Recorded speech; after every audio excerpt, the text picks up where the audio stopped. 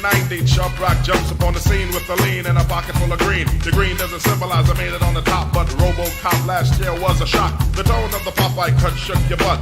Kids are screaming, the media says what?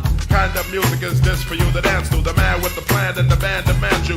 Leave the smack and the crack for the whack, for the ball and the knock, keep a smile like that. Leave the knife and the gun in the store and ignore temptation sent by the nation. Racial game cause it's pain needs a new rep. In your heart and mind, never forget.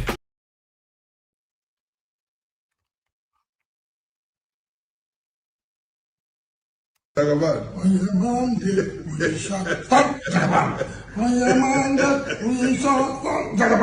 On your Monday, on your Monday, on your Monday, we shall stop. Yes, sir.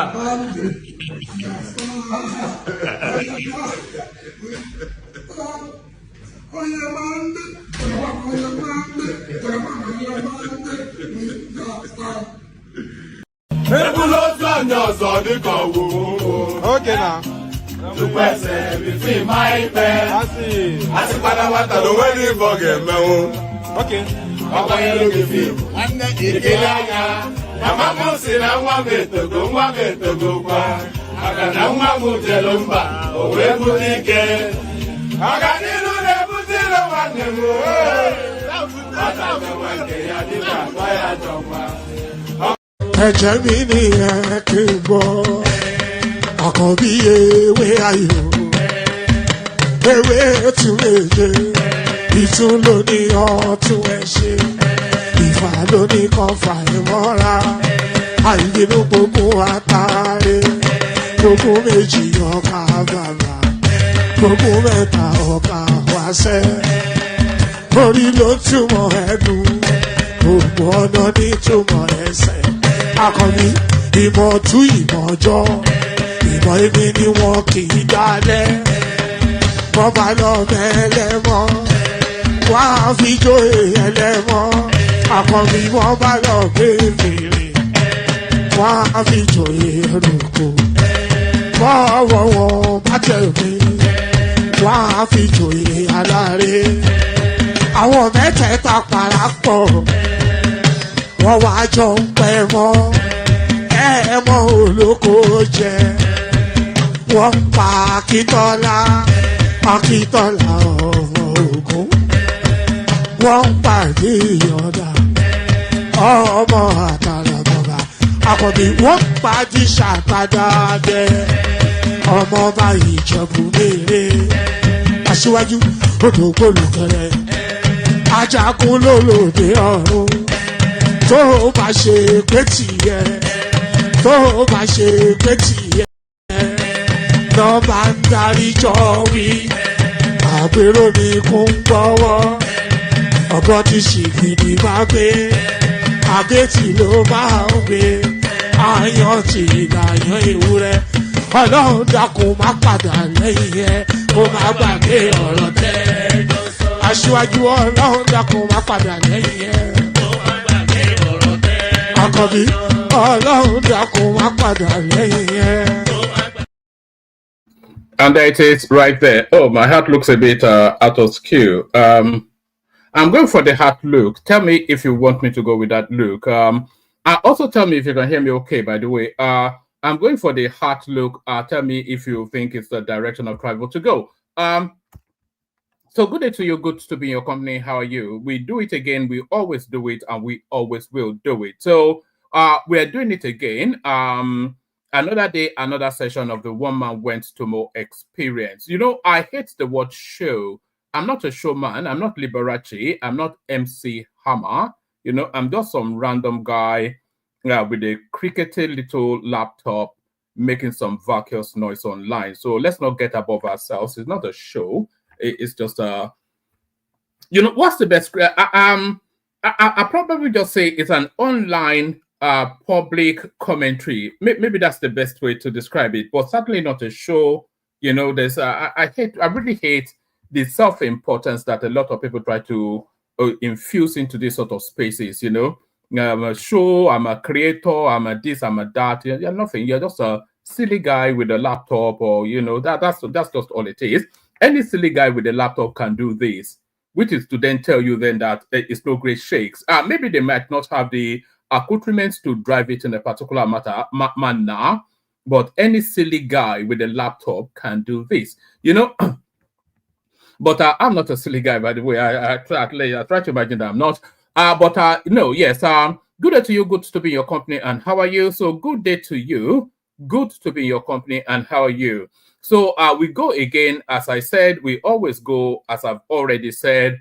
The protocol also remains the same, just as consistent as the streams. The protocol also equally consistent. You are invited to click on the like button. So do that.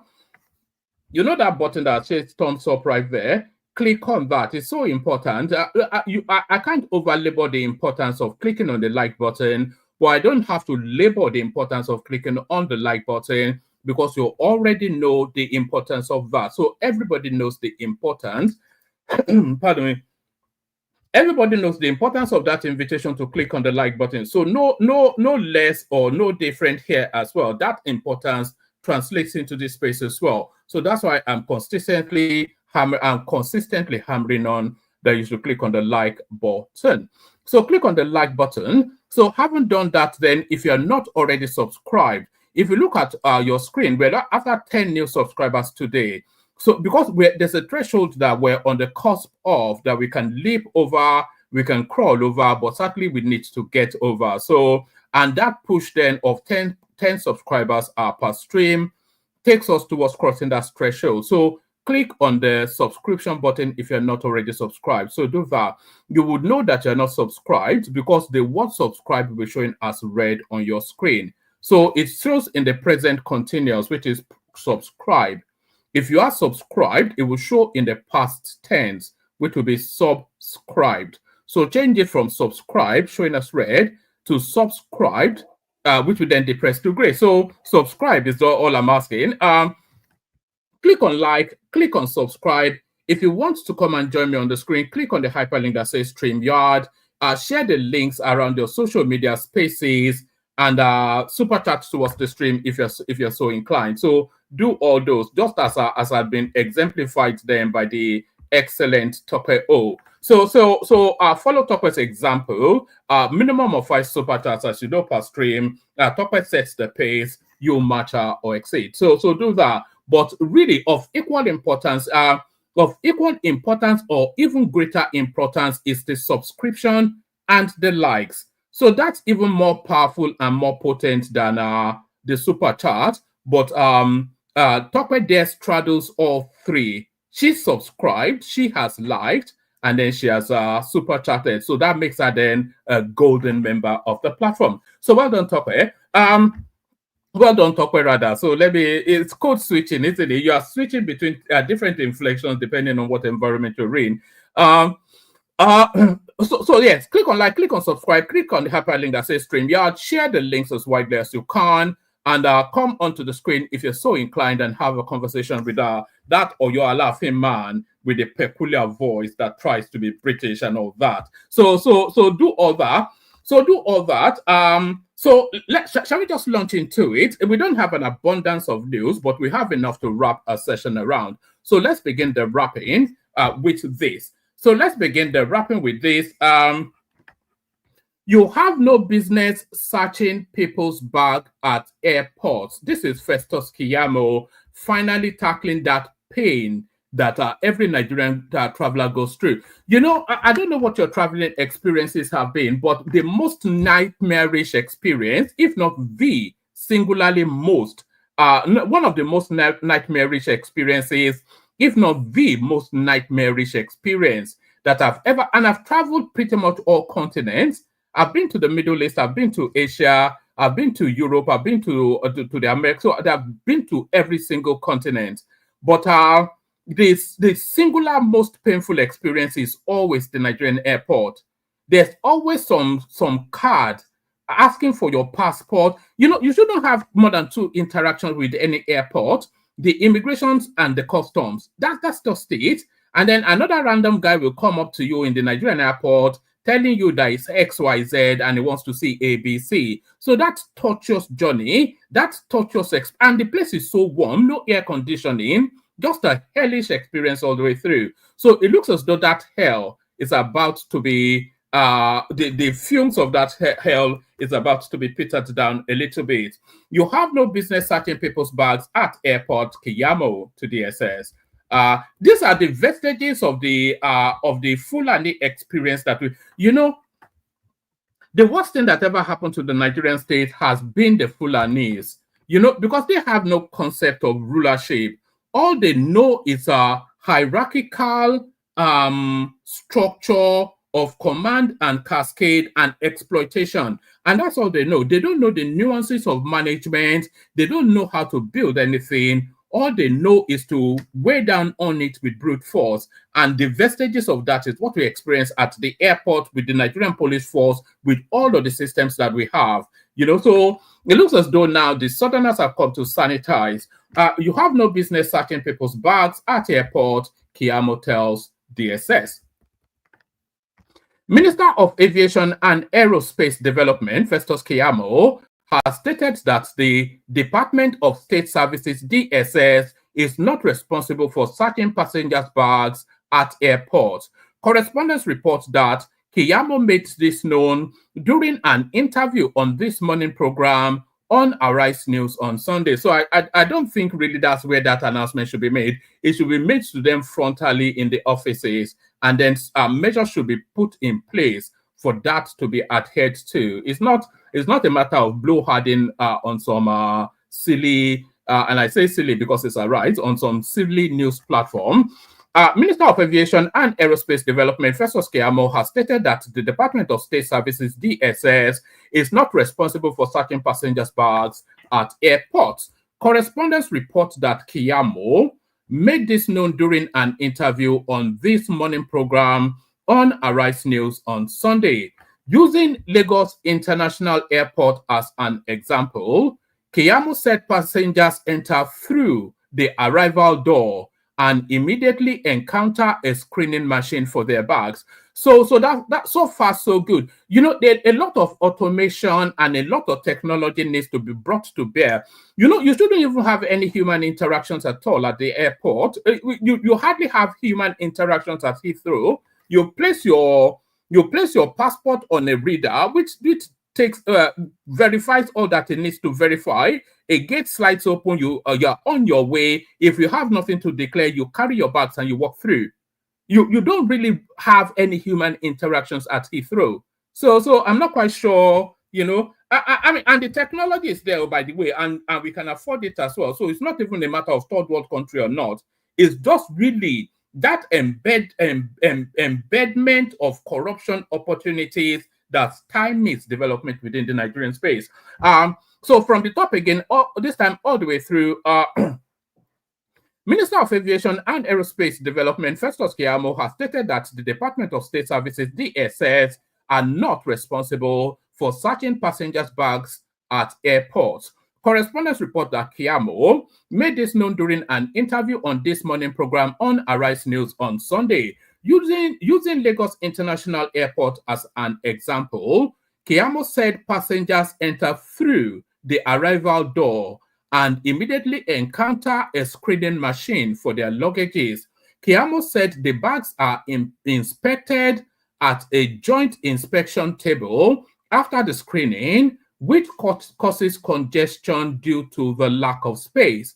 He said the congestion often leads to blockages that extend to the entrance gate, but the ministry has dismantled the joint inspection table at airports. According to the minister, DSS officials are meant to profile those traveling in and out of the country for security checks and not check passengers' bags. He explained that the agencies now work with aviation security at the screening machine to eliminate repetitive searches. So the elimination of repetitive searches is really the silver bullet that the Nigerian airport system needs.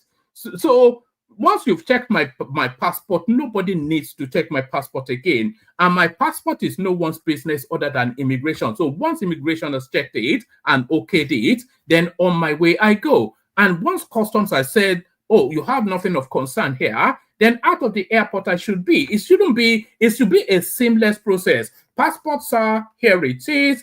Thank you, sir, welcome. Can I see your bag, sir? Here it is. Thank you, sir. Have a nice day. That's it. You know what is the kilo lembe? I mean, it's just it's just anyway. It's too early in the program to you get frustrated with the Nigerian narrative always. From the top again, I like to start from the top again. Minister of Aviation and Aerospace Development, Festus Keyamo, has stated that the Department of State Services are not responsible for searching passengers' bags at airports. Correspondents report that Keyamo made this known during an interview on This Morning program on Arise News on Sunday. Using Lagos International Airport as an example, Keyamo said passengers enter through the arrival door and immediately encounter a screening machine for their bags. Keyamo said the bags are inspected at a joint inspection table after the screening, which causes congestion due to the lack of space. He said the congestion often leads to blockages that extends to the entrance gates, but the ministry has dismantled the joint inspection table at airports. According to the minister, DSS officials are meant to profile those traveling in and out of the country for security checks and not check passengers' bags. He explained that the agencies now work with aviation security at the screening machine to eliminate repetitive searches. He said, "What is that joint inspection table? You will see customs, DSS, NDLEA, quarantine, and on, all lined up on the same table. Each of them telling you to open your bags. They'll be dipping their hands into your bags one by one, passing you on to the next agency on the same table. And all you know, and all you know, I have not seen this in any part of the world." So yes, he concurs with me there. I mean, if it's not the practice anywhere else in the world, then what's the justifiable reasons that justifies it? Why do they do it? How do they explain why they feel they need to do that? So you can then observe all the bags passing through the machine jointly without harassing anybody. That is why the machines are there in the first place. You, NDLEA, customs, if you notice anything like drugs inside, inside or suspicious packages, pull the person aside, take the person away into your private screening room and do your further searches there. DSS, you have no business searching people's bags. You are profiling individuals who are going out of the country, people who are under security checks and all that. Go and stay with immigration. At the point of stamping their passport, you can pull the person aside, a person that ought not to travel. DSS can work with immigration at their table, and they can just roam around the airport, check faces of people, profile them. If you want to pull people aside as you think they should not travel, put them aside to a private room. Don't create a nuisance at airports where you see they are checking people's bags. Speaking on the federal government's recently approved measures to curb harassment faced by travelers with various agencies stationed at airports, Keyamo said the aim is not to remove these agencies, but to streamline how they perform their duties. He added, "Nobody expects to go through an airport without security checks. However, the complaints we have consistently received from Nigerians have been complaints bordering on extortion, corruption, and perhaps even the very tardy process of these security checks. There are some practices we have noticed amongst the security agencies that are not under our control that we think do not align with the best practices all over the world." So there it is right there. I hope it's able to follow through on that, because of all of the things that are priority needs within the Nigerian space, that certainly is a priority need. The sanitization of that airport experience within Nigeria is without equivocation, without doubt, a priority need. So a priority need. So from that to this, I am committed to Nigeria's economic diversification, the one and only, the richest black man on the planet.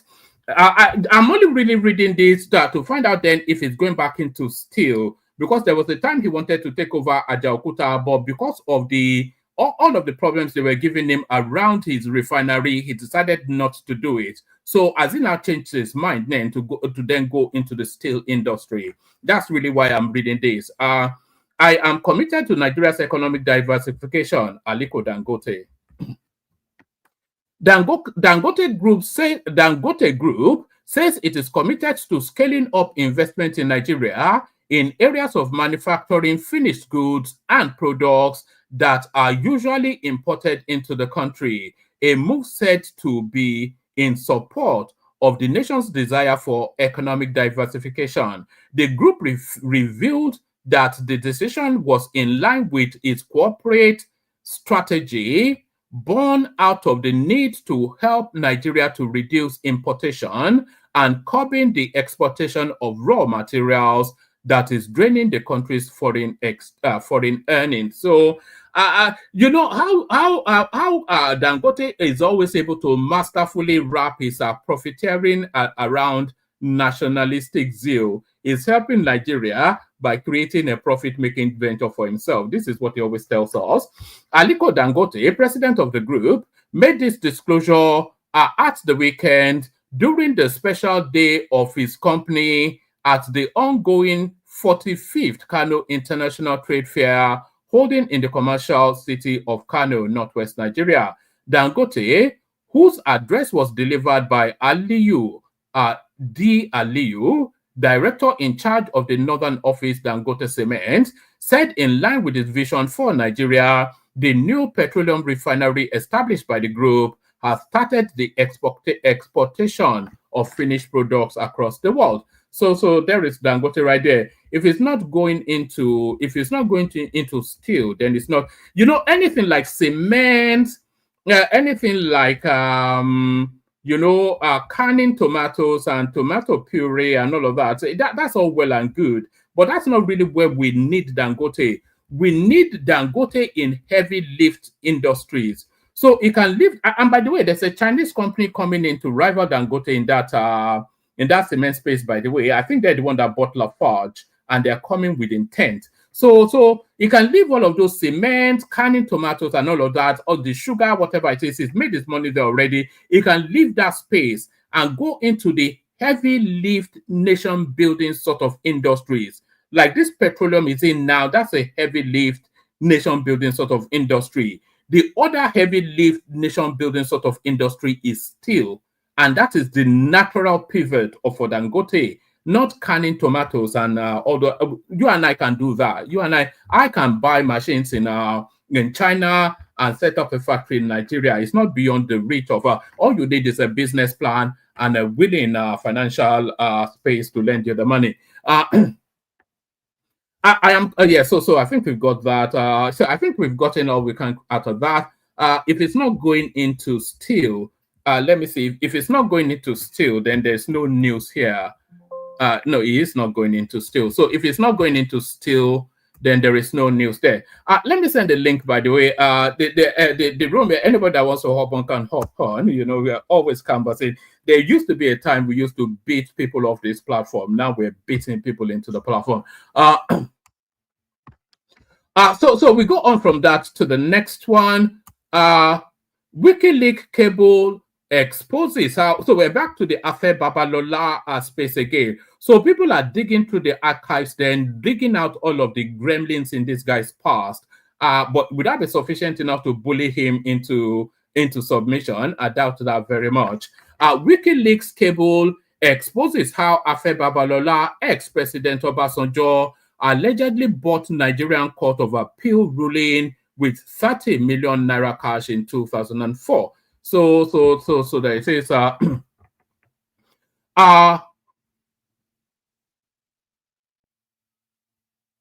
A WikiLeaks classified United States diplomatic cable has exposed how Nigerian legal luminary Chief Afe Babalola and former President Olusegun Obasanjo way back in 2004 allegedly purchased a Court of Appeal ruling that ensured that then Adamawa State Governor Boni Haruna remained in office. According to the U.S. diplomatic cable, an attorney for the then Governor Haruna, who worked for Afe Babalola, confirmed that the favorable ruling by the Court of Appeal was ensured in typical Nigerian fashion with cash. The attorney, who worked for presidential attorney Afe Babalola, said that when President Obasanjo sent Babalola to take over the appeal, he also sent cash to be used for the appeal.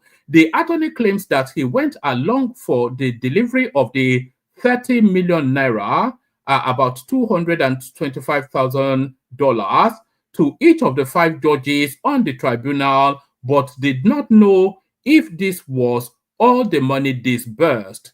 This is the normal procedure when it is an important case, he averred in the WikiLeaks document.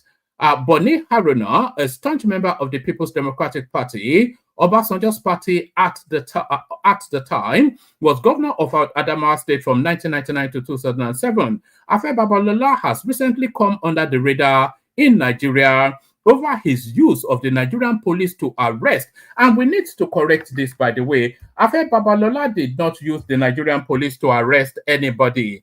Dele Farutimi was arrested by the court as a result of a court warrant issued for his arrest, consequenced on him not appearing in court when he was summoned to. So those are the facts, by the way, but the fiction will go like wildfire, but the facts. And they didn't send police to go and arrest him in Lagos, no. It would have been, if they did send policemen from Ekiti, they would have gone straight to the local precinct and gotten the compliments of policemen there to go and effect the arrest. So there's nothing that tells us that the police traveled all the way to Ekiti, all the way from Ekiti to Lagos to come and arrest him. There's nothing in the narrative that tells us that, apart from what the obedience are regurgitating all over the space. So there's nothing in the narrative that tells us that. What we do know that he was arrested and it was then renditioned, or no, it's not even renditioned, it was traveled back to Ekiti, where the law wanted him. So that's what happened. So forget anything else in between. Those are just appendages and adjusters and jaras added by the you-know-whos.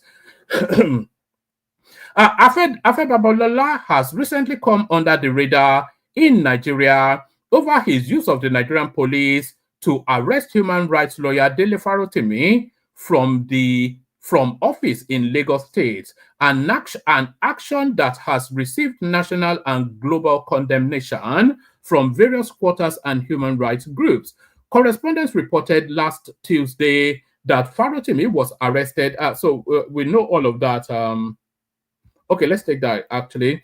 Correspondents reported last Tuesday that Farutimi was arrested and taken to Ekiti State for allegedly defaming Afe Babalola, a prominent legal figure in his book, Nigeria and Its Criminal Justice System. On Wednesday, Farutimi was arraigned at the magistrate court in Ado Ekiti, where he pleaded not guilty to the 16 charges brought against him. The police have filed another set of charges just to keep Farutimi in detention. The presiding magistrate, Abayomi Adeosun, had denied Farutimi bail and ordered that he be remanded in custodial correctional center until December the 10th for further hearing.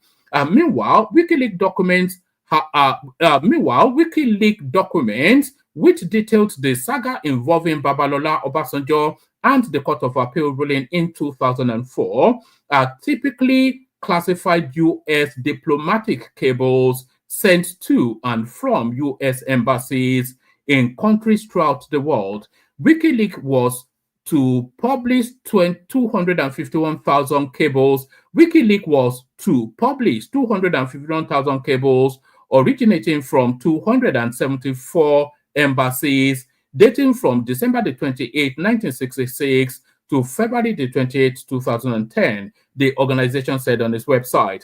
The document on B Abuja 539 classified by Russell J. Hanks, acting political counsel, in a summary aid.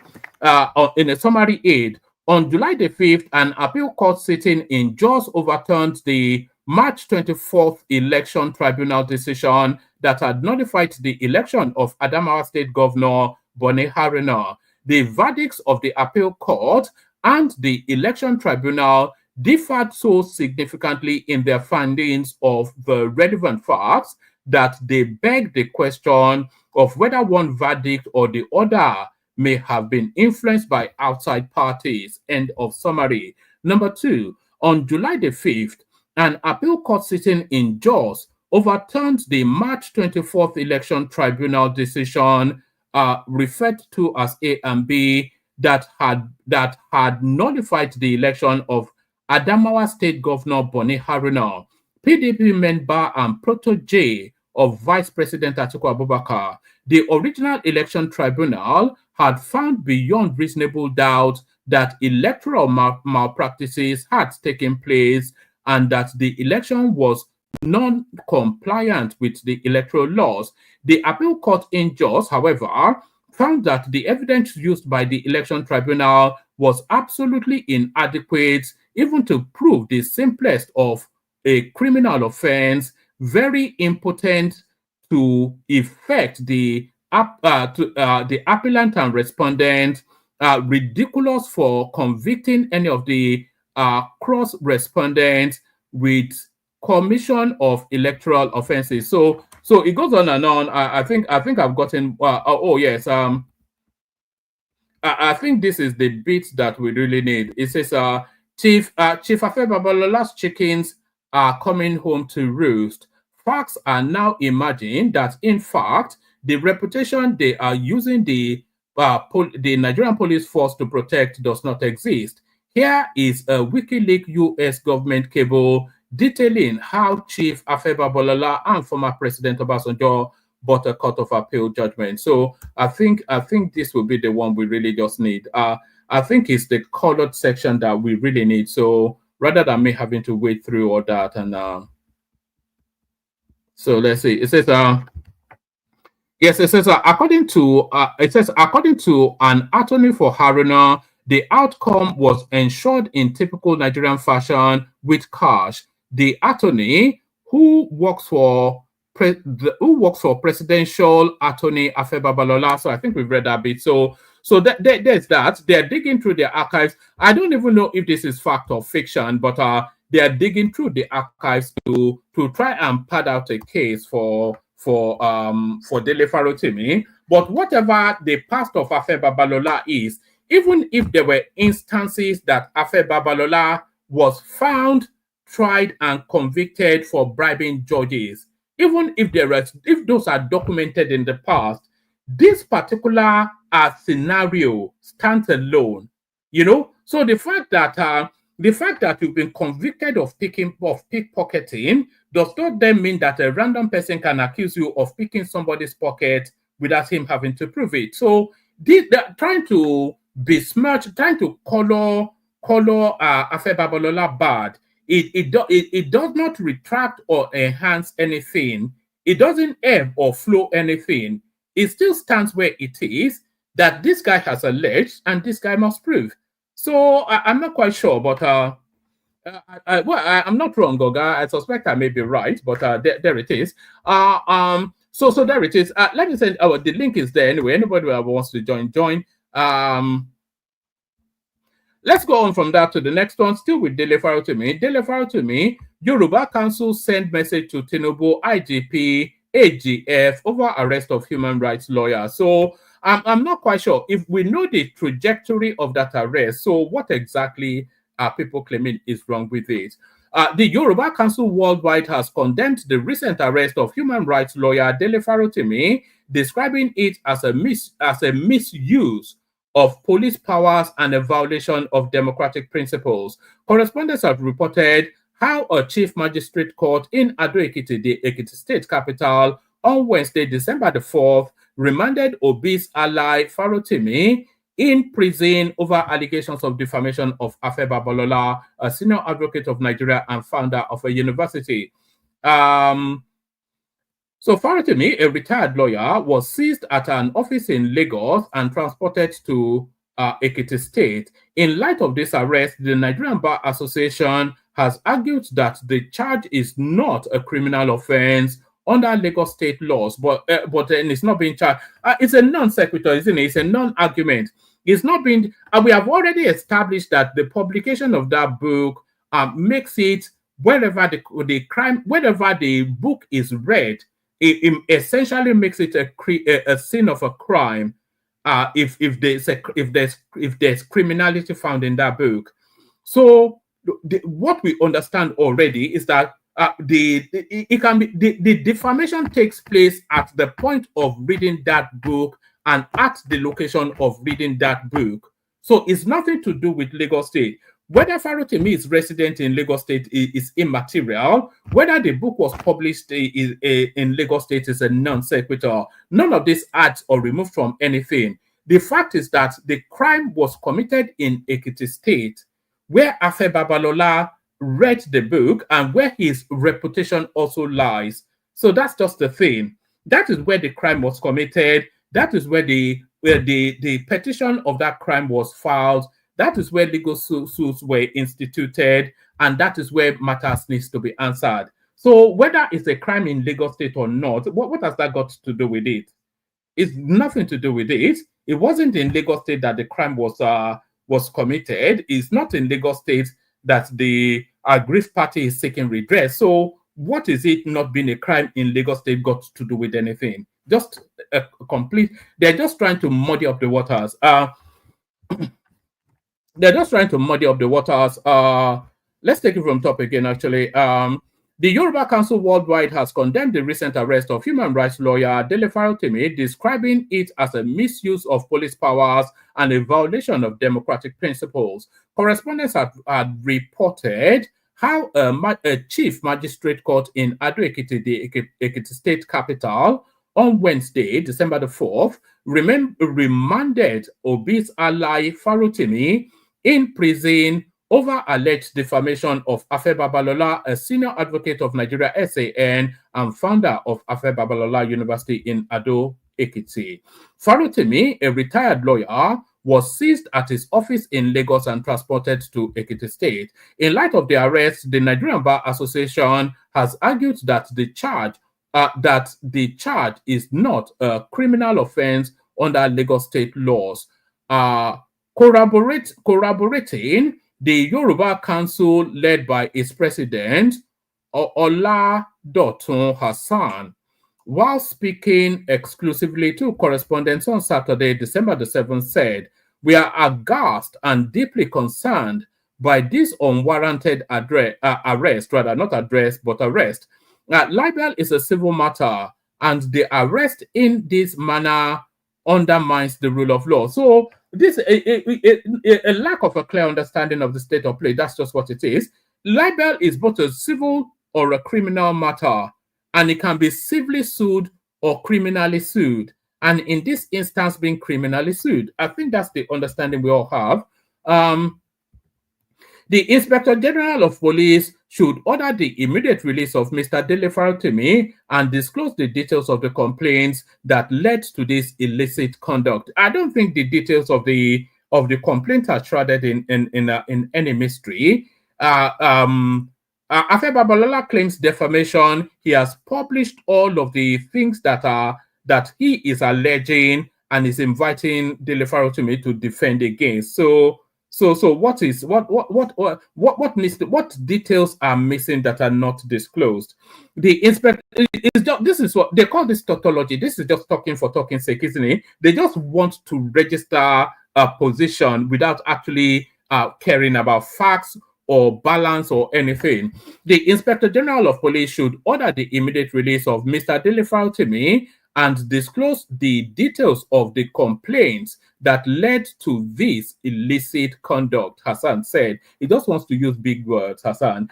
The group called on President Bola Tinubu to intervene and urge the Inspector General of Police and the Attorney General of the Federation to ensure a lawful investigation. So why is that intervention needed?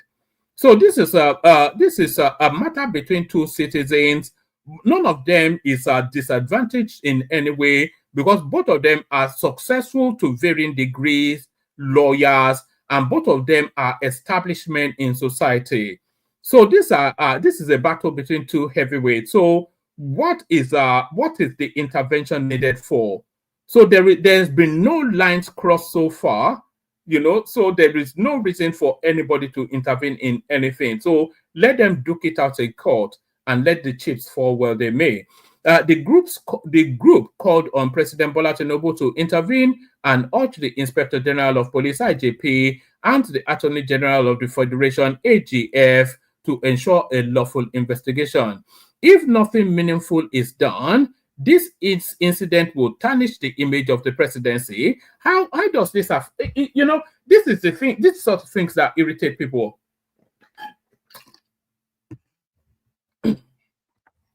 How is Dele Farutimi tarnishing the image of Afe Babalola and Afe Babalola seeking redress in court?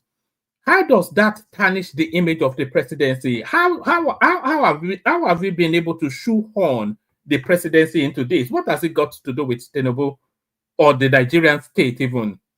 The police was used to arrest somebody on the basis of a bench warrant.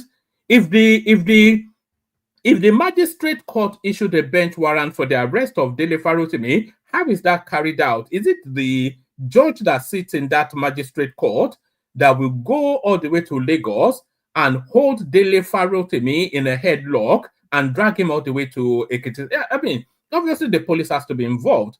The bench warrant passed on to the police to be actioned. So what's the missing? Where is the gap in all this?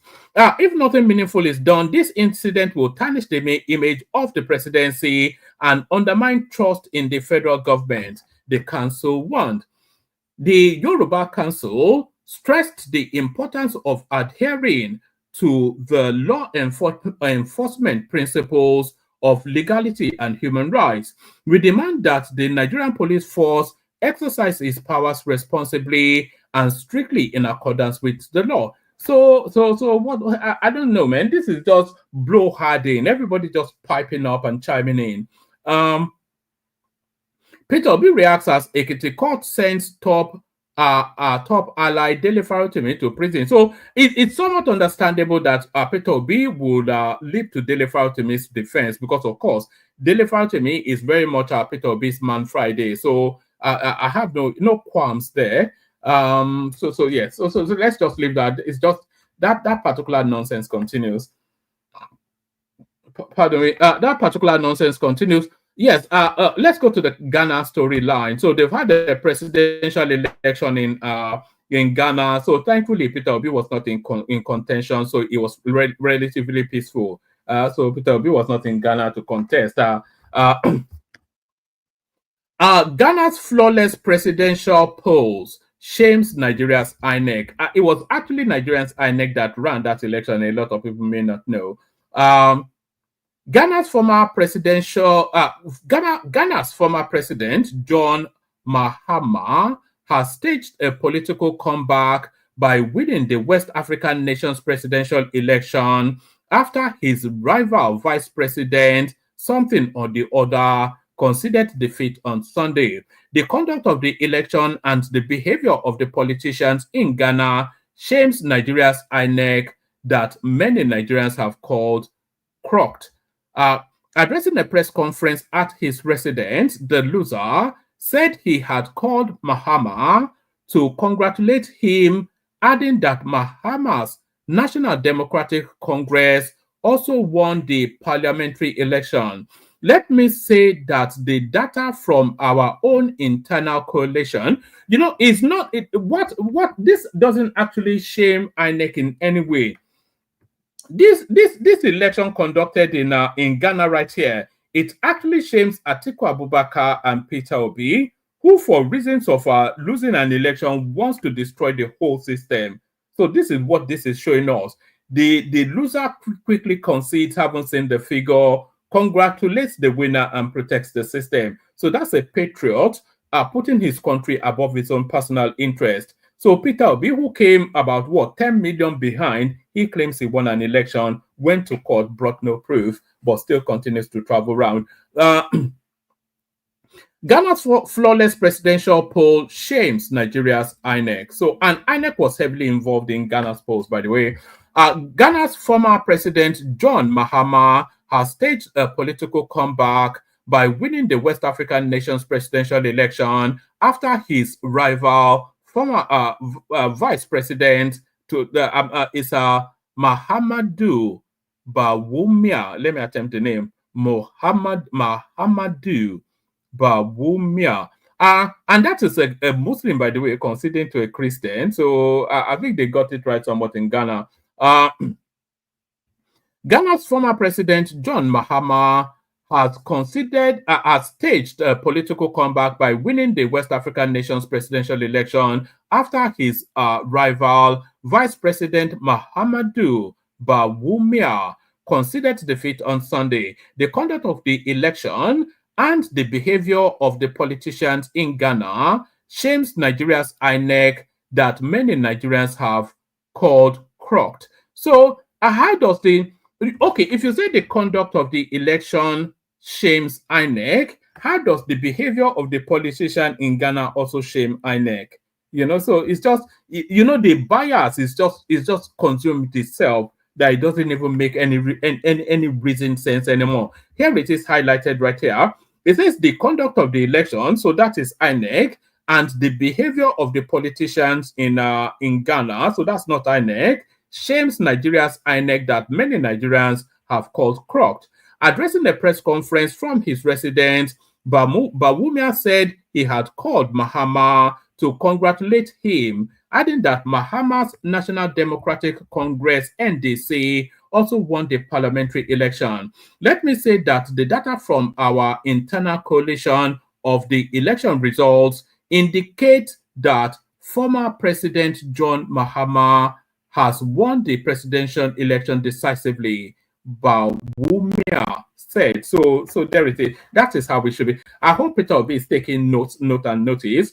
The NDC has also won the parliamentary election. Even though we await final coalition of a number of seats, I believe ultimately these will not change the outcome. Bawumia said he considered before the official results to ease tension. Before his concession, scuffles have been reported in several local constituency centers where results are still arriving from the polling stations. I am making this concession speech before the official announcement by the Electoral Commission to avoid further tension and preserve the peace of our country. So how is that a lesson to? Who is that a lesson to? You tell me. The concession speech that this chappy here is making, even though his followers are already in the throes of burning down buildings, he quickly moves to douse the tension. So who is this a lesson to? Is this a lesson to Mahmoud Yakubu or Peter Obi and Atiku Abubakar? You make that decision. I am making this concession speech before the official announcement by the Electoral Commission to avoid further tension and preserve the peace of our country. It is important that the world investor community continues to believe in the peaceful and democratic character of Ghana, he added. The people have voted for change at this time, and we respect that decision with all humility. So I think lessons to be learned there, but by whom? That is the question. Who is that lesson pointed to? So lessons to be learned there, but by who? But to whom? Let me send the link again. If you want the conversation, you have to come in. It's just as simple as that. So that's the link right there. So that's all the readouts done. Is there anything else I've missed? Yes, we've done the Kiyamo one. We've done the Dangote one. We've done the Afe Babalola WikiLeaks one. And then we've done... which one is this one? We've done the Afe Babalola WikiLeaks one, and then the Yoruba Council talking Gabo the Gook, and that's that. So let me play you the clips that I have as we await somebody to come join us. Let me play you the clips that we have. There's actually a clip of Mahmoud Yakubu speaking to the INEC, not the INEC, but to the Ghana elections. Hopefully, we have that. Yes, here is Mahmoud Yakubu speaking to the Ghana elections. What's your reaction to the Ghana election? Well, it has been a very interesting election. We came here as part of the ECOWAS network of electoral commissions with colleagues from Sierra Leone and Liberia, and also with colleagues from the Southern African region. And there is even a gracious concession on the part of the other candidate of the main party. So we are grateful that it has gone very well, but the process is still on. The election result has not been officially announced by the Electoral Commission, so we'll go and continuously support our colleague in the Electoral Commission. But we are very happy with this process and outcome. Are there anything you have observed that you think there are many things I've observed. The first thing is the political parties. One of the lessons I think from this election for me is the fact that the main opposition candidate was vice president and president of the Republic of Ghana, lost elections on 2 different occasions. He is now 3rd time lucky. And the candidate of the ruling party has also been in the same party which has been in and out of power for a long time. Rarely in Ghana do you see people moving from one party to another with every general election. So that is important. It provides stability. It also provides their supporters stability, so that we have people who support political parties for many, many years. So whether the party is in power or in opposition, they stick to the political party. The second thing for me is the lesson that Ghana also learned from Nigeria in the area of managing constituency election results. Until the last election in Ghana, all results come to the EC headquarters in Accra. That is parliamentary and presidential. Although Ghana is not a federal system, but they learn from Nigeria, where you have returning officers that announce results for parliamentary elections in the various constituencies around the country. Only the presidential election results come to Accra. So in Nigeria, this is what we have done, and they borrowed a leaf from us, and this is the second time they're implementing that. That's why, as you can see, the declaration of the presidential election result was a lot faster than it used to be in the past. Thank you, Joma.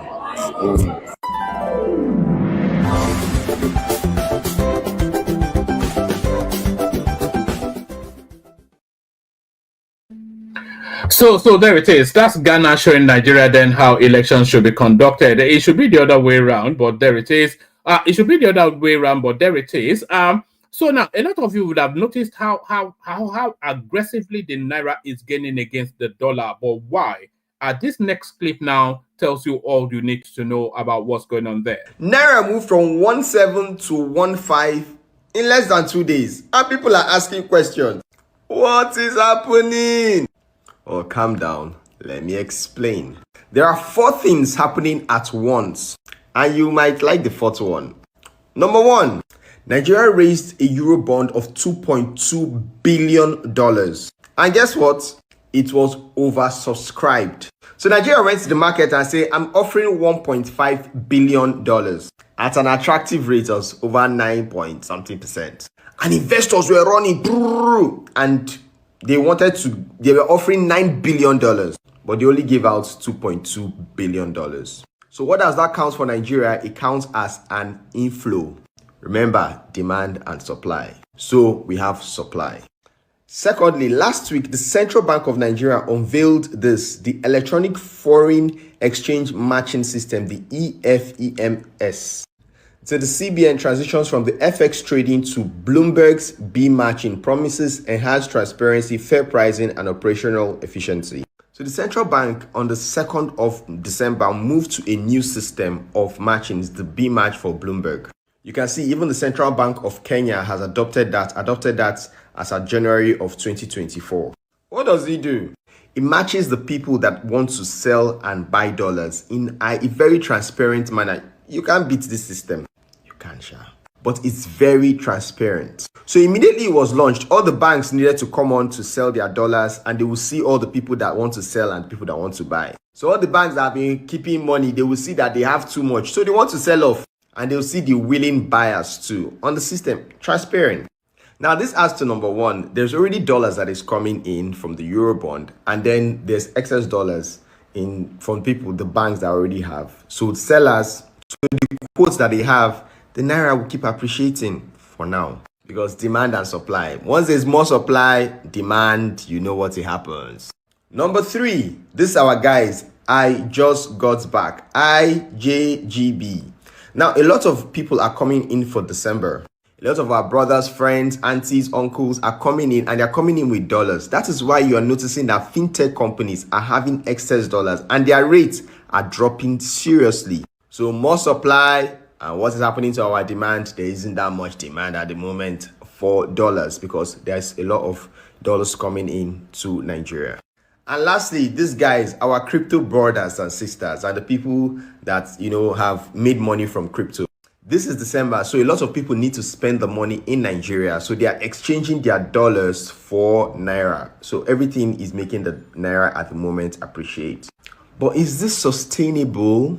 The Eurobond that we're issuing is coming at an interest and it needs to be paid back. So our loan portfolio is going to keep increasing. So all these ones are temporary. If we're not exporting more, it's just a temporary fix.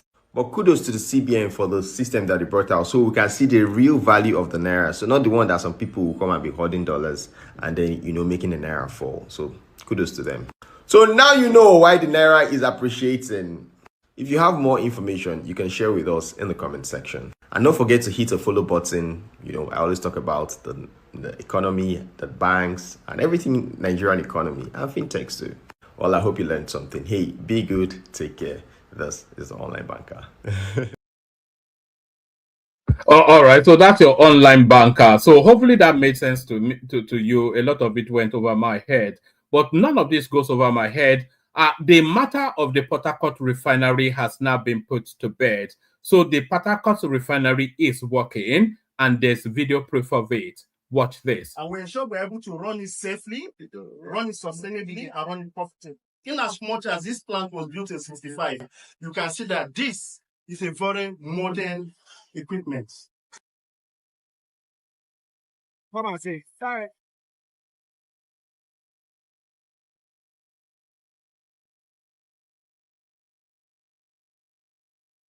Not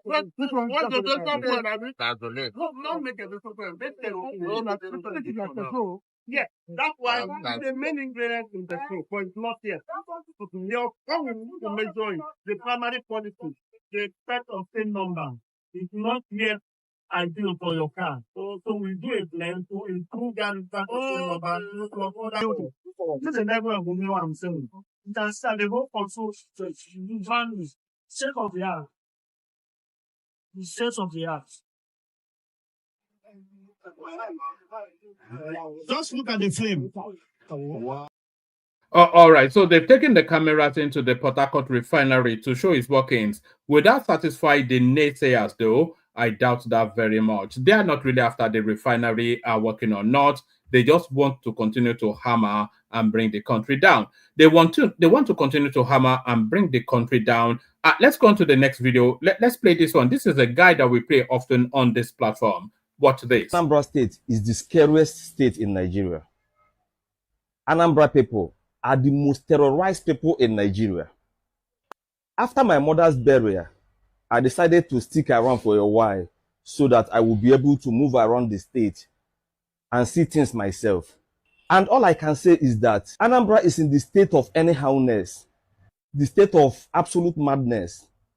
The state is in a total mess, and the government seems helplessly confused, or it just lacked the willingness to tackle the insecurity situation in Anambra State. Everybody in the state is scared.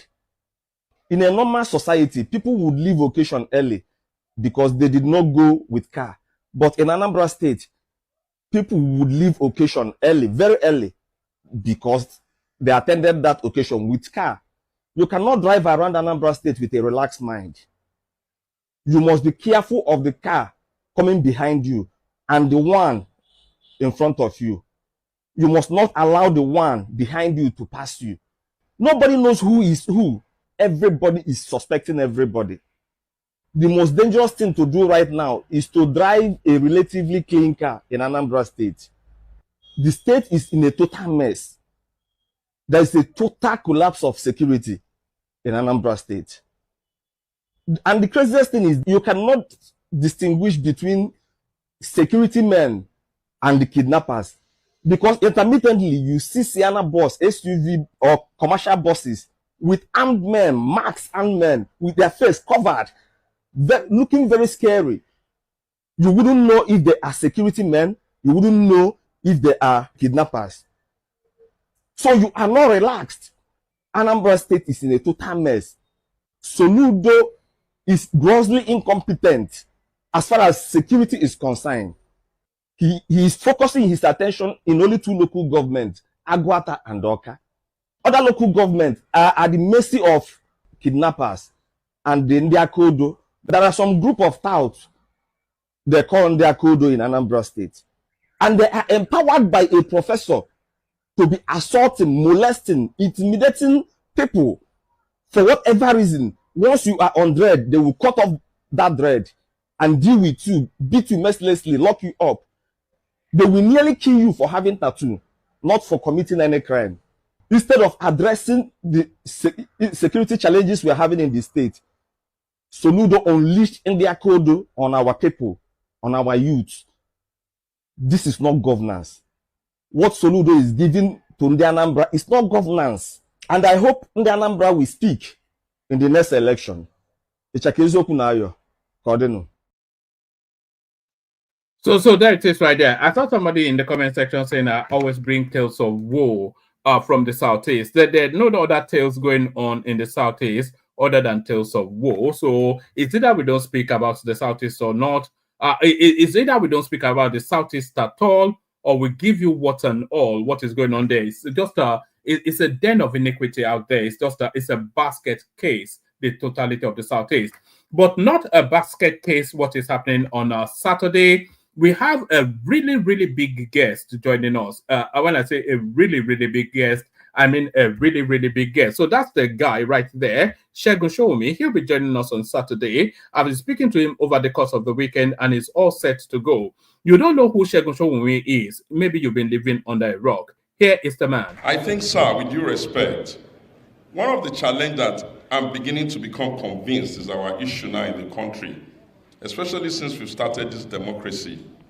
Everything considered, I think it's that we must accept that it's easier to win an election than to form government. For when the alignment of the forces play in your favor, Inec and all of that, including the judiciary, you could be declared the winner of an election. The big challenge that has frustrated our democracy and the growth of this country. So that's the gentleman that will be joining us on Saturday, Segun Showomi. We're expecting a full house and we're expecting an epic session. Everybody should be sensitized. Here is the link to that session. This Saturday, the 14th, Segun Showomi, he'll be there. He'll be here to take on all your questions. So get all your questions ready. Click on the link, bookmark it. Segun Showomi joining us on Saturday the 14th. So in the midst of all of the noise going on, by the way, Nigeria is working and progress is being made. You don't believe me? Watch this. Are you happy with the performance today of the interaction with the Senate committee? Yeah, they are doing very well. They are supporting the president. They see the good work the president is doing. It's very rare for a president to agree to continue all projects of his, predecessor. And this Senate, you saw the chairman of the Senate committee works, who is PDP, yes, moving a motion that President Bola Ahmed Tinubu must continue in 2027 so that he can complete all these projects.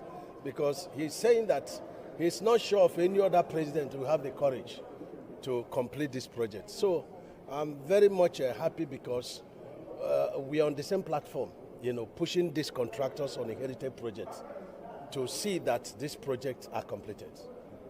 You see, but you said some contractors are playing politics. What type of politics are they playing? Politics of money and no work. Yes. But we are fighting. I'm David. David fought many wars. Yes. So I'm not giving up. I'm fighting. And I'm fighting very, very seriously. We're fighting through stakeholders, fighting through you press, but I will not give up. Because the man behind us, the Aswaju of this world, is a man of courage. And when he appoints you, he gives you all the backing and he gives you all the support to succeed. And that's why I will not give up. I will continue. So far he has not told me to mellow down on our push to get value for money. We will not. And if it's the number one stakeholder. So if it's not meddling with the affairs of Minister of Works, no any other person will be qualified to meddle with the Minister of Works in terms of getting these contractors back to work to complete the projects they have collected money for. On indigenous contractors. Yeah, that is another, chapter that the president is going to enact. He has directed that we give support to serious indigenous contractors. Because you see some of these expatriate contractors, some of them, they have up to 20 projects. They have no equipment, they have no personnel. And so we have to grow our own, contractors because of the number of projects we've inherited. But under the president, Bola Ahmed Tinubu, if we don't see equipment, we don't see personnel, you will not get job under him. Yes. There is a lot of controversy on the Calabar Coastal project. He is born out of envy and jealous. How can a man have a dream 25 years ago as a governor, and then God gave him the divine, opportunity to actualize the dream? There is envy and jealous. The people that are envy him never believe that he can turn around the economy, and it takes God for him to turn around. There's no decision taken by the president that has ever failed, including this tax reform bill. When people, stop the suspicion and digest it very well, they will know it's a catalyst for the growth of every state in this country. I'm talking of the controversy on the diversion of the road to some of those demolished structures and the investors. You had a meeting with them recently. What do you mean by diversion of the roads? We got to kilometer 16, where we have the African, to Africa, cable that came from the ocean. And we have the MTM cable. And then if we continue on that axis on kilometer 16, we'll be destroying that cable. And you're witnesses of the fact that there was a time we had problem of network, from West African coast, and then no network was working. So what people are doing is that there's little patriotism in this country, So it is safer and better and cheaper for me to go along that coast. But it is very terrible for not only in Nigeria, but other West African countries where these cables are, passing. All right. So that's Dave Umahi taking sycophancy to a whole different new level. The Ashiwaju of the whole universe, apparently, allegedly. I wonder where he was crowned with that. The Jagaban of Pluto, Mars, and Venus, according to Dave Umahi. We play the Kegite music. We kick off the session. The Kegite. Water, only water, where they see ma. Water, only water, where they see ma.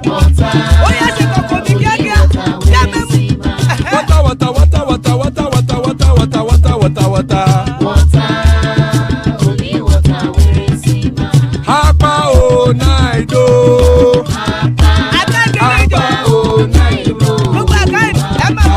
Hapa you don't come o.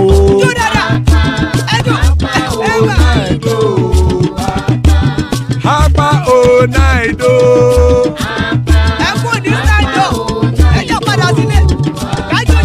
Oro keke.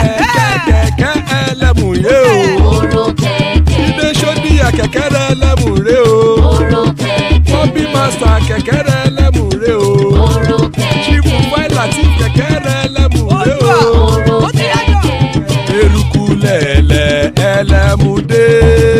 Eruku lẹ̀lẹ̀ ẹlẹ́mùdóde. Eruku lẹ̀lẹ̀ ẹgbẹ́ ẹlẹ́mùdóde ó jàre o. Eruku lẹ̀lẹ̀ ẹlẹ́mùdóde. Eruku lẹ̀lẹ̀ Ghana ti dé ẹgbẹ́ bọ́dì o. Ọmọ ẹlẹ́yẹ ẹ̀yẹ o ó dilé o. Odúyẹ̀lá ẹ̀yẹ o ó dilé o. Ọmọ ẹlẹ́yẹ. Petrosonama ẹ̀yẹ o ó dilé o. Ọmọ ẹlẹ́yẹ. Petrosodunke ẹ̀yẹ rẹ̀ ó dilé o. Ọmọ ẹlẹ́yẹ. Ẹlẹ́kọ̀ ọ̀run mú ìní o. Ìgbàlà tí èlé. Ìgbàlà tí èlé. Àkùkọ ọ̀run mẹ́kọ̀.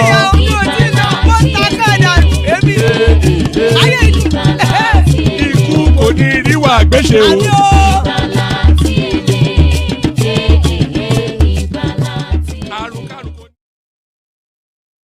There it is right there. We do have a session. Baba to the rescue. So that's Baba right there. Adewale in the house. So that's Adewale right there. So the session kicks off.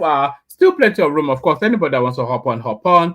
So good to have you, gentlemen. Always a delight in your company. We kick it off, start it off with Baba. Baba, you're up first. Baba. Is Baba there? Can anyone hear me? Yeah, I can hear you. Yeah, I can hear you. I can hear you, woman. All right, sorry. But Baba, do you need a moment or are you ready to go? I'm ready to go. All right, brilliant. Good to have you.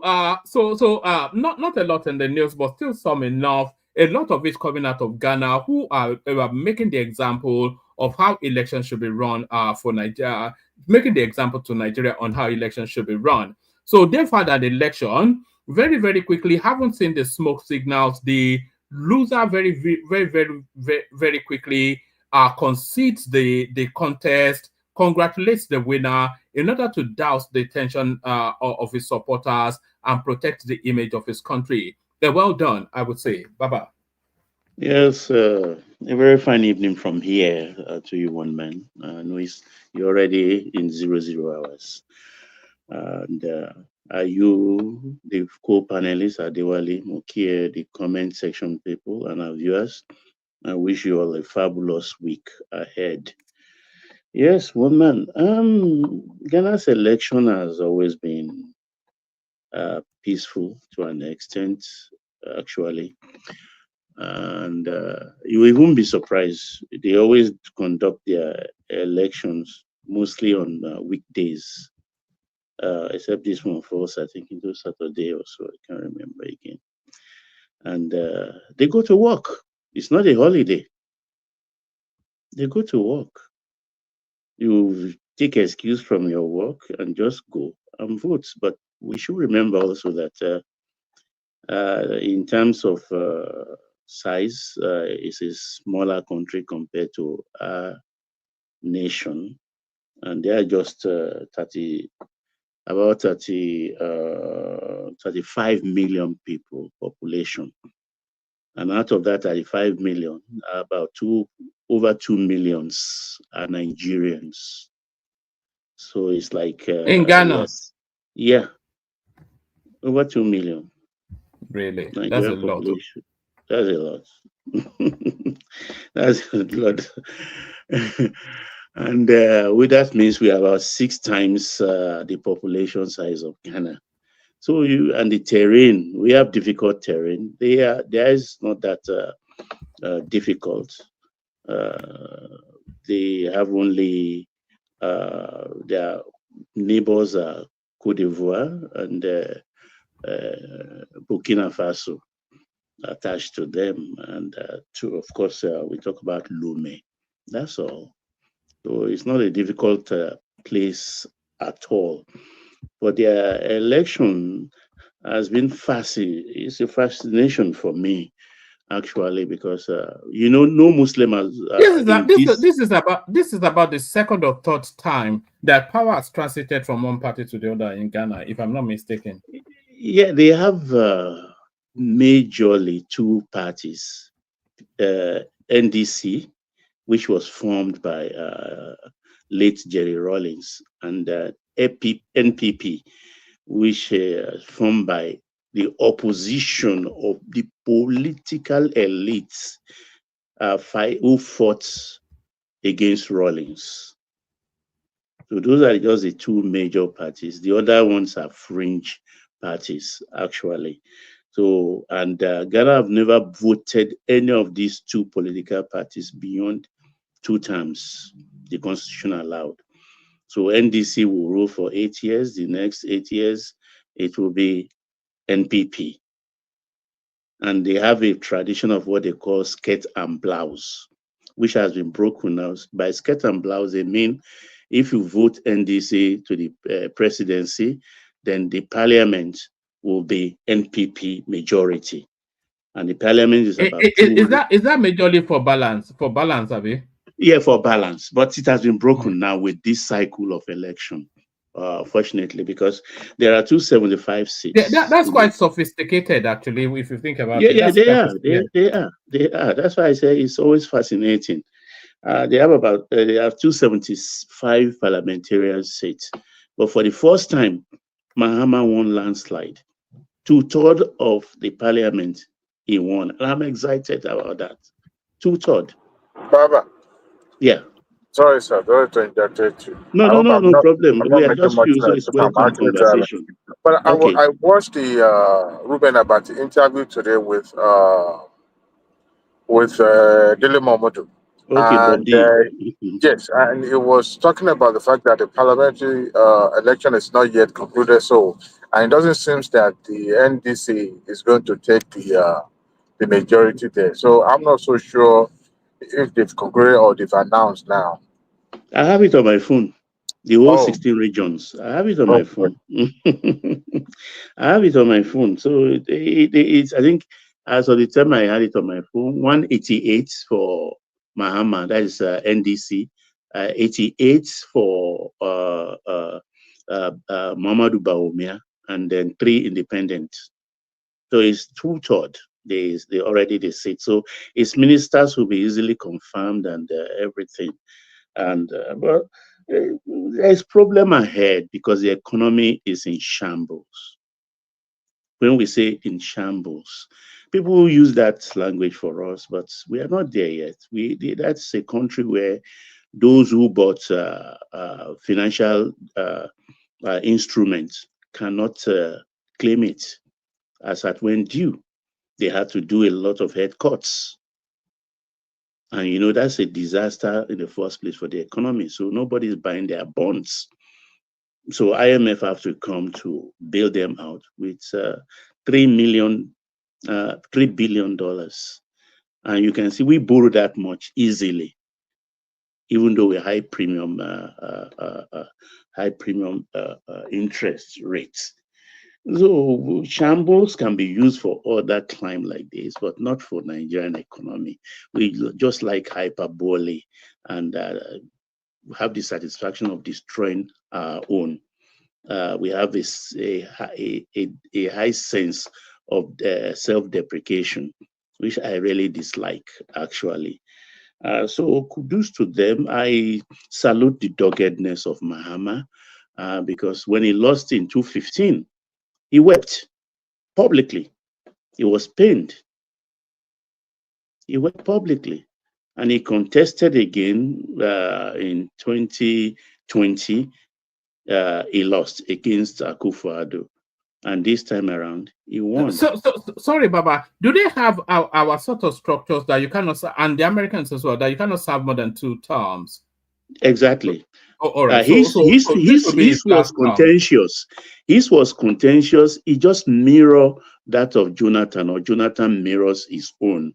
He was Professor Attamill's vice president. And Attamills died 2 years into his presidency. So Mahama was sworn in that same day. That's the beauty, unlike our own that took some. Baba, are you sure it was Attamill's vice president or the one before him, that tall man? No, that was Kufo. That's MPP's Kufo. Akufo, yeah. I think it was Akufo's vice president. No, Attamills, Professor Attamills. Yeah. So Mahama completed his term 2 years and contested and won also. So before he was ousted in 2015, He already was there for 6 years. So when he wanted to contest after he lost to the present one, Akufo-Addo, they had to go to court that he has completed his 2 terms. But he won and said, no, constitutionally, he's entitled to his own 2 terms. So he is now here for another 4 years, actually. So that's says something about the doggedness. And Donald Trump actually gave him some wings to fly. I think that bolstered him.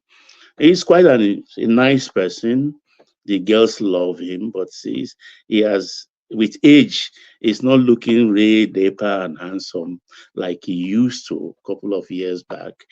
And but the thing is, I just wonder for him, because the election, those who declared their own ECG, that is Electoral Commission of Ghana, is it? Yeah, EC rather, Electoral Commission. ECG is the electrical this thing.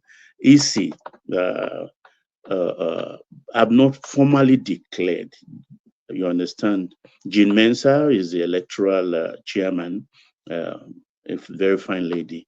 I think they will formally declare it tomorrow. But already, the same thing we're talking about our elections, they will all be at the polling booths. You see that paper you sign, all of you have, they are so savvy, they call their own pink sheet. The pink sheet of the 5 duplication they have, the pink one goes to the party agent at the poll. So that is the compilation they did. That is compilation they did because they use fax machine in this election. I never knew fax. Well, fax still existed. So most of them are using fax. I don't know, in an era where you can use your phone actually to snap it and then send it. But they also use it maybe for double assurance. And they got It sounds like because there are about 27 to 28,000 polling units where we have in 100.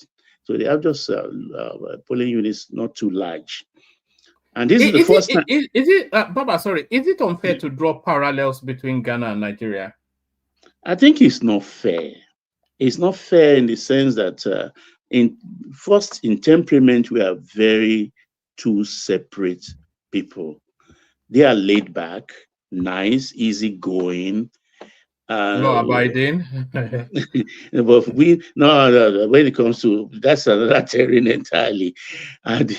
But we ourselves, we are different. You understand? I don't know how to describe us. I think only the Nigerian can describe a Nigerian better. So, but they are very easygoing people, and it's a country I started going to Ghana in the mid-90s until I find it a place, okay, find love also, put up some things there. There was in Accra, was there? No, you started seeing bridge, the near police headquarters. What's that bridge called? We used to call it Sankara Bridge. That was the first major bridge in Accra. And that bridge was opened, I think, during Rollins time, about 24 years ago. It was not developed. But all those places, in 24 years, you wonder how the country actually transformed in 24 years. And it's amazing. So it makes me look that if any serious governor, a serious president in Nigeria can transform our country in not more than 2 decades, Nigeria will look very different. Because Ghana's development and everything, they've always, in terms of infrastructure, just started about 24, 25 years ago. What's the ethnic composition of Ghana, Baba? Let me even check. Yeah, there are 16 regions. We have the Ashantis. Ashantis are like in the middle, landlocked, but they are the richest. And of course, I don't know the actual population of the Ashantis, but they are in their numbers. They are like the southeasterner of Ghana, but they are landlocked. So we used to joke that the day the Ashantis can dig a gutter in form of water body into Ashanti region, they will leave Ghana that day, because they are mainly traders and they are very, very progressive people. They love their king. They are very proud of their king. If you want to offend an Ashanti, are they the ruling class of Ghana? Not really. Kufuor, well, as a president, he is still alive, so I can't use word. He's an Ashanti, and Akufo-Addo is a Achim. Achim is his own tribe, but they are almost like Ashantis too. And sorry, Baba, let me bring you this. I've just done a real quick search on them. Akan is 47.5% of the population. Mole Dagbani, they are 16%. Dagbani, Iwi or Ewe, they are 14%. That's Accra, Gadangbe. So they are 7.4. Goma, they are 5.7. Guan, Guan, they are. So the Ashantis are not actually listed as the main tribe in Ghana. You know why they listed the Akans? The Akans, the terrain, we call them, if you see an Akan, you say, I'm from the mountain. So it is not defined, it's like the mountain. That it's transcend from the Dangbe region. When you go to, when you are going towards Duduwa area, up to Kofuridu, all those people, all those places, they may belong to a different region, but they are counted as Akans, because the main language is Chui, but the Akans have their own blend of Chui language.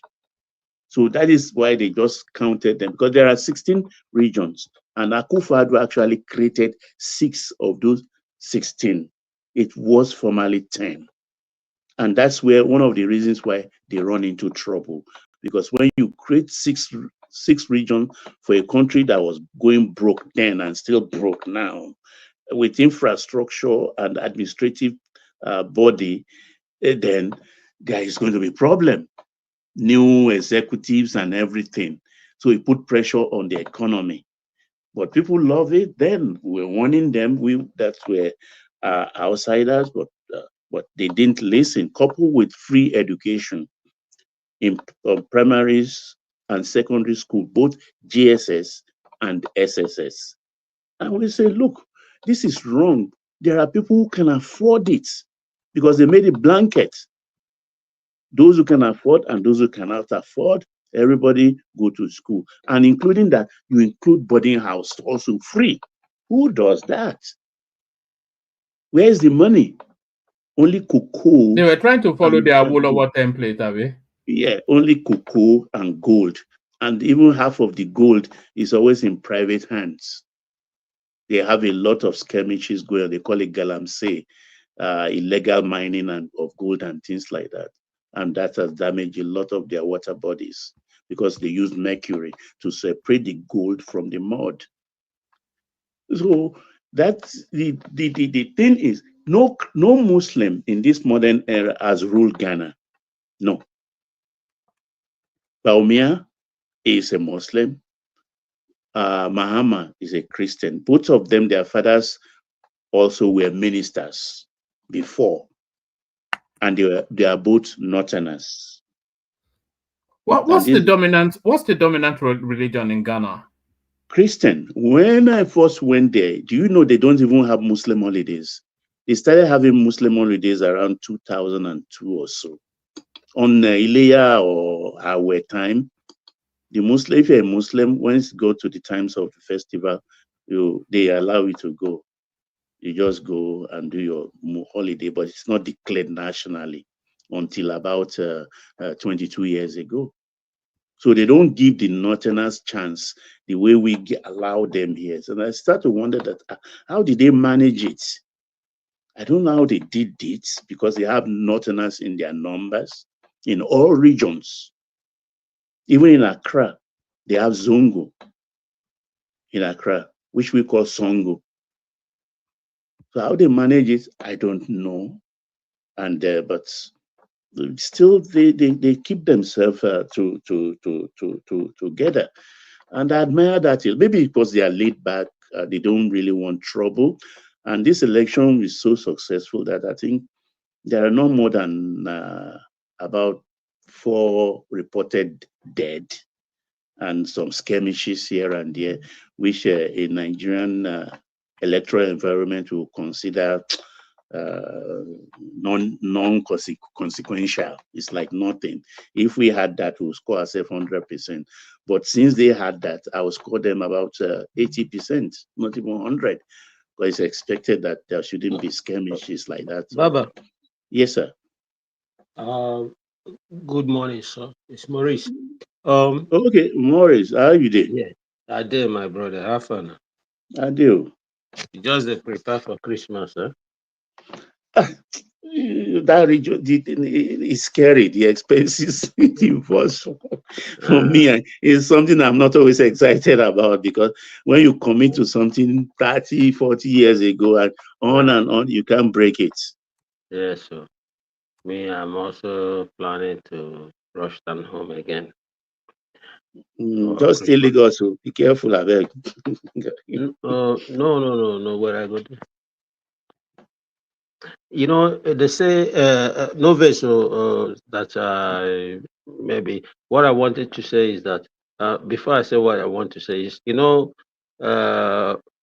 people talk say anybody will travel from abroad. Let's say now you come from Owerri and you travel from abroad, come end up for Lagos, Abuja, you still there abroad. You understand? You never reach home. If they ask you to travel home, if you ask you to travel home, you know go say you travel home, you still there abroad. You understand? Not true talk. So, well, you know what I wanted to say is that you know, you said something. I've been listening all this while. You said something about, you know, Ghana and peace. Yes, I think Ghana is a rare case because usually you said about 2000 or something they start having a Muslim officially national Muslim holidays, but then you should also understand.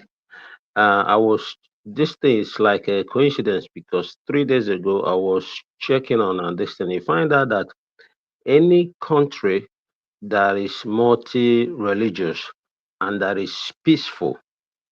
That's why you understand why I say Ghana is a unique case.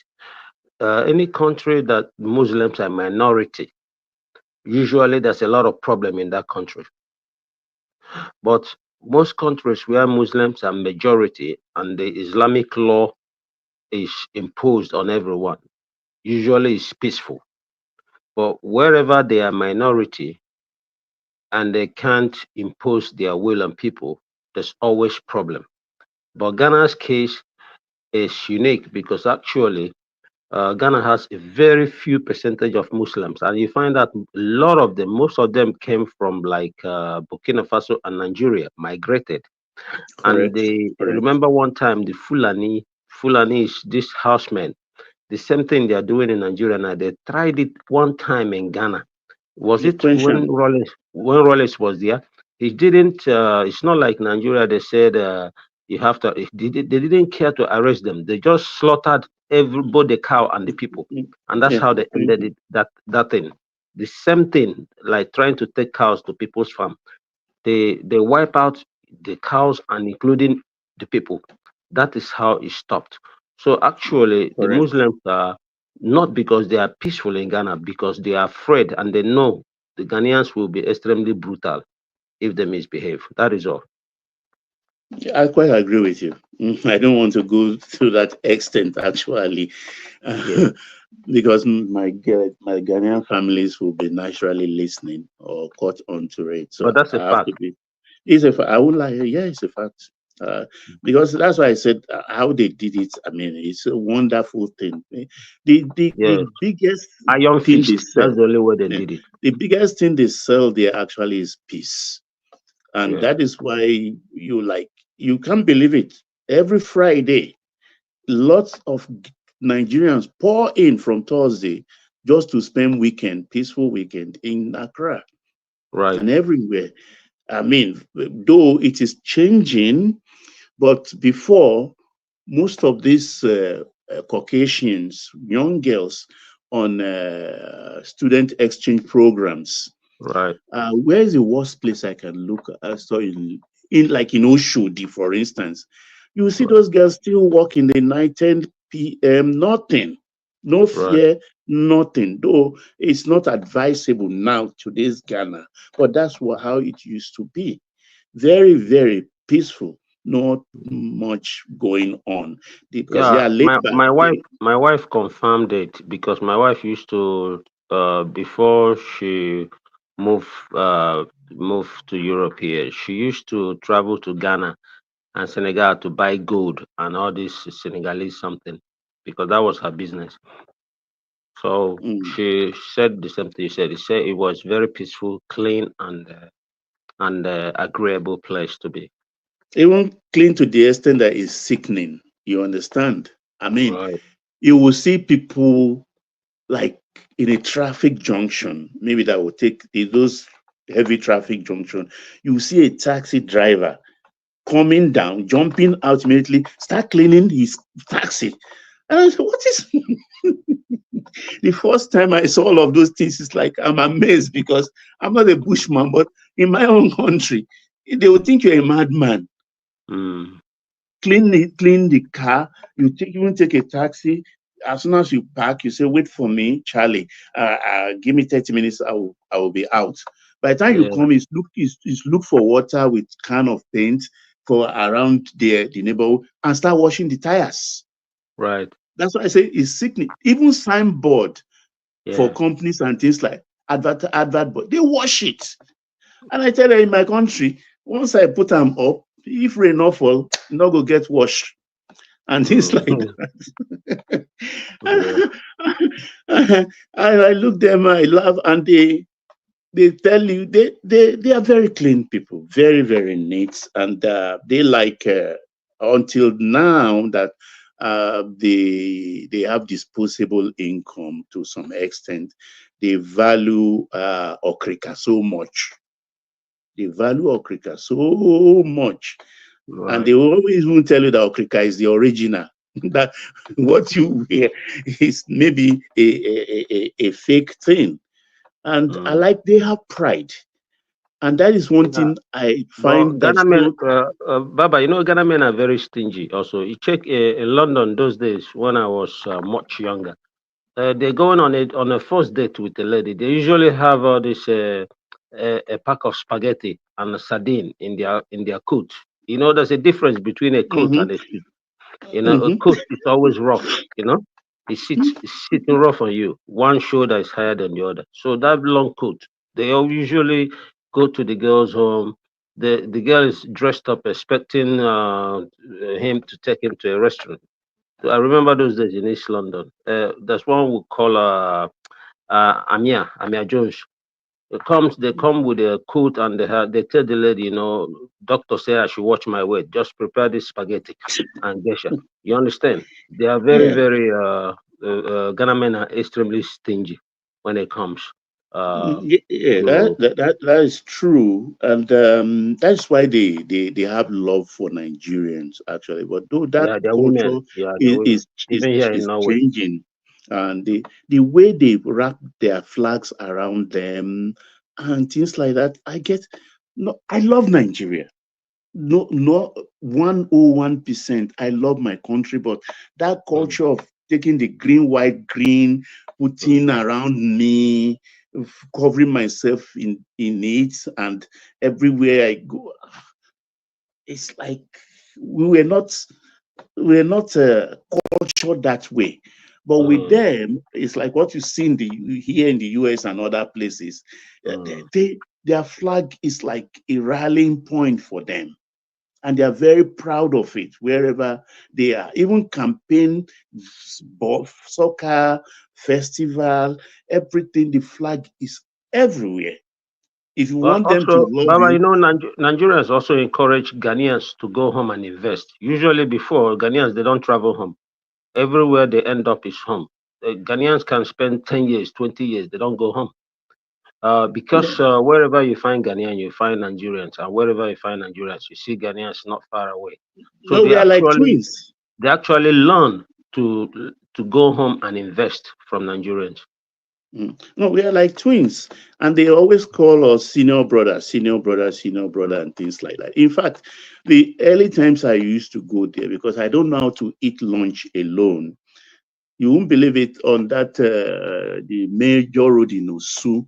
That's the only Chinese restaurant there. Then that's where I don't eat breakfast. Then I eat just lunch and dinner. And I'll tell my drivers to come along because I can't eat. I don't know how to eat alone, and he will virtually refuse. And I'll drag him in to sit down, make your order. Earlier, he doesn't know how to do this thing, and he, okay, I'll just order you Chinese fried rice with vegetables and things like that. Just we sit and eat, and he spread that news. It's like I was doing a PR for Nigerians. Right. It's like, wow, you sit with your guy, eat in that Chinese restaurant. It was like it spread like wildfire. And because their own men will not do like that. They even have an habit. If a 25-year-old boy is the boss, a 60-year-old manager will be even calling that they will call him an old man. But the old man don't ready to go, Charlie. He's coming out too. And I'll be looking at that. What kind of thing is that? Nigeria will rather say chief, if he's a chief or something like that, to honor him as a younger man. But the Nigeria will just call him old man. That's how they refer to him. But their politics is very, very good, though Nigerians have gone to actually infect them with some negativity, because a lot of them actually, when it comes to electioneering period, there are a lot of monies from Nigeria. Every Nigerian government or top politician invests their money in Ghana politics. Like you said, most of them, particularly the Northerners, come from Nigeria. We have the Kumasis, who was our IG. He has his roots. Dangote has his roots. Me, myself, I have some elements of roots in Secondary Axis. A lot of peace, because the time of our earlier politics, the Zikist movement and all the rest, because of Nkrumah's Pan-Africanism, the whole thing was interwoven, and our fathers, they play away games. So you find their roots, they left there and things like that. So I find it very funny. A lot of the Igbo families have bakeries in Awudume area, the main burial ground in Accra. Most of the bakeries there were the ones really abandoned by Igbo men who left. But their children, I think a lot of reconciliation going on and things like that. But they've imbibed a lot of things, because you find they use 120, the V8 Land Cruiser is the favored vehicle for politicians in Ghana, and that will knock you off $160,000. Each parliamentarian is entitled to that. $160,000. Though they will tell you, oh, we are supposed to pay back and things like that, it doesn't happen. And you find that because according to their constitution, 3/4 of the ministers has to come from the parliament. So most of the parliamentarians will be receiving double salaries as ministers and as parliamentarians. In all the administration, it has been an issue. They will say they will probe it. At the end of the day, we will not hear anything about the probe, the result, or anything. Some will say, okay, he has to return some of the money if he wants to earn the salary of a parliamentarian, let him keep that. If you want to earn the salary of a minister, he has to choose one. But we all know that it's all mago. It's really still go on. So all those things are things the Nigerians has used to rub on them, and a lot of the politics, actually the ruling politics, the administration is becoming a little bit too bad. Look at the cathedral thing, for instance, which is one of the things that brought down the NPP, that they could not extend their 8 years, because it's like, let's break the 8, let's break the jinx of the 8, let's extend it. That's the premise within which they campaigned, and because they can't campaign on the economy. He said he made a deal with God in the mode of that of Ufe Boyin in Cote d'Ivoire, that if he won the election of 2015, he will build a cathedral. Okay, in that cathedral, in cantonment area, those are prime properties where even judges live, judges' quarters. You came, something you said you want to build yourself, is cantonment is like a coid, and you damage a whole vast land of people, of residency in cantonment area. Say you want to build a cathedral, and you started using government money to fund that cathedral. The architecture alone for that cathedral runs into tens of millions to prepare the plan and things like. And you know, till today, it has not come out of the ground. And you are now resettling the judges, which dislocated because of you want to build a cathedral. It was a big scandal, and so on. Baba, is it true that in the place they call Trasaco Valley, that most houses they are owned by Nigerians in Trasaco Valley? Yeah, that was what I said here. I said it some time ago. That's the Italian family, the Terraconis. They built Trasaco, is the highest prime property there.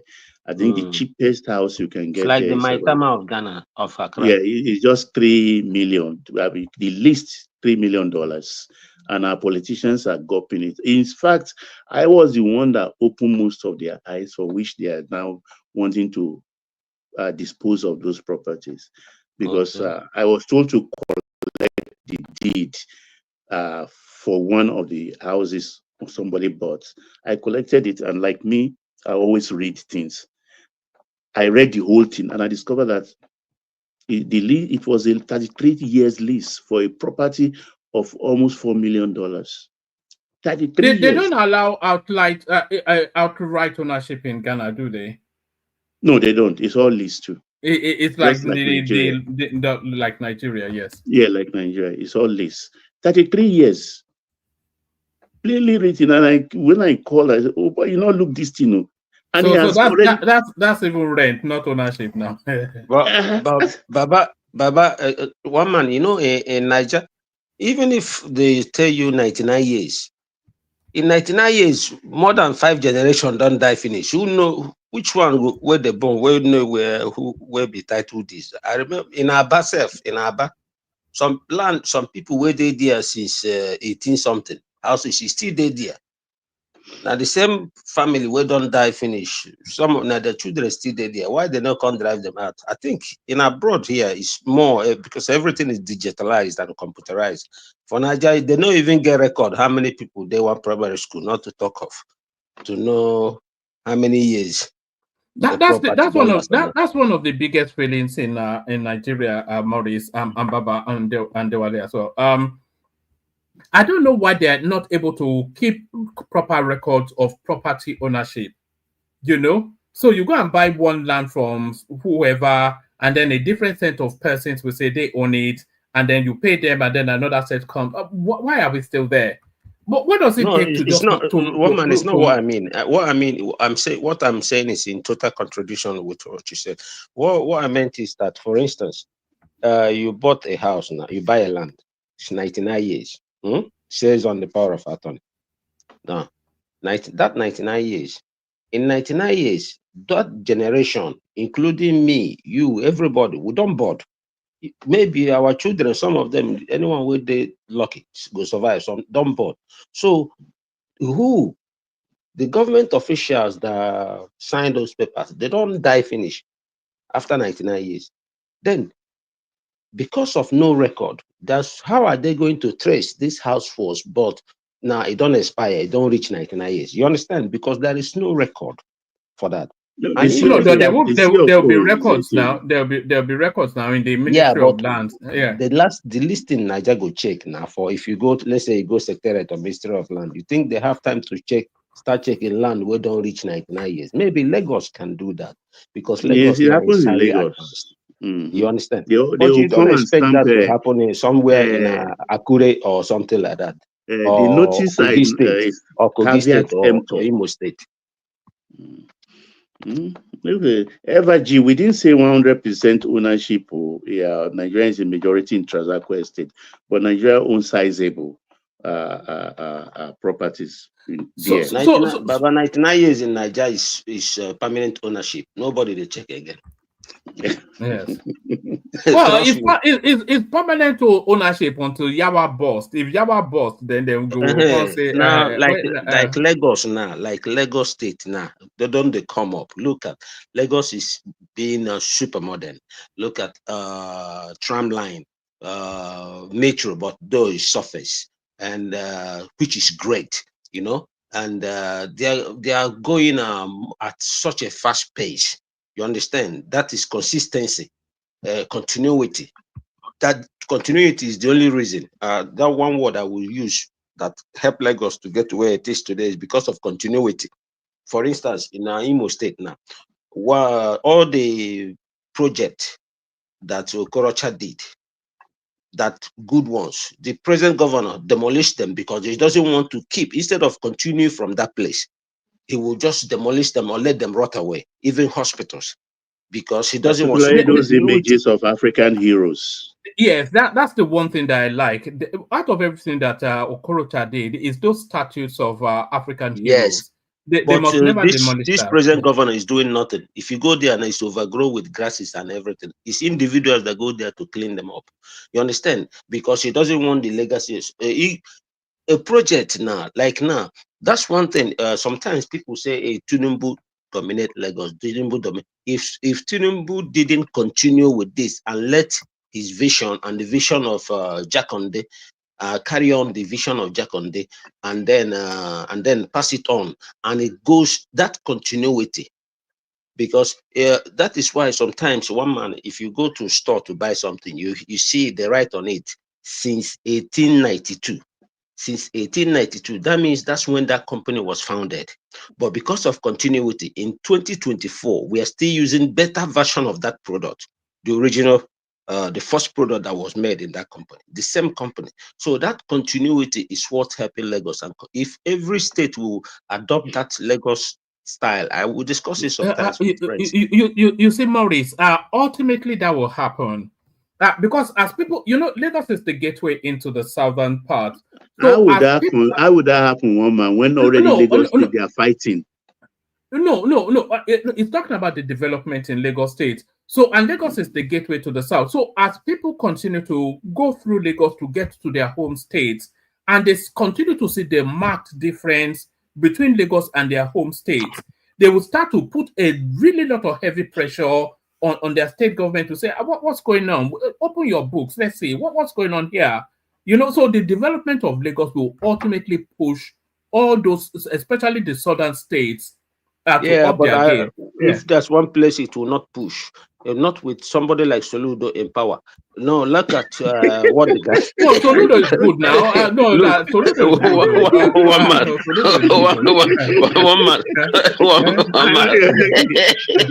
one man. Please, one man. Look, when you play the video, the guy was saying, "Soludo introduced Nakodo," right?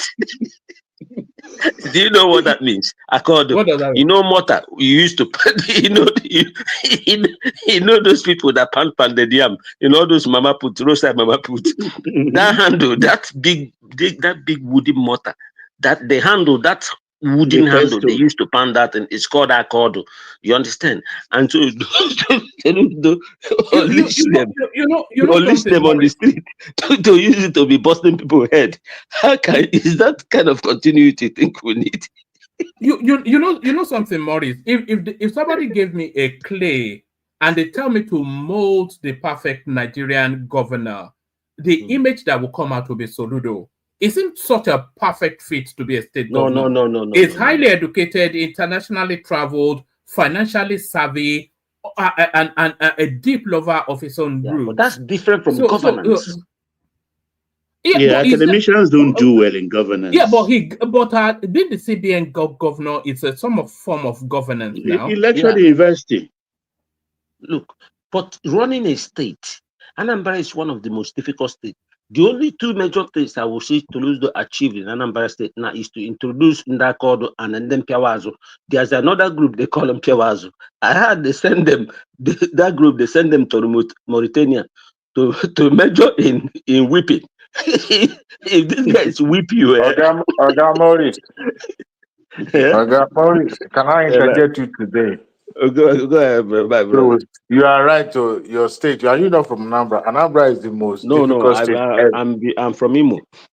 Oh, okay. It's the most difficult. If you don't know the history of Anambra, you will think that way. Yes, that it's state, the most dealt difficult with state. Mbadi when he was a governor. So to govern that state, if you are coming from academic, you better make sure you are sound when it comes to politics, or you are student. If not, they will disgrace you out of office. So he's You a have very, to very remove strong. education. Just put madman cloth and madman Exactly. mentality. Let's go back to Ghana Mbadi election. finish two terms. Baba, did Okay. Mbadi finish two terms? Who? Mbadi, did you finish two terms? I didn't hear you. I can't. Who? Did he finish the second time in office? I'm Who not is so that? sure. Who? Mbadi. That's a state they kidnap a sitting governor now. They kidnap a sitting governor. No, he I don't did think not. he finished second term. No, he did not. He did not finish second term. No. So let's go back to the. Let's go back to the Ghana the elections Ghana. and the lessons to be learned. Is there any lessons to be learned by Nigeria? Yeah, that's where I'm going. Both You in see, terms of the election and the politicians. Yeah, the important thing there, you will get my point, is that polling unit, that booth. That's the result from the polling units. Because that's where when they have we call pink sheet. That's what the agents will take. Each agent will take pink sheet. Even the past election that has gone to litigation, it is the pink sheet the court used. I think that was the election that brought Akufo-Addo to power first. Mahama went to court. And at the end of the day, they gather the pink sheet as much as they can. It was Baumia that represented Akufo-Addo in court. But Mahama could not prove himself because the pink sheet, some of the ones they presented, you understand, they were not legible. And they were blaming them that, look, because they were still using carbon then, that look, they not carbonized paper. They put it that when this thing was not legible, why did you sign it? So the election is won and lost at the polling units, not the collation center. So if you have your agents in place, properly taken care of, as soon as the election closes, they do all the counting, everybody sign. You take your own pink sheet and go straight, photo it or fax it like they still do to your electoral headquarters where they designate you. And that's where they start to collate themselves. They collate this thing themselves. G-Mensa have not announced the official results. And Baumia knew definitely because by then, the totality of this thing, he was leading. He wants to inch after 50%, you've won the election. And he did that very early because the totality of Mahama's vote now is about 57%, and Baumia is not even up to anything. He knew But he thought, and for conceding so early, you understand, because he is an academician, professor of economics in Zimbabwe, before Akufo-Addo actually drafted him to come and be his vice president. And I'm sorry to say, Abegu, MPP, Mekuna no vex, he lies a lot. He lies too much with everything. He created the Ghana digital card, an ID card, and told them that that card could be used to travel. You don't need visa, you don't need anything, and things like that. And they believe it. They believe him. He did a lot of digital stuff that are okay, but a lot of them, they don't have the strength of what he said they are supposed to be used for. They are supposed to be used for. And in their 8 years, I think they changed even the driver's license 2 times. And all is just to make money. Because what is the old driver's license I cannot renew until you give me the new one? I'll still go and pay for the new one again. They did their passports and everything. They have this way they learn from Nigeria how to raise money and stuff like, my love, how are you? Welcome. You all right? Okay. Things like that. So the lesson there for us is that the next election cycle, whether you are APC, PDP, LP, or anything, make sure you have sufficient agents. It must not be even sufficient. The whole totality of the polling units, have your agent, invest in your agent, give them food, give them water, pay them advance, and give them timeline. Who will supervise them? Put everybody in charge so that this polling booth in this ward, you are in charge, madam. You are in charge, teacher. So that as soon as they close, you collect all those sheets and take calculator. You use your phone and calculate. You know, within that, you can cover the whole country with less than 24 hours, and nobody can dispute that. This IRF thing we are talking about, IRF is nonsense in the place of what you have, the paper you have. IRF is nonsense. Because if you have that paper, you don't need to argue with IRF. Just collate your own result, put your papers in place, pin them, and get ready to announce your own. If they say it's not correct, go to court and carry everything and show the judge. Say again. Hello. Hello, everybody. We're okay. No, we're all here. We're listening. But in terms of the Nigerian politicians themselves, when elections have been won and lost, and people know that they have lost, very, very quickly concede in order to douse the tension in the country. Well, this is the first time actually is happening, because Baumia is not your normal politician. I told you he was a lecturer, a professor of economics, actually, and he doesn't have the liver of a politician. If it were to be the one that broke away and formed his own, what is this very rich man now? I've forgotten his name. He will take on Bahama. He will not concede easily. You understand? That's a typical Ashanti man himself. But Baumia is a northerner. You understand? Raised well, a gentleman. No Ghana, all Ghana's this thing, the one that brought Kufuor to power, the one that brought Atta Mills to power, all of them ended up in courts. All of them, but they don't have the layers of court we have. For their presidential or anything, it's only Supreme Court. So it's one and for all. No appeal, nothing. It's one leg litigation. So the country is not put in so much tension and arguments. So, but this is the first time somebody just considered and make the phone call when even the EC has not announced the results. That's highly commendable. Highly commendable. You know, it's a northerner. Their own northerners are different. They are not carved from the same wood like our own northerners. They are gentlemen. Maybe because they went to school too early. They have good schools in the north, And these ones who are the politicians, Mahama's father was a minister, and he was even in exile here in Nigeria. Mahama was also here in Nigeria.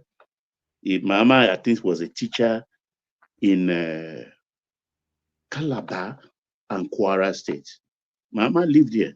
He lived in Yaba. Mahama lived here in their days of difficulty. The father was here also. Baumia's father was here, but Baumia was not here. So these are educated Northerners, and they are elites they have. And you see, the beauty of that country is this: access to power, to corridors of power, is so easy, very easy. You see their politicians everywhere, even in restaurant, or what we call buka, they call it chop bar. Even in chop bar, you see them there.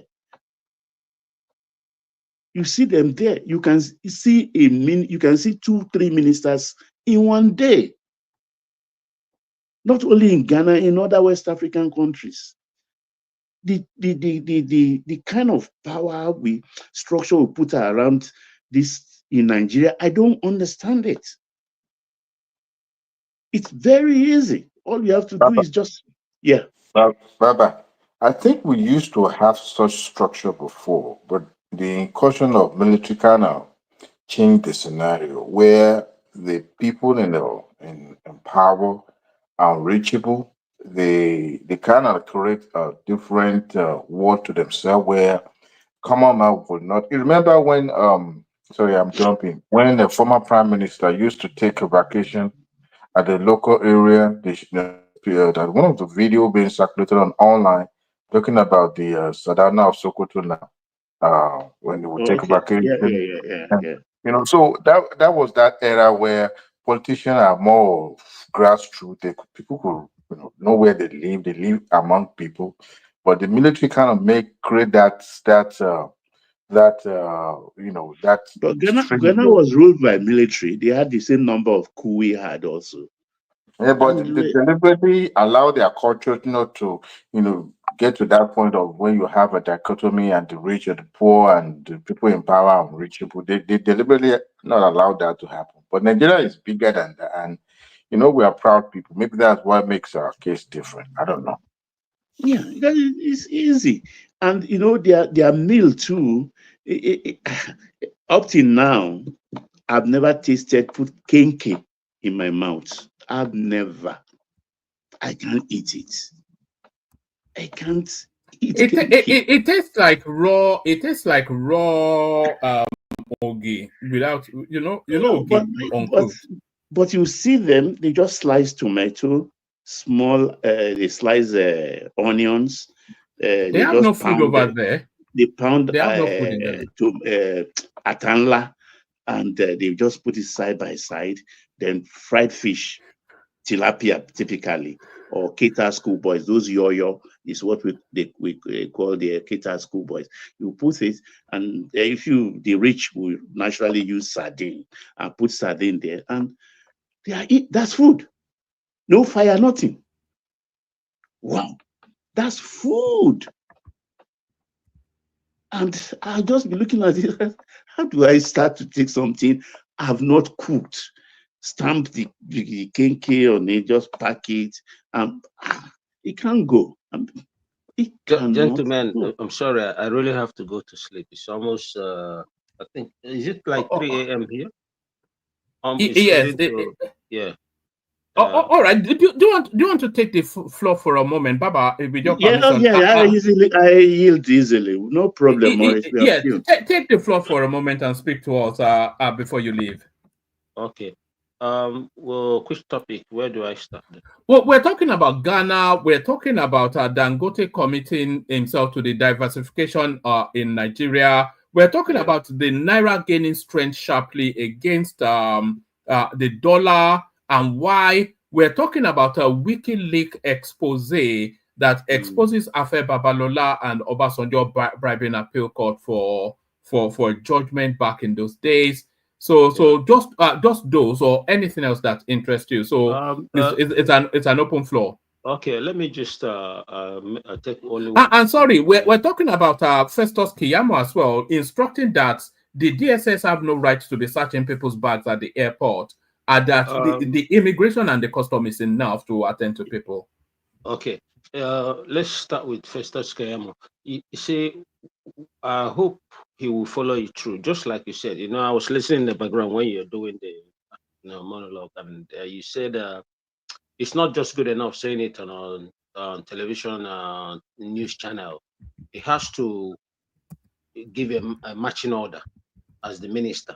He has to carry it out, because one thing with us in Nigeria is that most times we say things, but we don't follow them up. We will only end up that place. Because if you check, one man, I can't remember if you ever experienced, even if you're going through, even if it's a small country like a backward, poor country like Montenegro, that you come out and you see somebody's ravaging your bag. You just go, you drop your bag in the scanner, it goes through. Even your checked luggage, you don't even see it. You don't even see it. They just weigh the distance. Something that is scanning it is scanning it down there before it gets to the inside the flight. But Niger, from sorry, Maurice, I was in the opening phase, I was talking about Heathrow, so you can call me a liar if what I said is untrue. I said you will just place your passport on a scanner, a gate will open because your details have been verified. You go through. If you have nothing to declare, you just walk out of the airport. But that is just as simple as that. It's not only you don't even have to. You don't even have to have human interaction. You know, you no, can no, just, no. You don't even have to go to the not only in Heathrow, several airports in Europe. Everywhere, whether it's Amsterdam or Frankfurt or Charles de Gaulle or the one in Budapest or even the one in Prague or even Slovakia here in Bratislava.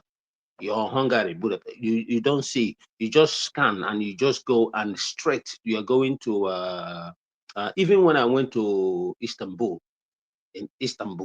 I'm surprised. It was also the same thing. They have the new airport, the old one they call it Atatürk. That this new one is also the same experience, except if you're going through a gate where you must have a passport check by the immigration, and that's it. They just see your passport. Nobody knows nothing about your suitcase. If you come out, you just go pick up your thing and you go out. If they suspect, because they scan it. Yes. If they suspect, maybe if they suspect you, that's the only time they will call you aside and they want to see. And they usually, like here in Norway, usually they don't even search your bag. Even when they suspect you, they take that your luggages and they put it through a scanner. And that's it. 1 second. Okay, thank you. Go. You understand? But Niger own is embarrassing. Not only from the moment you land, not only the heat that will welcome you, the heat. And I went to that heat is an experience in itself. My brother, I just came out. Let me go and pee. Somebody stood by the toilet door with tissue and a bucket of water.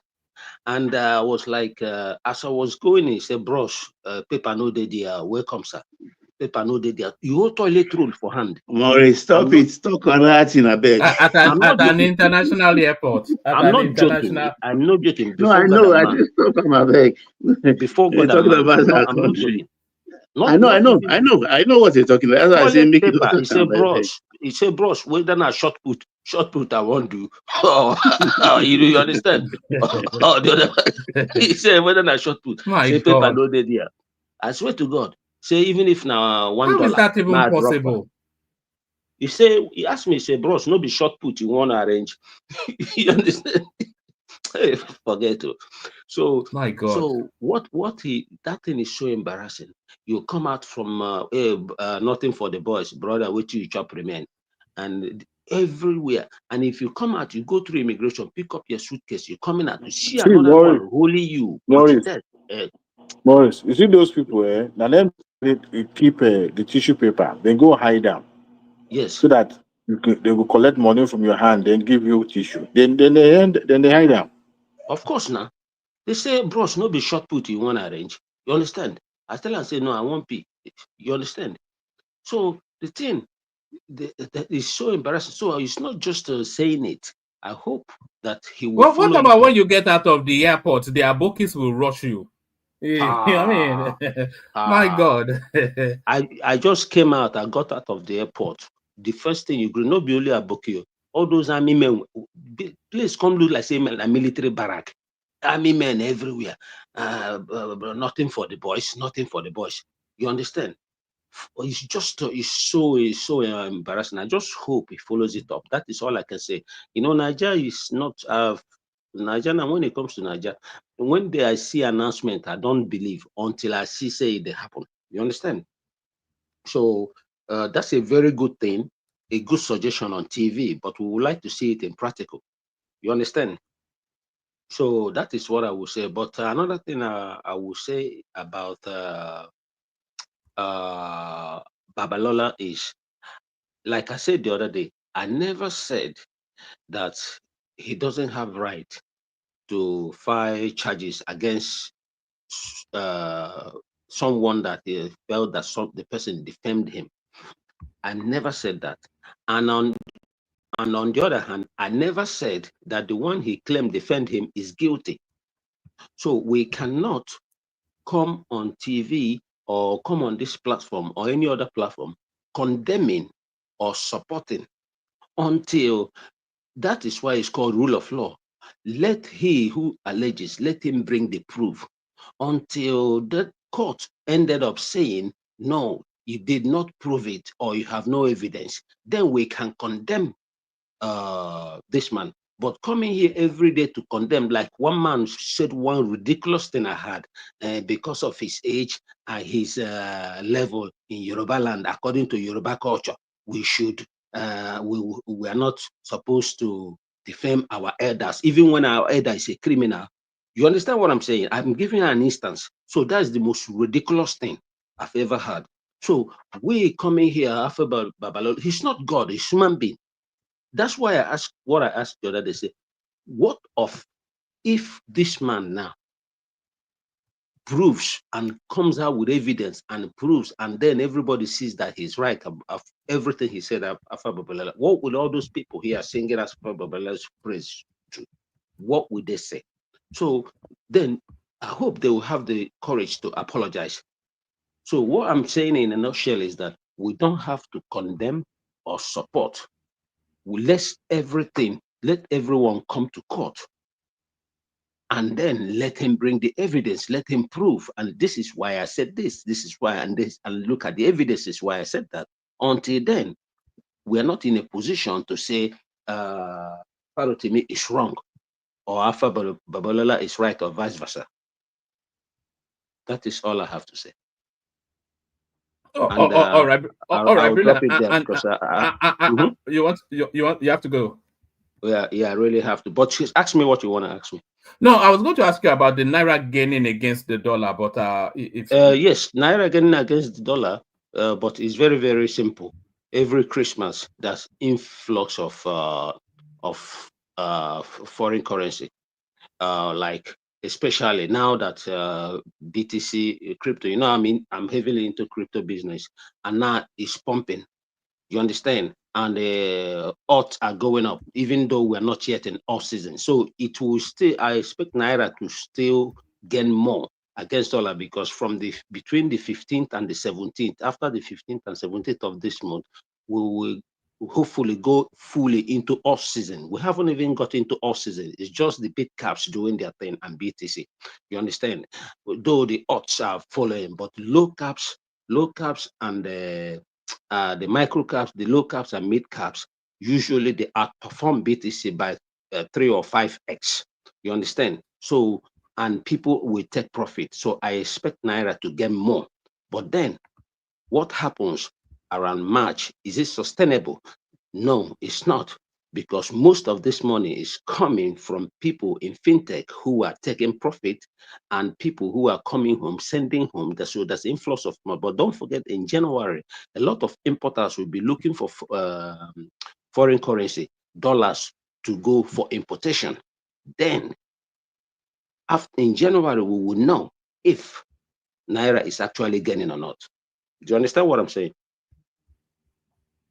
I understand you actually. It's seasonal. A lot of it is seasonal, but it's really where it settles after the season goes. That's really what will tell us. But I think Yes, it will settle in a strong place. That's what I suspect. I hope it I settles. don't think it's going to be pushing towards the 1800 that we were saying. I think it will But you settle. can't say Yeah. that. You can't say that because don't forget that one time it went to 1900 and it came down to 1200 on this platform. Remember the day I was my son was getting a haircut in the afternoon. We spoke that day. Remember? Yeah. Okay, good. It came down to 1200, and I remember also on this platform, everybody said no. Now it's coming down to 900. Emeka and everybody said whatever they said. What happened? Now it shot back to 1800. So right now, every Christmas, a lot of people are bringing a lot of foreign currencies like pounds, euros, and dollars into the economy, influx. And now we are in a bull season, crypto, and millions of people are taking profit and they are sending money home. People who are doing into construction, buying homes or whatever. But have you realized that this period is even cheaper to construct building now? One man, did you realize that? Especially for us abroad, is even we're Sorry, did I constructing realize what? Really cheap. we are constructing houses, we that live abroad now, to construct, let's say a house that usually will take you about $300,000 to construct, now will cost you less than half of that to construct the same building. Do you know that? Why? Yes. Simple. Yes. Yes, that is why now there's a explosion of construction, and 90% of them are people abroad. Why? Because the building materials doubled. The price is double. Something they sell 7,000 before could be like 15,000 now. But the exchange rate quadruple, went 4 times. So that means usually when we were exchanging at 500, something that would have So you cost are you. getting it at half price still. Yes, all the construction I'm doing now, even the new one I started, that Airbnb, that one is off, and that's why I'm going home now. The second one, and I'm starting. Even everything is going at half price. Do you understand? Because the exchange rate quadruple is 4 times. You understand? The exchange rate went 4 times, but the building materials went only 2 times. At most 2.5. Some even not up to 2 times. Like 16 mm rod. Now they're selling it for like 15,000. Before it was 7.5. Now it's selling for 15,000, 16,000. So that is twice. But That's high exchange rate. tensile. High tensile. Eh? I said that's high tensile. The rod, the one with the string attached to it, not plain. Yes. Yes. You see, you know, in construction, it depends. Something that is more than 5 meter, you need like 20 mm. If you don't want to attach any column there, then you need 20 mm. So you have 20 mm, but most construction takes 16 mm. Only like high-rise buildings or something like that that take 20 mm, or something that has a span wider than 5 Wider. meter. You are Yeah. correct. Then Correct. if you don't want to use column, then you have to use 20 mm there. So, and the higher you go, the lesser it come. Let's say you're doing a 3-story building, you start with 16 mm. You understand me? Yeah. And then 16 mm again, with 8 bars. The last floor, you can just do it with 12 mm because it carries no load. The only load is carrying is the roof. You understand? So everything is costing you half price, 50%. So something that will cost you $300,000, $400,000 to do, you can do it comfortably. Not even with 200,000, but with $170,000, you can do the same thing, even better. So I will know if it's the exchange rate, naira really gain from January, like second week of January, then I will know. If it stays like this, keep gaining till end of January, then you know. But until then, one man, I will not be in a hurry to say it's getting. All right, Thank you brilliant. so much. Is there anything else you want to add, or we go on from there to Diwali? The only thing I want to add on is you guys have a good night and God bless everyone. All right, join us again tomorrow, God bless Maurice. you. So that's Maurice, of course. Tomorrow, yeah, tomorrow. Tomorrow, Yes. I'll join again. Yeah. All right, brilliant. That's Maurice. Have a good night. Okay. Then. Have a good sleep. So that's Maurice. So Diwali, you're up next. The floor is yours. Anything you want to speak to on the topics? Oh, okay. Can you hear me, woman? We can hear you. But we're just really talking. There's just the three of us here, so it's not really, there are no hard and fast rules or anything. So we can just talk. I know. First and foremost, Baba, it's good to have you on the show again. Thanks, Diwali. Thank you, sir. You've really dealt with that Ghana's space. And from little I know about that area, I love President Mahama. The fact Lagos that he's boy. actually, huh? Lagos boy. I know. If I so used to, Lagos is like his second home. The fact that he picked a female vice president is enough for me to even support him, because African politics has not really favored women, in every area, and for that to have come from from the western part of the Africa, to me is a credit to him, and I give him kudos for his doggedness, because that man never quit. I guess because age is still on the side, that's why he's able to become the president. But in reality, will anything ever change in Ghana? I doubt it. He was kicked out because of economy in the first place. So I wonder the kind of miracle he'll be able to work out in the next 3-4 years. I don't know how he's going to be able to do it. But yeah, it's got nothing to lose. That is the highest office in the land, so in Ghana. But I believe him being a young man, he wants to leave a good legacy, which to me is the ultimate. But we'll see how old is he? Is he in his 60s or in his 70s? Early 60s. Oh, okay, that's good. Early 60s. They seem to be getting everything right in Ghana. They seem to be getting everything right. But the thing is, this is not. It's not. In as much as we want to say Ghana's election is one-way road traffic, they still have some pocket of unrest too. Ballot snatching and stuff like that too. I think they lost life as well. Maybe 1 or 2. I'm not so sure. About 4 reported. 4. So in a country like 5 million population, that's a significant number. A time will come where we won't even have reason to fight one another because of one office or the other. But at least it shows relatively that Ghana is getting it right. They are moving on. The vice president that is contesting against him, like Baba said, there is a man that is not even politically, there. But we will see. The comeback of Mahama, that's a grand star. And I love that. So, and only 4 years, though. Sorry?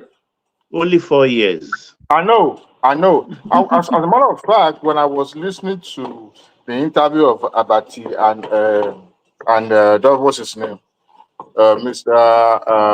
Momodu. Yeah.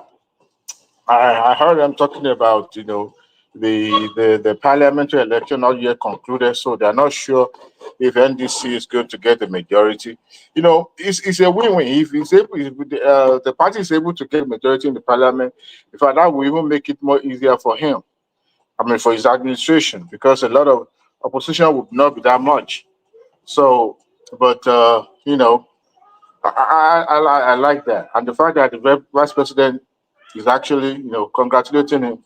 We are moving on. Africa is marching on. By the way, Baba, I like their flag because their flag has a lot of components. Unlike us, that is just two-way traffic. Red, green and white. Their flag is really. You know that this color flag is very commonplace with African countries. I think. And the Rastafarian color too. Yeah, this color scheme, I think about 3-4 countries has it. Senegal, etc., More than etc. that. Yeah. All the Francophone countries have it either vertical or horizontal. You know the one I love most? I love Gabon. Yeah, I'm sorry, Gabon is different. Congo, not Gabon, Congo. They are different, but the West African one, Togo flag, if you look at Niger, you look at Burkina Faso, Mali, Senegal, there is this color scheme in all of them. The one of Congo has... it's the same color scheme for Congo as well, the same color scheme. Oh, for Gabon and Congo, yeah. It has light blue, I believe. Light blue. And anywhere there's blue, the color is always, easy. But our own, you can't even use it to sew a regular cloth. That color is weird, man. Green, white, green. I don't like it. How many people want to adorn green and white as a cloth? You can't pair them. I don't know who approved that. Green and because of our agricultural heritage or whatever. I don't know. It's just I don't like it. For peace. But you see that Ghanaian. They weave those colors, those Ghanaian colors into this traditional. What's that? Their traditional clothes that is very thick Kente. like that. Kente. They weave it into Kente. Kente. Yeah, Kente. Yes. It's global. There's some places even some university in America that adopted it as what do you call it? The one you put on the gown when they graduate, like a collar. Okay, they use the muffler. They use that muffler. I think University of this university in Washington, what's the name? Howard adopted it for during the graduation. So, but I love it. But Ghana is moving on. Ghana is not that big, Baba. Ghana is like if you had Lagos and Oyo State, that's it. No, it's bigger than that too. In landmass, in terms of population. In terms of population, it's not. There are 35 million people. 34.7 actually. Lagos is 25 to 27. I wasn't talking about the landmass. I was talking about population. Yeah, Ghana is 34.7. Vis-a-vis with the infrastructure provided. I would say, well, it's still not particularly populated like Nigeria. Accra is the major cities. Yeah, they only have 2 major cities in my own reckoning, which is Kumasi and Accra. Some other people may say Tamale in the north, but to me, I've not been to Tamale before, but I know Kumasi and Accra are just the 2 major cities. If you've seen the 2, you've seen all.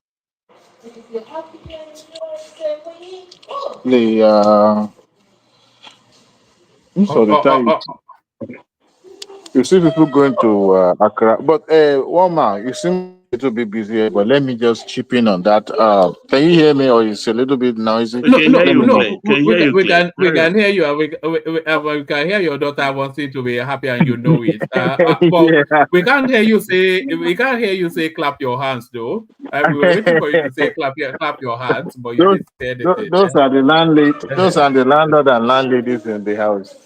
The what do you call it? The Kayama space, the aviation space. And I'm glad that we have a minister that is active and is ready to make some changes. Chances is that I will not be able to change some things completely, but I can tell you that there will be a lot of resistance. He doesn't have the authority, even as a minister of aviation, to compel those personnel. I'm talking about the immigration. Yes, to move them. Yes, they are the landlord. We are under the fan. They are the landlord of the airport. But when it comes to how airport security is organized or concerned, the federal government would defer to those agencies because it's all about national security issue.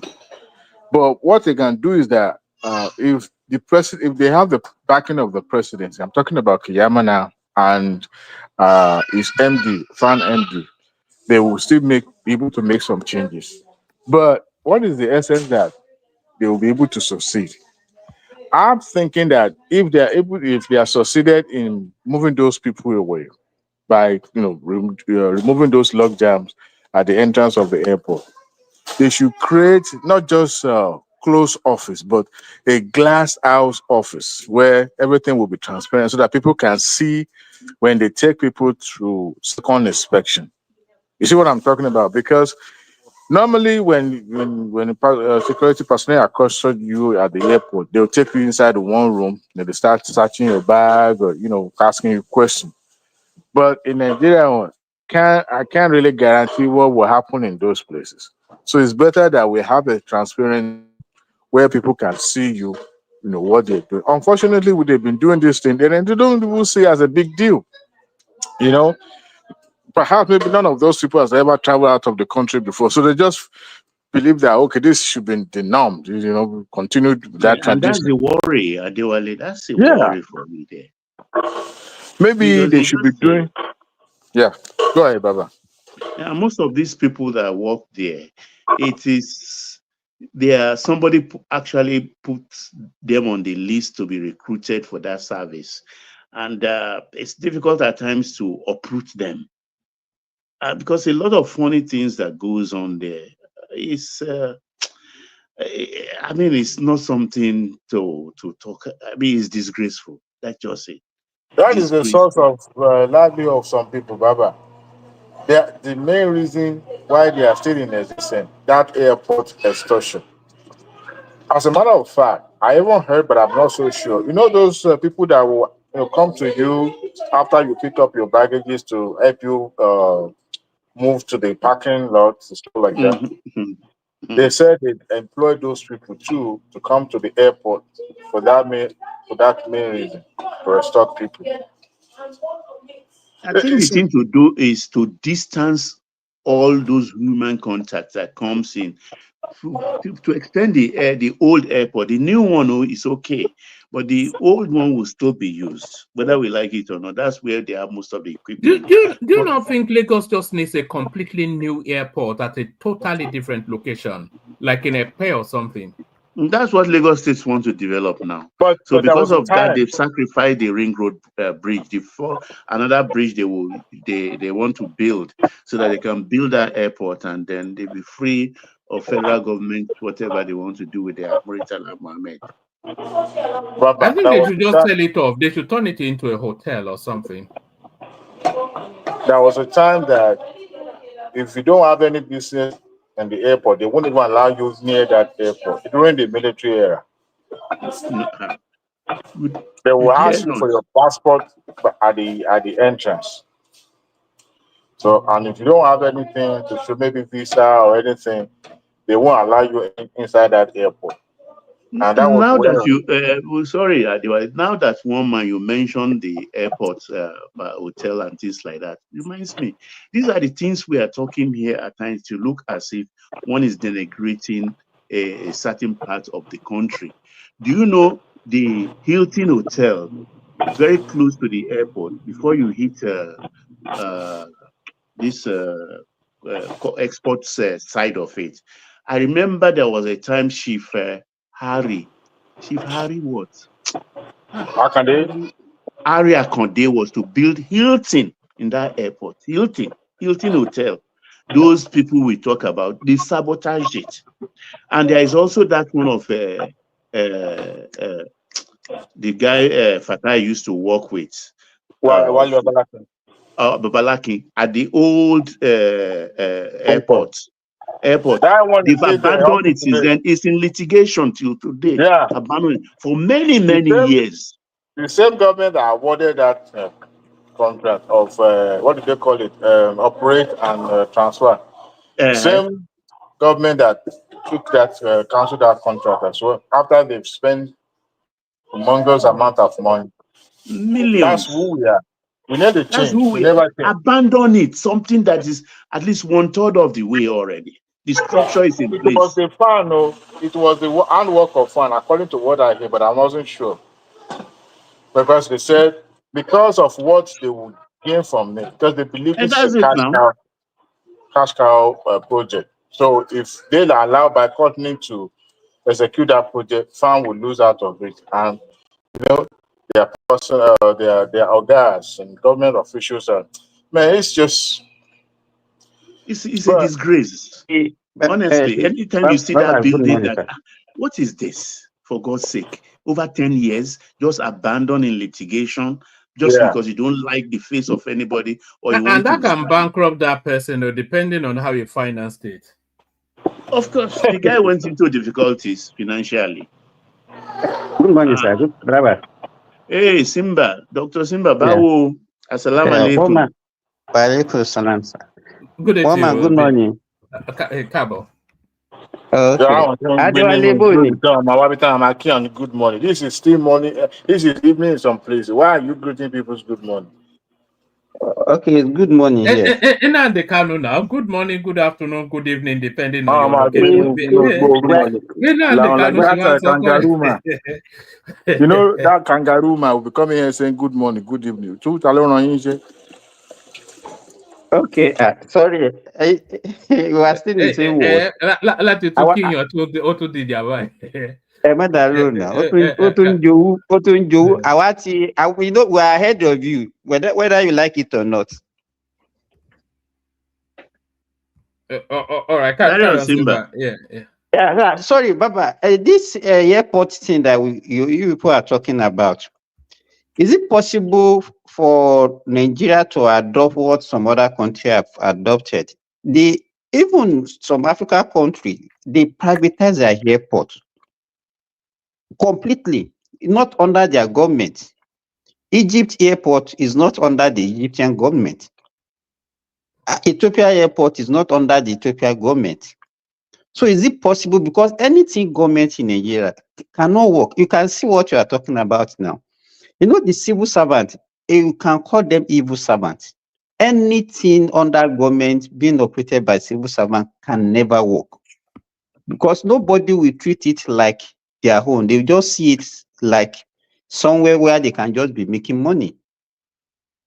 And that is what you see. If you go to, if you have ever traveled through Abuja, maybe because it's the seat of government, you will never travel through Lagos again. So peaceful, orderly, timely.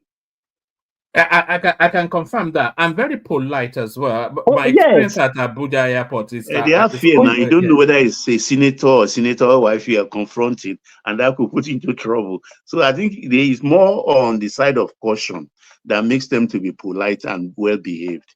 And they wear proper uniforms as well. Well ironed, crisp, and they are polite and the seat of government.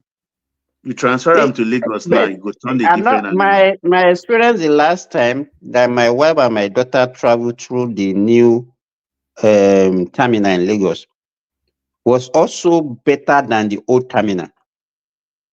You understand what there is I'm no saying? space for Agbero to hang out in the new terminal. But what they are doing mostly, I don't know what happened to that new terminal. You know, the big planes, what they will do that sometimes you will check in through the old terminal, you will now walk through the old terminal to the new terminal to go and board. So I don't know why they are doing that. So the whole airport look unkept. The arrangement somehow very shoddy, and I think the Lagos, where is the land in Lagos to actually be the airport? The whole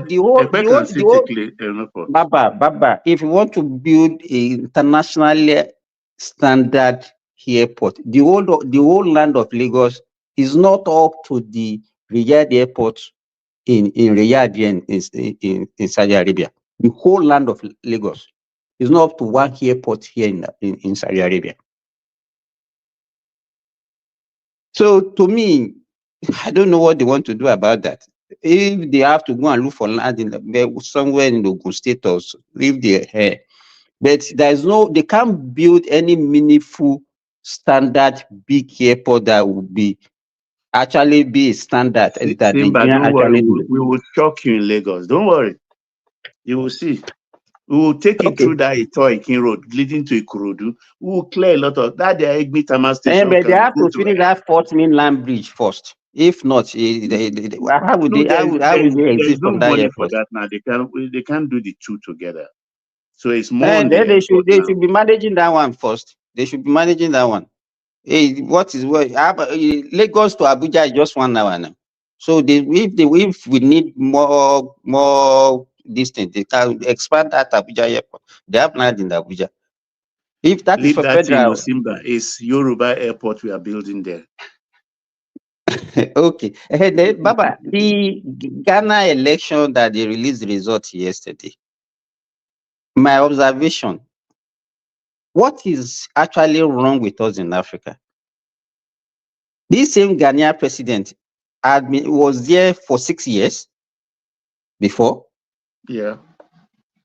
And now he's now their messiah again.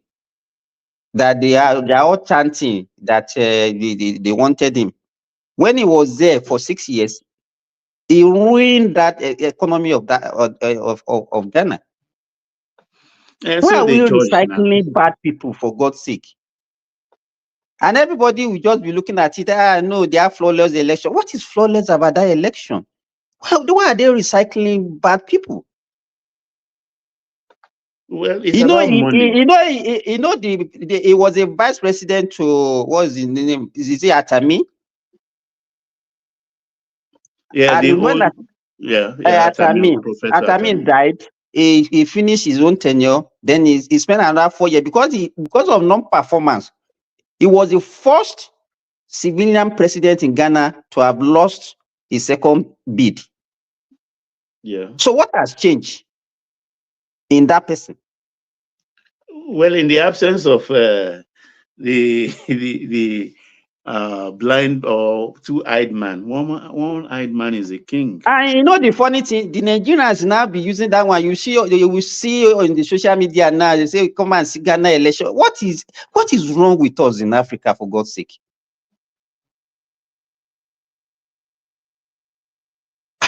No, I don't know. I don't know your own take about that. There are no talents at the presidential level globally. If you look at it, who have they returned in America? Is it not it's not about Trump? One man. Simba, this is what somebody said. Simba, this is what somebody said me a couple of hours back. Those who voted for change didn't vote for a saint, but voted to save Ghana. That's one thing. What does that? That doesn't mean if it's not a saint, then I would say then it's a sinner. Then that'd be okay. But that means it's better than the one that is there now. Hey, Baba, what is the rationale? What do you mean by that? Is there any rationale behind it? No, it was just like what our guys were doing after our own election, that they said they even prefer Atiku to come. I don't even know. I don't know. If we really want change in Africa, the same people that we are recycling and we are saying change is Baba, can you consider that one as a change? No, that was from my tennis coach, actually. The thing is, election costs money. The young people cannot raise that kind of money. Look, Mahama contested in 2020 and lost. He has lost twice. You get my point? Which young man can stand that kind of heat? It costs a lot of money. If he doesn't even have money, nobody has the measure of his deep pocket in NDC. So it was a no contest. They were just like, okay, you carry on. Because he took in so much in that 6 years that I think he was clever enough to save enough too, to be able to pursue his ambition again. Election costs money, a lot of money, anywhere in the world. And the young people cannot muster that kind of election. And we are not, if they want to sponsor you, maybe you can't have even one person risking all that kind of funds. It could take about 2 dozen people to do that. Don't forget to your neighboring governments to they contribute. Was it not the one that removed the 0000 from their money? No, it's Kufo that removed it, that redigitized it, or what do they call that? It was Kufo that did that one. And then it started from 1 to 1. 1 to 1. That was 20,002 or so. 1 to 1. And today now it's 1,700 or 1,800. No, that's Nigeria. No, I think it's 1 to. It was some few weeks ago. It was 1 to 18. But when they wanted to do this election, I don't know whether they borrow money. It's now 1 to 16. No, IMF brought in the last tranche of the 3 billion to reawaken the economy, because the economy was really very down. Can you imagine that Ghana actually has more loan from IMF than Nigeria? Yeah. Yeah, the debt to you mean in ratio terms or in actual ratio money? terms? Not in ratio term, Baba. Not in ratio, even in terms of amount. Check it out. Yeah, I think their debt is they have more loan from IMF. I'm specific. Yeah, okay. IMF, they have more in terms of dollars in amount, not in GDP ratio. I'm talking about amount. Check it out. I won't put it past them anyway. Honestly, the economy is in trouble. The funny thing is that the two of them, the incumbent president and the one that they return back now, they're actually from the same region of Ghana. I think they are from the northern region of Ghana. No, that's the Muhammadu Bawumia and Mahama. They are from northern region. Yeah, they are Hausas. No, they don't call them Hausa, but they are. It's Ashanti. It's from Achim. Okay, the Akan is Akan. No, Ashanti. Ashanti is part of Akan now. No, Akan different. Akan the people from the mountain. When they say I'm from the mountain. Okay, I thought the Akan people are this. They just use is a general name for the Pantis. The Pantis are different. Those are from Western region. That's Secondia and what's the other? That's the Secondia axis. And Takoradi. Okay, the Takoradi Secondia. Okay. That's where you find a lot of Kwara people. We cannot. I don't think we have any change in Africa. We are just doing rubbish. You look at even it's just I don't know where we can get it. How we can get it right in Africa. Believe me, I don't know. Maybe because of this money issue that you are talking about that costs money and people that have stolen that the one that can afford it. Is there a way around it that we can actually get the change that we actually craving for? Because even in Nigeria now, if by 2027, if you say we want change, who is the change? Who is going to bring that change that we are talking about? Is it the same Atiku? One thing I read in this Ghana thing was Akufo-Addo contested elections, so even he competed with President Kufuor in their primary and lost, and then became Attorney General for a Minister of Justice for Kufuor. Then he left. After Kufuor finished, he contested and lost against Atamin. So he contested about a series of 4 election cycles to the extent that he sold his inheritance, everything, house in London, everything. So he spent the 8 years to recoup and make more money and took care of the family because he's well in his 80s, very old man. You understand? So there is that danger makes me think that I think in the manner Babangida funded NRC and SDP, maybe the government should just be funding 2 major political parties so that you can so that young people can actually come into it. And that's the only way I think the young can take reins of power. Absent that, I doubt. they don't have the financial clout. Because we don't have Young people, Baba, young yeah. people they've proven that having them in politics doesn't change anything. They just continue with what they've learned from the old guard. Oh, well, I don't know. There may be some of them that could have new ideas. Look, I don't believe there is any government anywhere in the world that is not. Baba, as Adewale said, young people have been a failure. They have been a failure in government. Even look at this president, Kenya president. What is the guy doing there? Ruto. Ruto. It's a surprise because I think I think the beautiful ones are yet to be born. Let me just put it that way.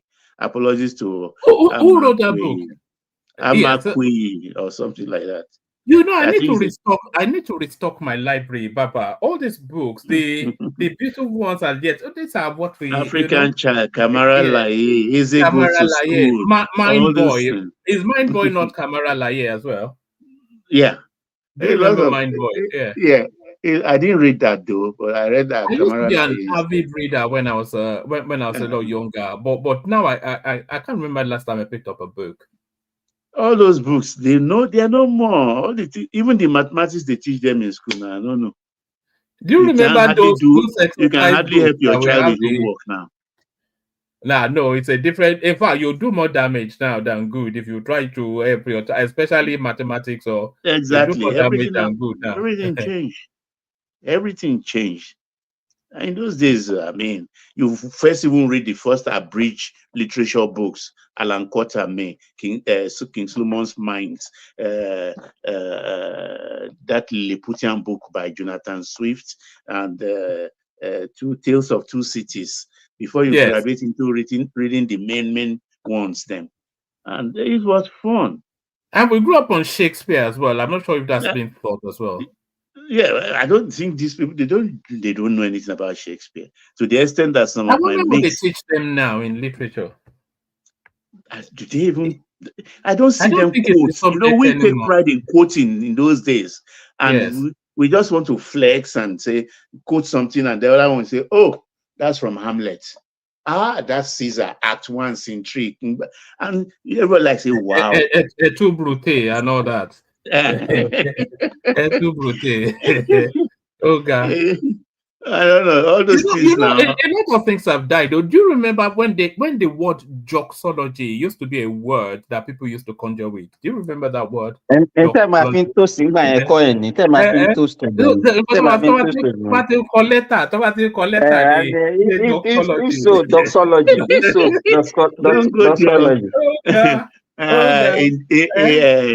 the garden of love, where your heart goes. And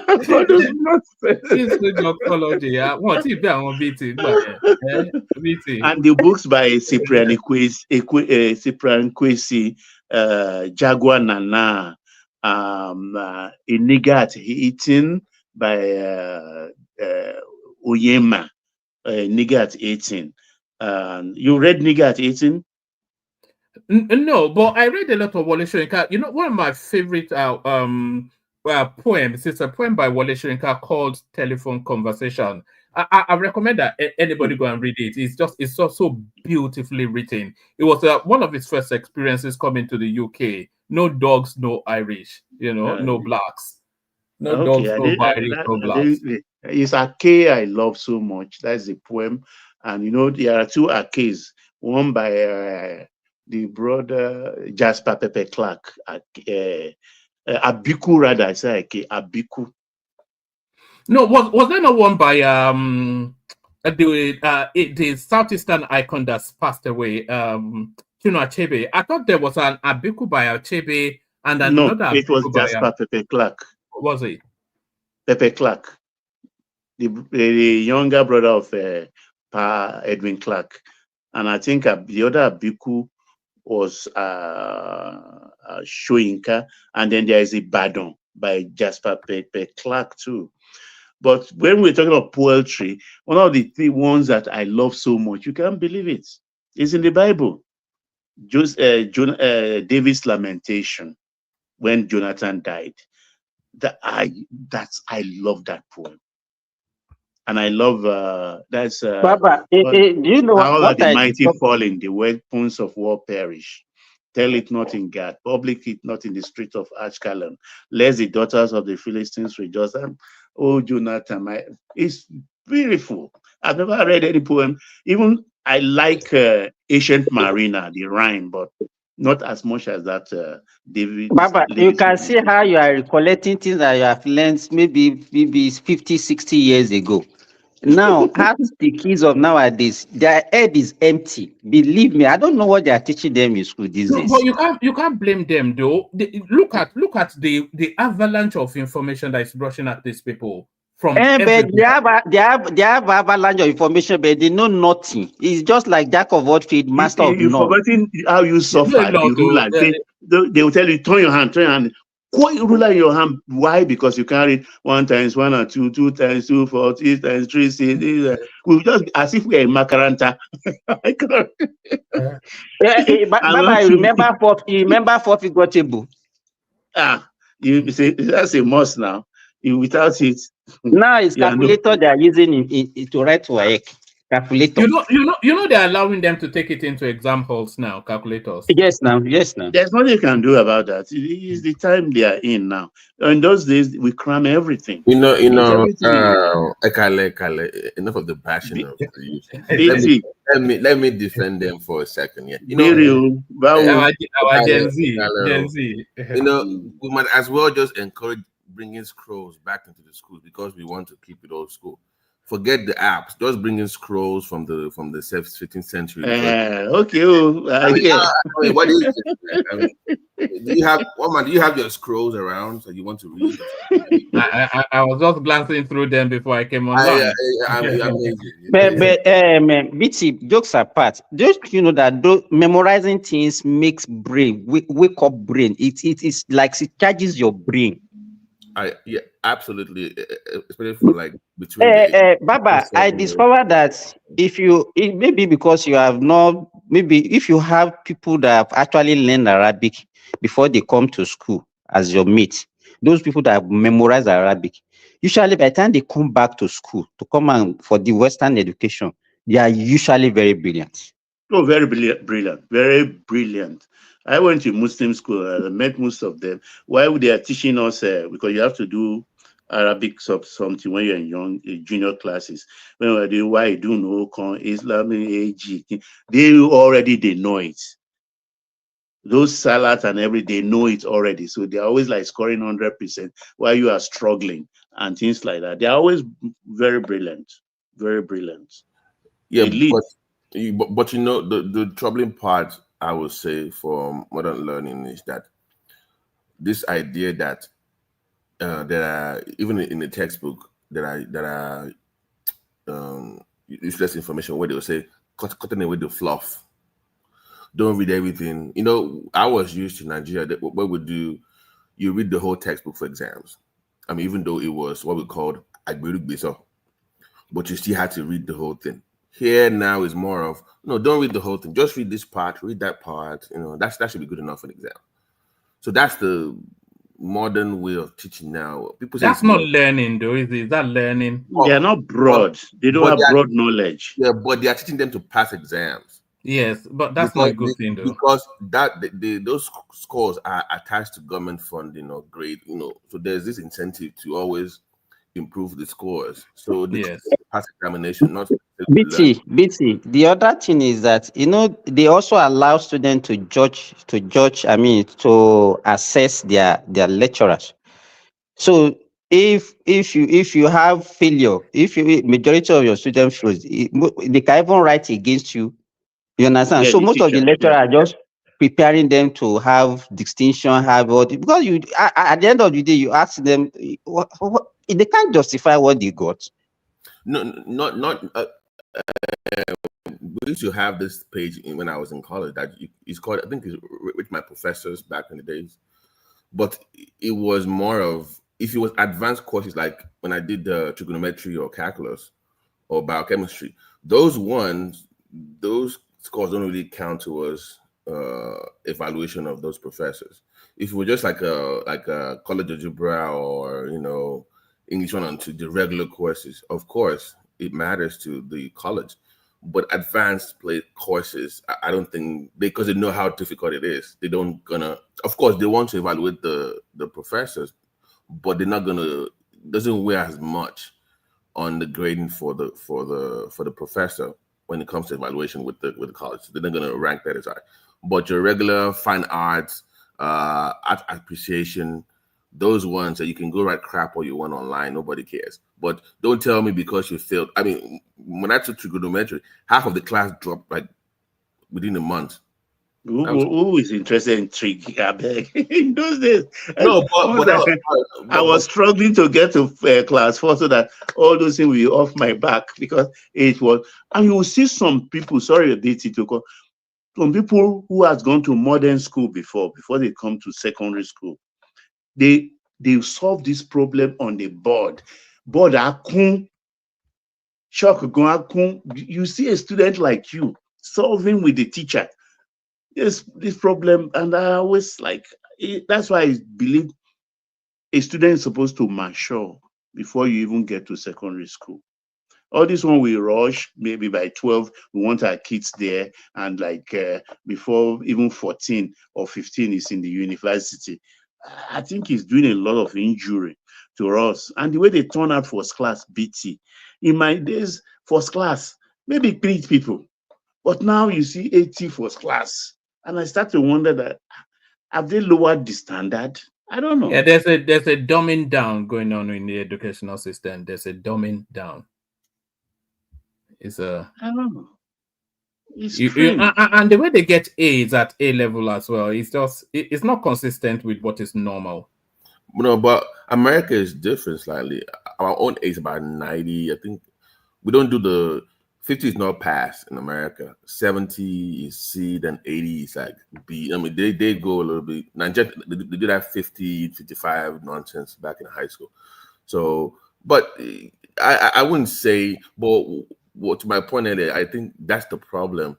Government setting standards, and we are not tailoring learning to the needs of the child. Not understanding their learning styles. Some people are just more visual learners, right? That's but we don't tailor it to them. We just teach them to pass all these exams, and that's the problem. I think that's just the main issue. So I'm not an advocate. BT, I think they have lowered the standard. I'm very sorry to say. If you see the rate at which they even pass WAEC, Baba, if you remember those days, that's global. Sorry, Simba, that's what you just said now is global though, because even here where I am, they've lowered the standard somewhat. In fact, I think it's this woke thing. They don't want to upset people by telling them they failed, so they'll always find a way for for people to pass. Everybody's a winner, right? Yeah, everybody is a winner. One man, back in the day, it was a thing of pride for you and your parents for you to have your GCE. 5 credits, only 5 credits. No. I mean, before you studied WAEC, right? The school will allow you to take GCE and SS2. SS2. So we are talking about SS2. Before there was no SS2 now. I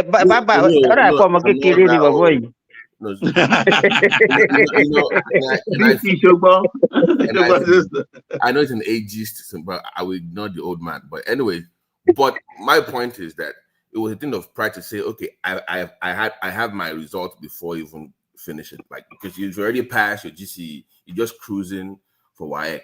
Like, oh, I already passed this. We didn't have NECO. I didn't have NECO before. NECO was made because of our brothers there. Yeah, we didn't have NECO. We had GCY. But I'm saying that you literally were studying from SS1 to SS2 every night. Your parents gave you can just go study, and you busted your ass. You studied hard for 3 terms, coaching classes to do that. So there was some sort of pride for hard work, right? Rewarding your hard work, right? Even if you made a B or a C, man, you passed, you made your 5 credits. But now it's more like, it's too hard for them. In fact, some schools in Nigeria now that I know, private schools, they will even buy the WAEC exam. They will buy the test and coach their kids through it because it's a private school, you're supposed to pass. So they will buy the exams and they will coach. They will use it as a form of advertisement that they have 99% pass. Yeah, so that's my point. Like everything is geared towards that exam, not like the work that you have to put in, but that we just, I think that you pass the exam, we don't really care if you know the material or not. So that's the way it is now in Nigeria. So because that's not good. I came to this country in the 90s, right? When I first came here, if you had a GCE exam or WAEC, you were a god walking amongst men. The level of respect they had for people that had WAEC exam from Nigeria, from West Africa, you're like, oh, are you Nigerian? Oh my, they were even doing interviews in college. If you're from Nigeria or West Africa and you had a GCE or WAEC, oh my goodness. They must have shown them our own papers. Oh my goodness. They couldn't really but now it's like we're not sure if that result is even legit at all. No, they will ask you for the scratch card to even be sure that what you are presenting is actually genuine. Yeah, it's just the law. It was to me back then. Those days, if you pass WAEC, the whole town will know now. They will come and greet you in your house. The whole town will come and greet you.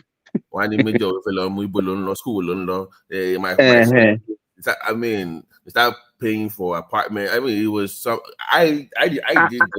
BT, so even what Baba was talking about, apart from the people that went to modern school, if you are in 100 level with those people who have done A level, you understand?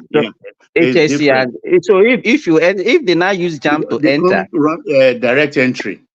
In fact, when I was in 100 level, I nearly ran away, because my first class, as you said, some people were just as if they wanted to go and take the chalk from the lecturer. Yes, and I was looking at, are we in the same class, for God's sake? They are mature students. Yes. I remember when I was in Form 1, my school has HSC. And when I see seniors shaving in the morning, it's like, wow, this is my father. This is my father's age now. Because some people in those days will go after work, will go to work to save more money and come back to do HSC for 2 years. In Ghana, they still maintain that you can't enter university until you are 18. Even in Ghana, up to now.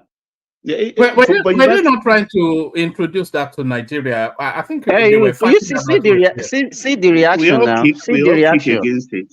We all kick against it. See the reaction now.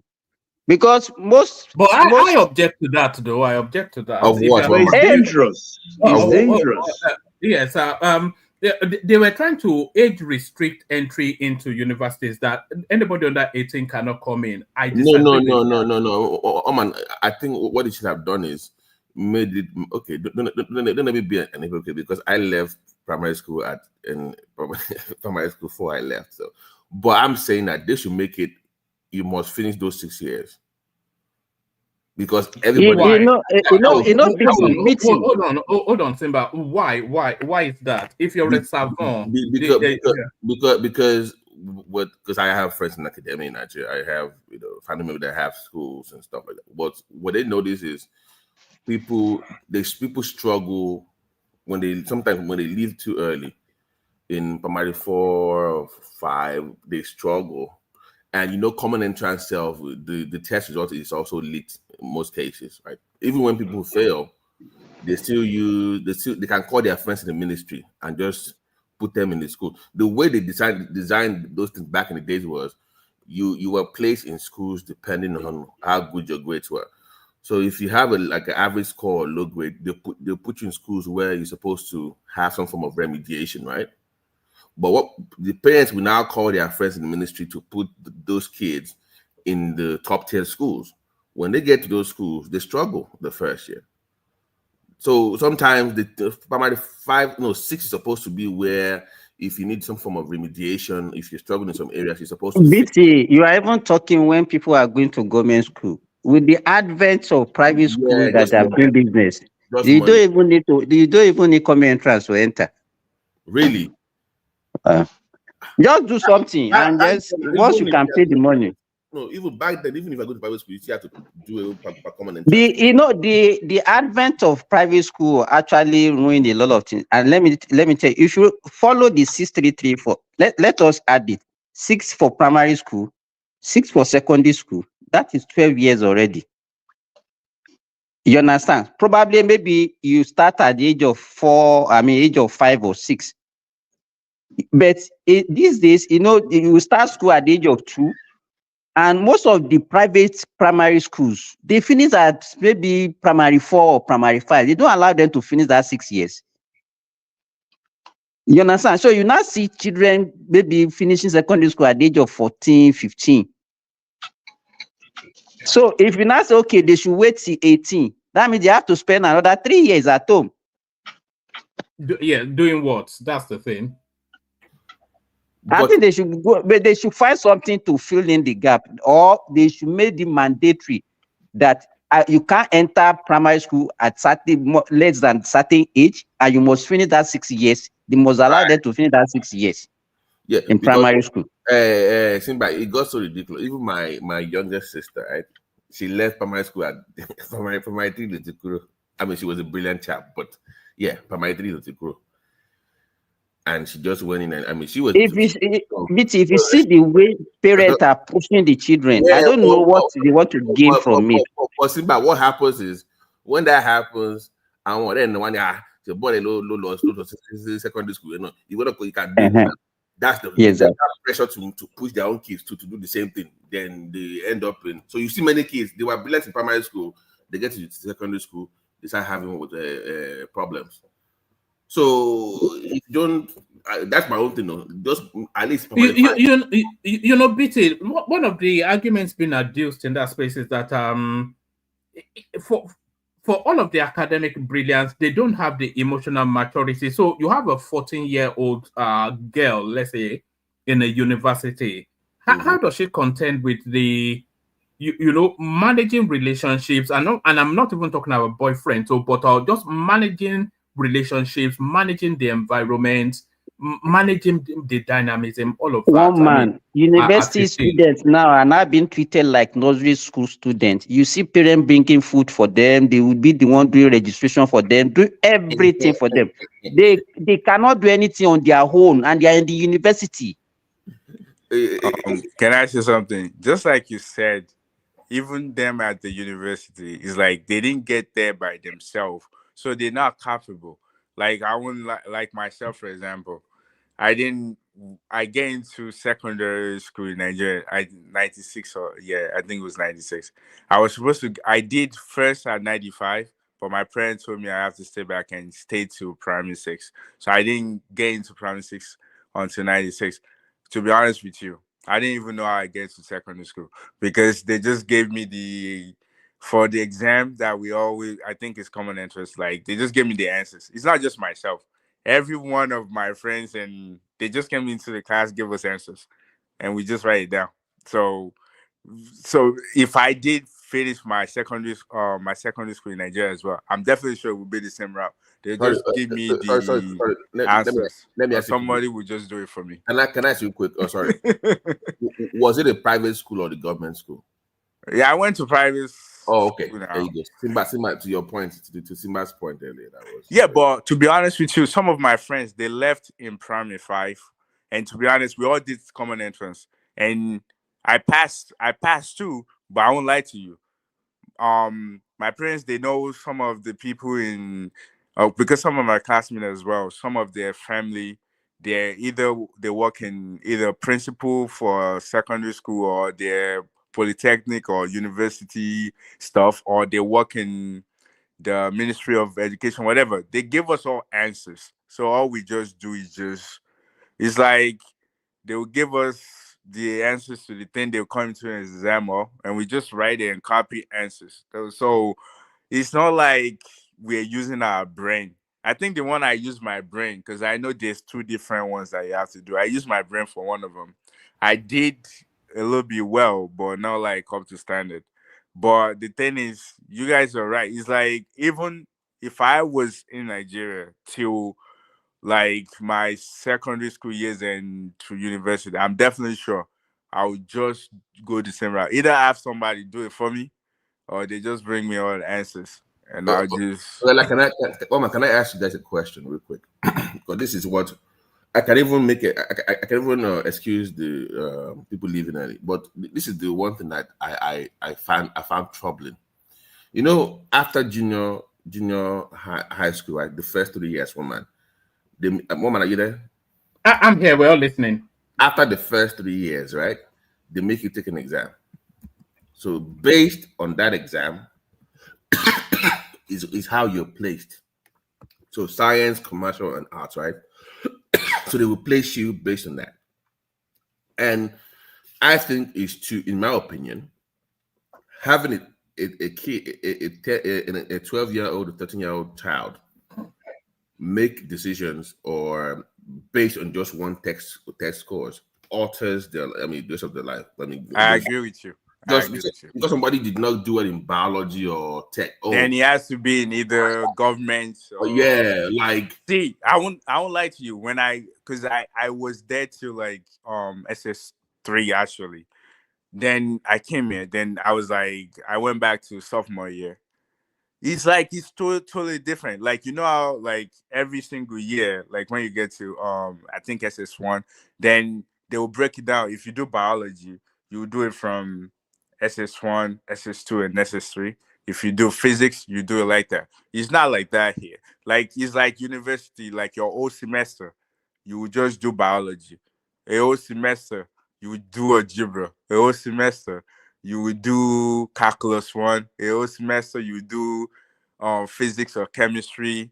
It's more like you're in college, and everybody has to do this. Every subject, you have to do it. Until you get to college, then you now determine if you like one better, you want to be a doctor, you want to be a pharmacist, or you want to be an engineer. I think it's better that way, because in Nigeria, like just like you said, at GSS3, you're already picking if you have to stick with engineering for your whole entire life, and you're only 12. Yeah, it's too you're young. 13. And the only people that can move around are the science students. They can just add some few courses in SS2, but everybody else, if you're a science student and you do geography and economics, you can move to commercial. But that's my point. That's not good. But okay, let's even excuse those two.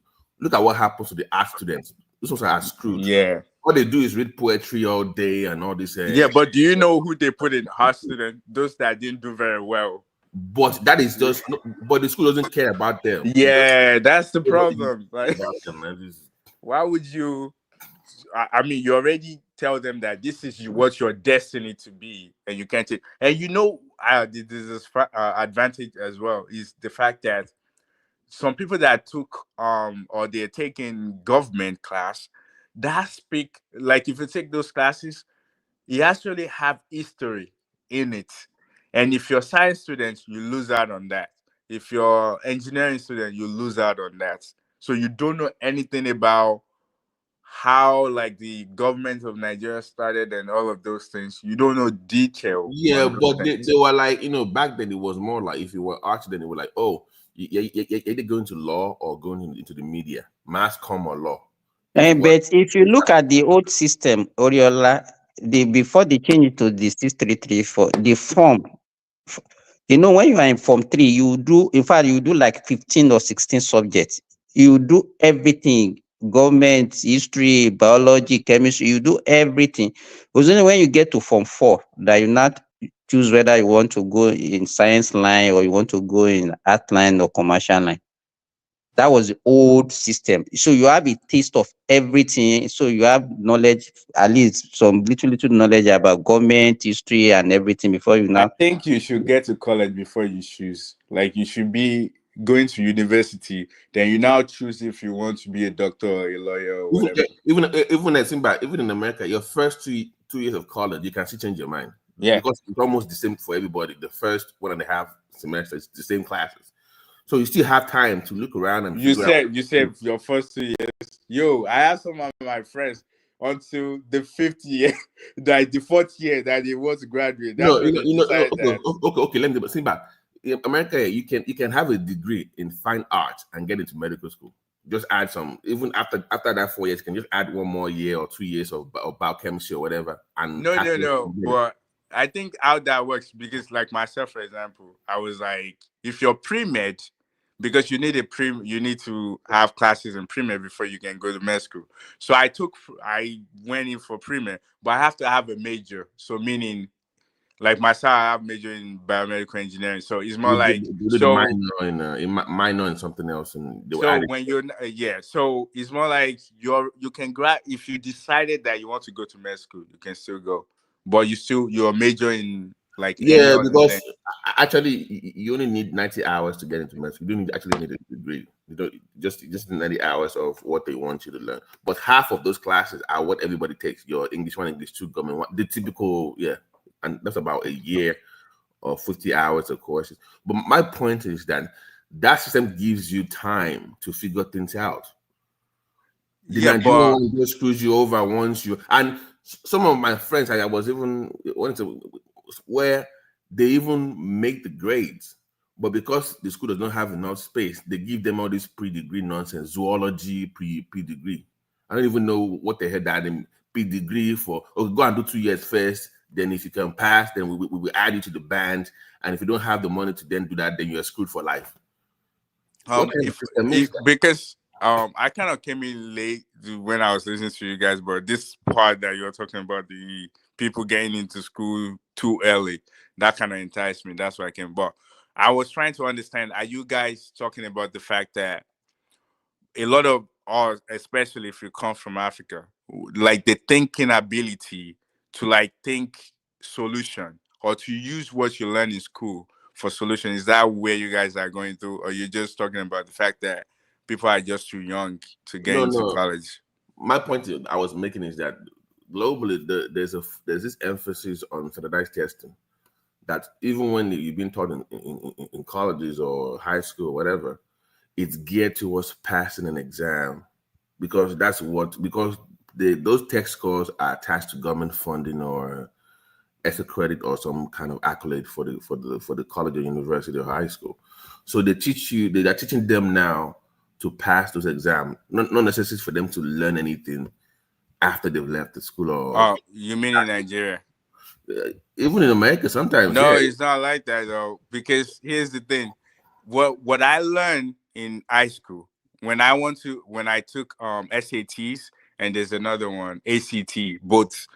SAT is just basically they're testing your what they call it, quantitative and qualitative. So they're not testing you based on physics, mathematics, all of those things. No, I know you do mathematics. No, they're testing your capability of thinking. Oh yeah, like in Nigeria, it's called JAM. That's what JAM is. SAT, like the JAM version. No, I don't. It's not the same. No, it is. I look those because JAM. What's your thing? What they? It's more like, I don't. Well, you're a doctor, so I don't know if you go through that process. Like, if you there's some jobs. If you want to get the jobs, they don't care about what you learn or what's on your resume. They really care about your thinking ability. Like, you will go to interview after you do the oral. Now they will now put paper in front of you, or they will just give you a random what we will call quantitative, like your ability to solve problem. It's not mathematics. Well, you have to apply mathematics and other subjects, but it's just your thinking way. That's what SAT is all about.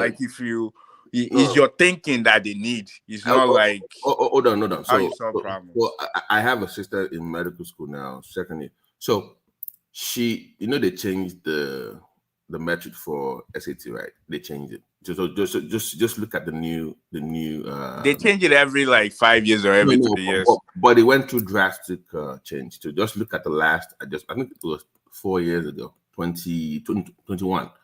So you look at it and you tell me what it is. So it's not the same.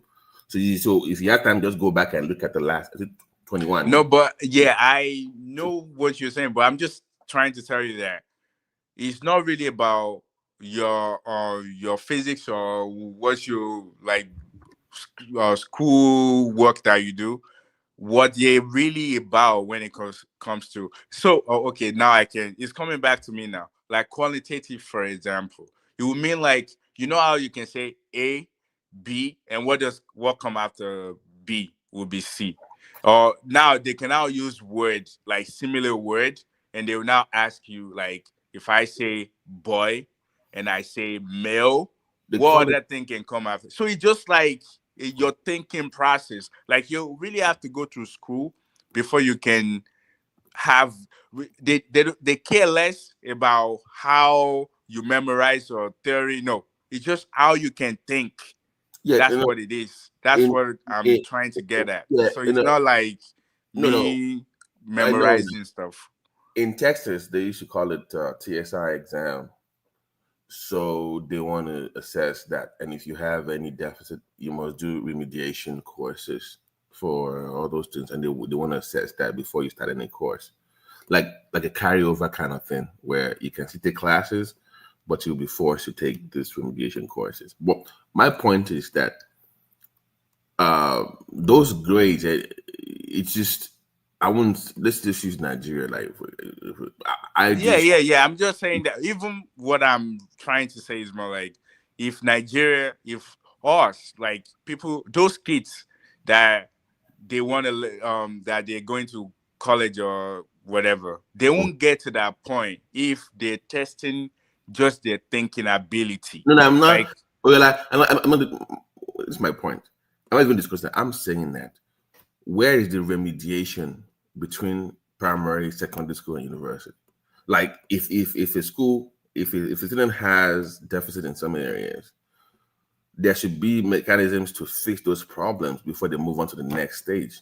But we yeah, don't do that. Just push them on. Like, go ahead. We catch up. My worry. So they yeah, get but isn't that the end of the year exam that they normally do? Like like I know we have a term in Nigeria, I forget. Like is it the first time, second time, and third time that you have to do exam before you can move to the next level? Right. They It's still the do that, average. right? Is the average of those terms. But I've seen people get pushed even though they didn't have the average scores. Because back then we were doing like 13 classes back then in junior high. So it was the average of those scores. Yeah, for that's those way too much though. No. Back then it was like those classes. So to me, and they used to grade us like maybe 55 or 60 people in the class.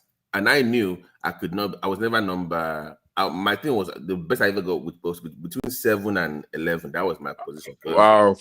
No. I think I've gotten more than that. Oh, my dad. No, because it was like 50 or 60 people in the class. So, but I knew the top 6, we already know who they are. Those ones just I know it works. I was no just saying chance. that I think You I've have went no high. chance. I just, in fact, Toke, Tunji, You even know their name. No, we're still friends. Toke, Idowu, Dolapo, and this guy from Benin. Yeah, but to be honest with you, I don't think that really works. That's what I'm saying. Like, you see, those grading doesn't really work. Like, it's more like because a lot of ways that we study in Nigeria is memorizing. It's not really about your knowledge of knowing the thing. I mean, some few people were able to have that type of brain where they can assimilate, understand, comprehend what they learn, and when it comes to like exam, they can write it down. And even sometimes the teachers, because I remember that my learning ability when I was so young is not like memorizing. It's more like I try to understand. And when you write it down on a paper, your teacher wants you to write exactly what he wrote for you to be exactly the same thing that you write They in the don't want exam. you deviating from, but in our own in secondary school, so there was a problem I didn't really like, where the farther you went away from A, that means you were not that smart. So you wanted to be in primary, you wanted to be in A, B, C, or D. Anybody that is put in E, F, G, H, I, that means you were not that good at You're academics. dumb. But the problem is they should be the ones getting the best teachers, but they get the worst. They don't get that attention. You see what I'm saying? So if you already have a deficit from primary school coming into secondary school, you should get the more attention, right? That would be the priority, but they don't. there's a lot of problem. First, like, I mean, you have kids. You know, like before you start first grade, like here, for example, you have to be at least 6. You have to be between like 6 and 7. Like majority of the time, you have to be set. If you're 7, then it means that by the time you get to 12th grade, you have to be 18. So it's more like we started school younger, and it's not a problem because you can start younger here. So like you can have preschool, pre-kindergarten, then kindergarten. So by the time you get to first grade, like primary 1, you're already 6. But it's not that way. Like we rush through things, and it's more like by the time you get to, I mean, just like somebody said, there's no even primary 5 or 6 anymore. Like they just put them to primary 4. And it's like, and another thing that I also noticed was like people that came from government school while I was in private school. I was wondering how those people were smart, because I always think that they speak Yoruba in their classes. How come they're smart like me that went No, to private school? but to the point we were making earlier, you can get into private school even if you don't make the grades in common entrance.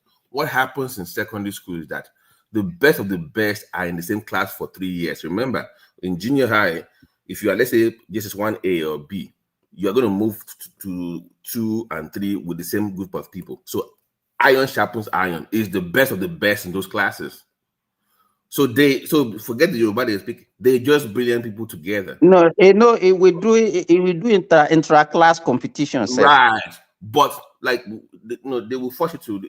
I was doing Italian debating in SS1, but that was later on. But they push you that those guys in your classes or they live in your class. They push. Let me give you something. But if you are 1F, nobody. Wait. See, when I was in secondary school, I do debate. I started from primary school. I won't lie to you. Majority of the time, because my mom helped me with my homework. So majority of the time when it comes to debate, she will write everything that I will have to speak when it comes to debate. Like she will write it for me. Like when I do debate and I'm starting to debate people, it's like what she wrote for she me. will write it for you, and then you memorize it and go, and then you. Yeah. Then I would like, I mean, because I'm not sure. Maybe during your time, you remember like there's always like competition that school always have. Yeah. It would you have that competition that you have a lot of students, like we do it in a hall. It's big event with sports. Ours was different. When I'm in that Sorry, Zita, we're just chatting, by the way. We started with the Ghanaian election, and now we're talking about the educational system. So You're just talking about what? The educational system, if it's a lot worse now than it was previously, or if we're just curmudgeons as talk in the past. So you can listen in, but I'll chime in whenever you want to. Oriola career. I mean, she might be interested in talking about Ghanaian election now. No, I'm saying to her that we're just so I'm just saying she shouldn't wait to be called because we're just chatting. Okay. Yeah. Hold on. My point was ours was different because you could go into a school and challenge them. So you could, like back in the days, we would have our biggest challenger were like Afrograms or AGGS. They would bring their best into your own school and challenge you in everything. So it wasn't like I can say today we're going to Afrograms to go challenge them in physics, chemistry, or biology. Yeah, we do that too. We do. I know. It was like going against the best of the best all the time to see how good you are. And that was so you wanted to impress everybody. You wanted to study to be the best to represent your school. It was a pride for you. They don't do most of those things have been abandoned, BT. Really? Yeah, but the thing is, does a lot of us actually even know how to study? Because let me tell you now, the children of the middle class or this, they don't even go to public school any longer. You understand? So it's only the downtrodden, the poor ones that you see in public school these days. Yeah, but that doesn't mean there's no competition. There's still competition between schools. Yeah. You know what I'm saying is that those days they have sponsors for those competitions. Do you understand? Yeah, it still exists now. Maybe it's different now. I won't want to, but I thought like it's too easy because when I was still in secondary school, then we still have like different. I think because of lack of funding, there are most of those things that it's not only even in academics now, in sport, in craft, in so many things. There are a lot of competition between schools. But Yeah. these days, But, nobody but is doing that. for all of that though, Maryland Comprehensive still remains the best school in Nigeria. Maryland Comprehensive. Anyways, on the more serious thing, let's go back to this more serious thing. You know, but my thing is this one, man. Even back then, we had the school, we all had school mothers and school fathers, right? It was so if that person was very smart, I don't. I was too arrogant. they no, it was like they would then say this it's like to guide you to college. Yes, I know. Did you went to No, boarding house or you made regular? BT. Yeah. You can imagine if you have somebody like Zita as your school mother. God. Eh? You either become a world champion or a nervous wreck. A world champion or a nervous wreck. Note, why did you say that? Am I that bad? It's one of the two. There's no middle ground with you now. One man back then, our seniors were way older than us. Sorry, carry on. They were in their 20s or early 20s back then.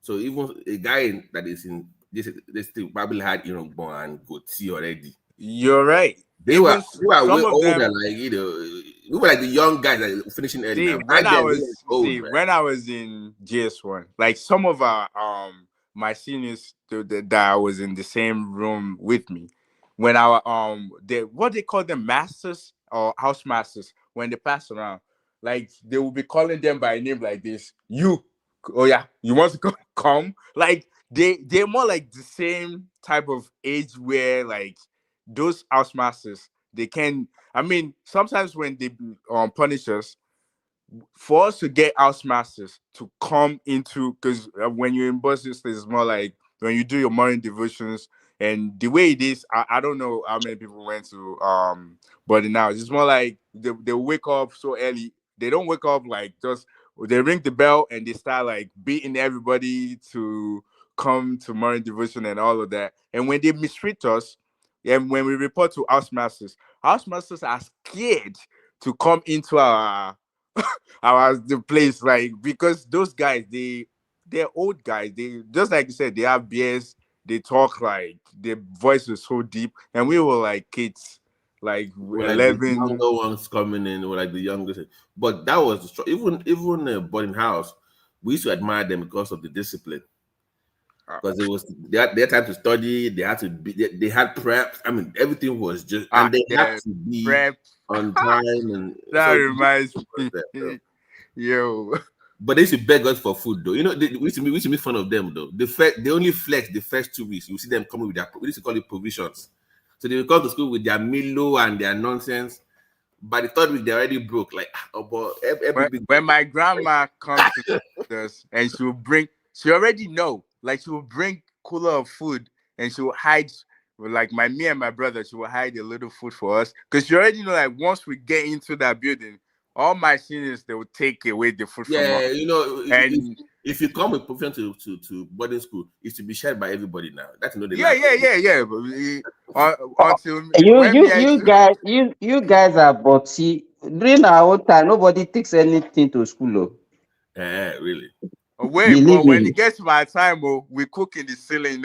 Man, I bring raw food. You only eat what they provide in the school, and even the bigger ones we cheat the young, the strong one we cheat the we cheat the weak one. This thing you're saying, can I come in? Yes. You see this thing you're saying, in those days when we're in federal government colleges, they will cook food, they will ring the bell, everything has rules. I never knew school changed that much until my niece was in Berreton in the boarding house. And I went there to visit her on visiting day. Oh boy, they were eating buffet. That is like breakfast is buffet. Is it private? Lunch is buffet. That is, students choose what they want to eat. Is it private school or? It's a private school. Yeah, okay. Oh. I was like, what the heck is going on here? When I went to secondary school, if they say it's bread and butter with chocolate without milk, that's what slice of bread. Everybody. let me ask you guys a question. Do you all still remember your matriculation number? It's indelibly printed on my. I cannot. I don't think I can. One man, I still remember my own. No, because I can tell you now. No, don't tell us, because it would then reveal too much. But I still remember my matriculation number. Wait, what's matriculation? Look at that. That says everything. Tell us now. Oh God! Tell us. Oh God! Do you know what matriculation is? I'm asking. I don't know. But no, you know. Sorry. One man. It is school in Nigeria now. So no, that's fair enough. That's fair enough. When you're first going into university, so your first entry into your university is matriculation, and then your designated student's number is your matriculation number, and that's the number.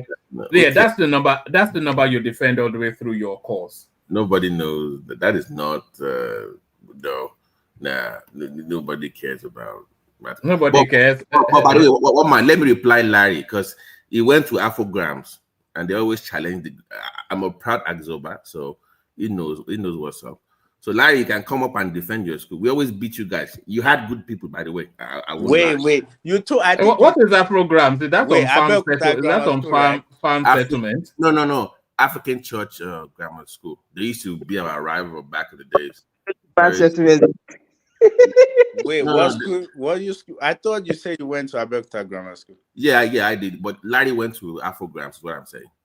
Oh, so he's the one challenging. I don't know that one. No. Afrograms, very great school, just not good enough to compete with the great. Yeah, I don't think people know them. Yeah, exactly. Thank you, Gary. Nobody knows them. But it used to be this school, Lishabi, the school Ruben Abati went to. Lishabi Grammar School. They used to be very good, but it turned to. Wait, you mean the boys' high school? No, Lishabi Grammar School. Lishabi. I don't know that one. There's Baptist Boys, the school OBJ went. Oh, yeah, that's the boys' high school. All boys, right? All the boys. One, yeah. Man, back in the days, we used to go to like the front of BPH. Do you remember LIT? LIT? Literary and Debating Society. We used to call it LIT back in those days.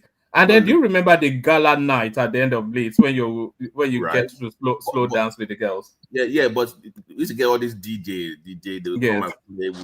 Man, all those clubs, society. I don't think the children are so small these days. They made back then you must join a club, even if let me tell you what is happening. It's because you are somehow matured, even when you were in secondary school.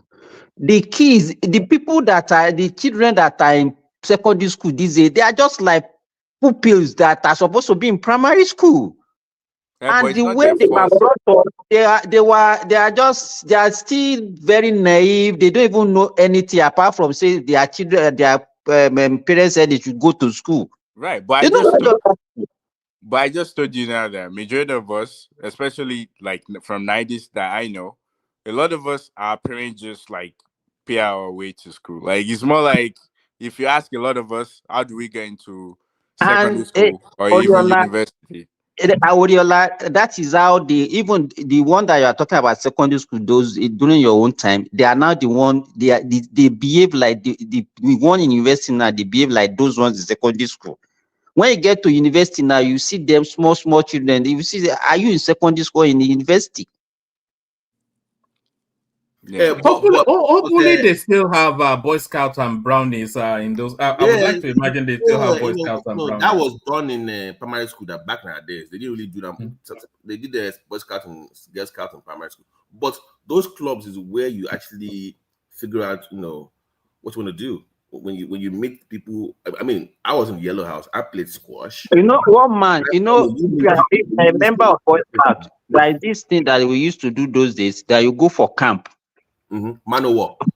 You go, Akela, we do our best. They will bring the army in, or they will bring these military guys in to train you in all this for. They will bring you can imagine now asking somebody, a child in secondary school, to go out for how many? Even the parent will be crying. Boko Haram ló máa gbà mú. Boko Haram ló máa gbà mú. But I want to ask Zita, is KCC still the go-to school in the southeast? The alumni or alumnus of Peter Obi that is always telling us about. Is it KCC? CKC. My brother went to CKC. Does it still have the same reputation? Is it still a premium I school? don't know. They have QRC and CKC. They used to be one of the best schools in Onitsha then. I don't know, but the thing is that I think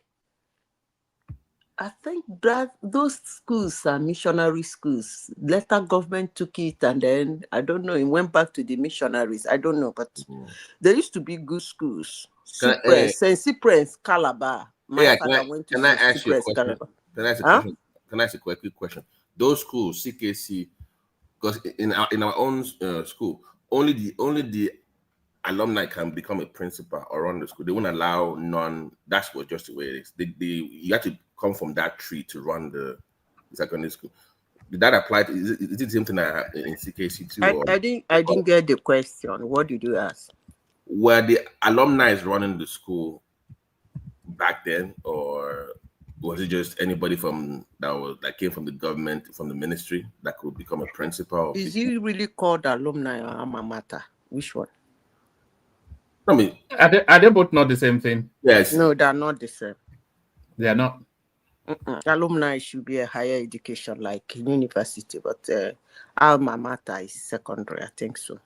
Oh, all right. Well, I didn't know that, so now I know. So was it the same thing in your? Because I know some schools. Do alma maters run the school? They don't. For ours, it was mandatory. You could not be a principal if you did not graduate from the school. That was. I don't know about that. Our first black principal was Fela's father. So before him, they had two white principals. So it was the first black. He went to the same school. So from then on, you had to graduate from that high school. Yeah, BT. I think your case might be just like that. It's at Union. I think our Union school is a little bit different. Oh, okay. Yeah. Okay, I guess maybe it's not applicable to everybody. Okay, back to Ghana. One man. So Ghanaians behave like Americans. Well, it was quite a civilized process according to the report. No, not the civilized. Hold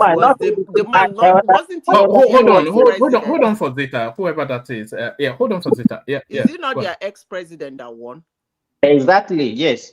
Yes, it's their but the process itself was civilized. The loser was very, very quick to concede, because his followers were ready to take to the streets, and he felt that his nation was more, because from their he own behaved coalition. like good luck, Jonathan. Yeah, like a civilized human being, No, see, Zita, sorry, before you go, one man, the pre-election, it was so tense. You understand? So he knew that if he actually read that election, the whole country will be too toxic for him. And if you see the margin, it's not even contestable in court. It's so wide that it cannot even. It's like a landslide win. If you look at the margin. You see, let me tell you something. Just a gamble. There are sore losers and there are happy losers. I don't even know why somebody wants to be the president of Ghana, but that's me anyway. Because it's just like being the president of Kenya. You really have to do a lot of hard work to get that economy back to its feet. Otherwise, the citizens is going to be very angry with you. But Ghana is a very small country. A smart president can handle it. It's not as big as Nigeria. But the thing is that the man is a happy loser anyway, and the margin was very wide, so he shouldn't have contested it, and he wasn't doing good in the first place. Zita, it was the vice president or the incumbent president that contested against the former president. The incumbent president wouldn't dare contest again now. Is he not the one that killed the economy? No, I think it served his 2-term complement anyway. He served the 2-term complete. Yes, They now. let him. So, yes, now. He has been there since 2016 now. Vice presidents don't usually win an election. I keep telling people that, more especially when it comes to presidential. Anybody like Joe Biden, you mean? Joe Biden, you don't win. You can't win because you know why? In as much as you, as a vice president, they don't give you much to do. But when somebody Sunday might break the record, but if your president didn't perform well, which they usually don't, it will be on you too. You know, that we call it like Biden-Harris administration, Tinubu-Shetima administration. Do you get the point? So tomorrow, if Shetima comes out, I wonder what he'll be telling Nigerians if Tinubu did not do well. You get my point? So they don't usually win. They don't. But the Ghanaian example, though, even though you are saying the South African example, you see, the South African example, the man escaped it because there was so much bitterness with the president. And halfway along the line, he had squaddles with the president, which was very obvious to South Africans that at some point he was distinguishing himself from what was happening in the presidency. Not really that the guy, what is his name? What that guy's name? He's not even a good president anyway, but never does, by the way. But at one point, he was smart enough to start distinguishing himself from what was going on in his administration. So that was why South Africans voted for him. Yes, he was one of the vice presidents that won election. That's the present South African president was. Is it South African or Kenya? I think it's Kenya. I'm messing them up. One of them was a vice at Oroto, right? He was a vice president, right? Am I missing it up? I think you may be right. That sounds about right. Yeah, he was the vice president. Ruto was vice to Kenyatta. Yes. At one point, they were having issues. That guy is very smart. He was distinguishing himself because he had this intention of contesting. So that was how he won. He was really a nice guy, but then the whole place is in chaos now. So vice presidency, this man, he really do have guts to come out to contest after what his administration had done to Ghana. I don't know why he came out to contest. I don't know what gave him that guts. Yeah, but they clearly have confidence in him now. If he can win so overwhelmingly, who? You mean the vice president? The vice president. Okay. The economy is down. Why? What gives him the effort He did not perform during his tenure. He did not perform. That's what I'm saying now. The present administration is the administration he had with the president. Opposition that won. This president, the one that they returned now, he did not do well when he was there.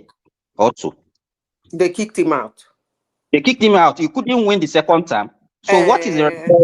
But they don't marry two wives now. As they don't marry two wives, they now found out that the guy was better. So that's why he won. And he wasn't that bad. I was surprised he lost that election. That guy that time. I was surprised he lost that election. Maybe he came back to them with all he did. Just like anybody No, will he ask you. spent 6 years that time. Huh? He spent 6 years. The other guy died now. He was just like Jonathan. Mm. The other guy died, and when he was coming out for second term, they claimed he killed him and all manner of things. But the beauty of that day when Atta Mills dropped dead, and it was announced in the morning, by 6 in the evening, they swore in the vice president. What about Emma Bruno, though? Yes, Same now day. there shouldn't be a vacuum. Why But did Nigeria didn't happen that way. No, because the Northerners didn't want Jonathan to be. It was a struggle. It was a struggle that time. I was so impressed that day. Huh? I was very impressed that day. No. I think Jonathan had already taken over before Yaradua died. Sorry, no. I think BT wanted to come in. BT did you want to come in? No, I was just wondering why we care so much about Ghana. I don't. No, as an example for Nigeria, how to do it. We have to learn from our big brothers now. Ghana to telling us what to do. It's Ghana, for God's sake, one man. Look, Ghana, one man, what did you call it? Them big brothers, our big brothers, yes. Did they not get the independence before us? Because we were not ready. The three of us were arguing. No, Azikiwe was running between Awolowo and Sadauna. One man actually care less about those. I call them ridiculous countries because most of them are not supposed to be country. But in the first place, it's just that it's something that is in the news. That's why we are discussing it. For somebody asking why do we care about Ghana? I don't give a hick who they are or what they are. But the only thing is that this is what is in the news. So we are discussing it. Just like Nigerians are so proud. About, you guys are too Njoko, proud. What do you but at this Ghana is a good Ghana is one of the top one man in Africa. I remember when we used to put them in cattle trucks and throw them over the borders. Now they are trying to pretend to be human beings. You went too far, one man. You went too far with that one. Let me tell you one thing about Nigeria. Why Ghana seems as if is making is if you go outside of Africa, you hear Ghana this, Ghana that, Kenya this, Kenya that, South African this, South African. Nigeria is like, have you ever come across the word? You give me, you allow me, you give me allow, I begin the look for allowance. I don't know if you people have come across some kind of phrases like that in Nigeria. That's it makes somebody give them allowance. That is how Nigeria is. Nigeria is quite a domineering country. If you give Nigeria a little push, the world will not believe how big Nigeria will be. And most countries are scared to give us that little push. They're really scared though. Wait, what push are you looking for? Because we have the intellectual capacity. We have the human labor and resources. We have pretty stable country. Forget that. Based on what stacks though? Because I don't agree with this point. It's based on what? On what stacks? So sorry, Oriola. Do you not know that there's a global conspiracy to keep Nigeria down? You don't know that? No, leave the global conspiracy. Let me answer his question because he likes asking some questions. I think he's a young man. He wants to learn. What's your question? I said based on you're making some, I think, his assumptions, but I'm asking you that based on what statistics, like what makes you think that what kind of push are you looking On for, what and area what are makes you you asking? Or is say it in the intellectual capacity or capability what or the manpower and intellectual resources? capacity? So name one. What intellectual capacity are you talking about? Because Okay, let me tell you the I'm not intellectual capacity I'm understanding the talking point about. you're You trying asked a to. question, let me answer you now. Yeah, I'm listening. Good. Intellectually, Nigeria is the most learned black nation on earth, statistically. That's what the statistics say. What does that even mean? That means nothing. Just because you It doesn't have a mean degree, anything to you. it doesn't mean anything. Okay, Because just so because if you it doesn't mean anything to listen, you, I just don't because you went to school. Listen, I don't go Okay. round and round when I talk. Yeah, you don't go around, but If what it you're doesn't saying mean does anything not. to you, that's okay. So we you like asked to the like. question. You asked the question. I said something. It's my submission. And then you asked me a question. You interjected and asked me, it's an assumption. And I gave you statistics. And you said the statistics doesn't mean anything to you. I think at that point, it's becoming very tedious for me to continue the conversation with you. So I leave it as that. Can I continue my submission, please? Yeah, you can continue. Thank you. Oriola is unpatriotic But what you just Nigeria. said, what you said does not add up at all. That's how we do. We always make this assumption like we're something, but we're not. You now. You said Oriola, you are not patriotic. You are not a patriotic Nigerian. All right. To you, it's an assumption. Just because you have a degree, what does that even mean? Like it's an assumption. It's okay. What does Nigeria ever done? We did nothing. Which kind you can wahala only be live this on now? foreign countries. Just because you live on foreign countries. Which kind wahala be this? Can I do my because submission? foreign countries. This is not. Oh goodness. Oriola, calm down. Oriola, next time you come to Nigeria, we will deport you back to that to America. It's okay. Whatever the thing is, we don't like to tell ourselves the truth. That's what I do. That's I think maybe you should listen to where Oriola is trying to interrogate. What Oriola is saying, correct me if I'm wrong, is that Nigerians are unnecessarily braggadocious, and he doesn't see the substance behind that braggadocio. And he's questioning, he's questioning that. Because why are you flapping your wings when there is nothing to back it up? Nobody will blow my trumpet other than me. So, Oriola, you are not patriotic. We will deport you back to that to America. One man.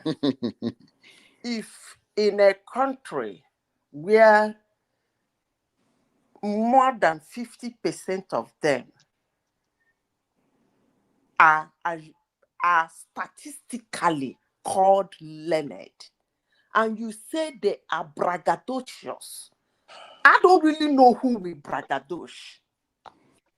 Okay, so if that is not enough for, let's assume you are a father, and then you have 7 children, and out of that 7, 5 is a graduate, and then you think that man should not hit himself and said, I trained my children in education.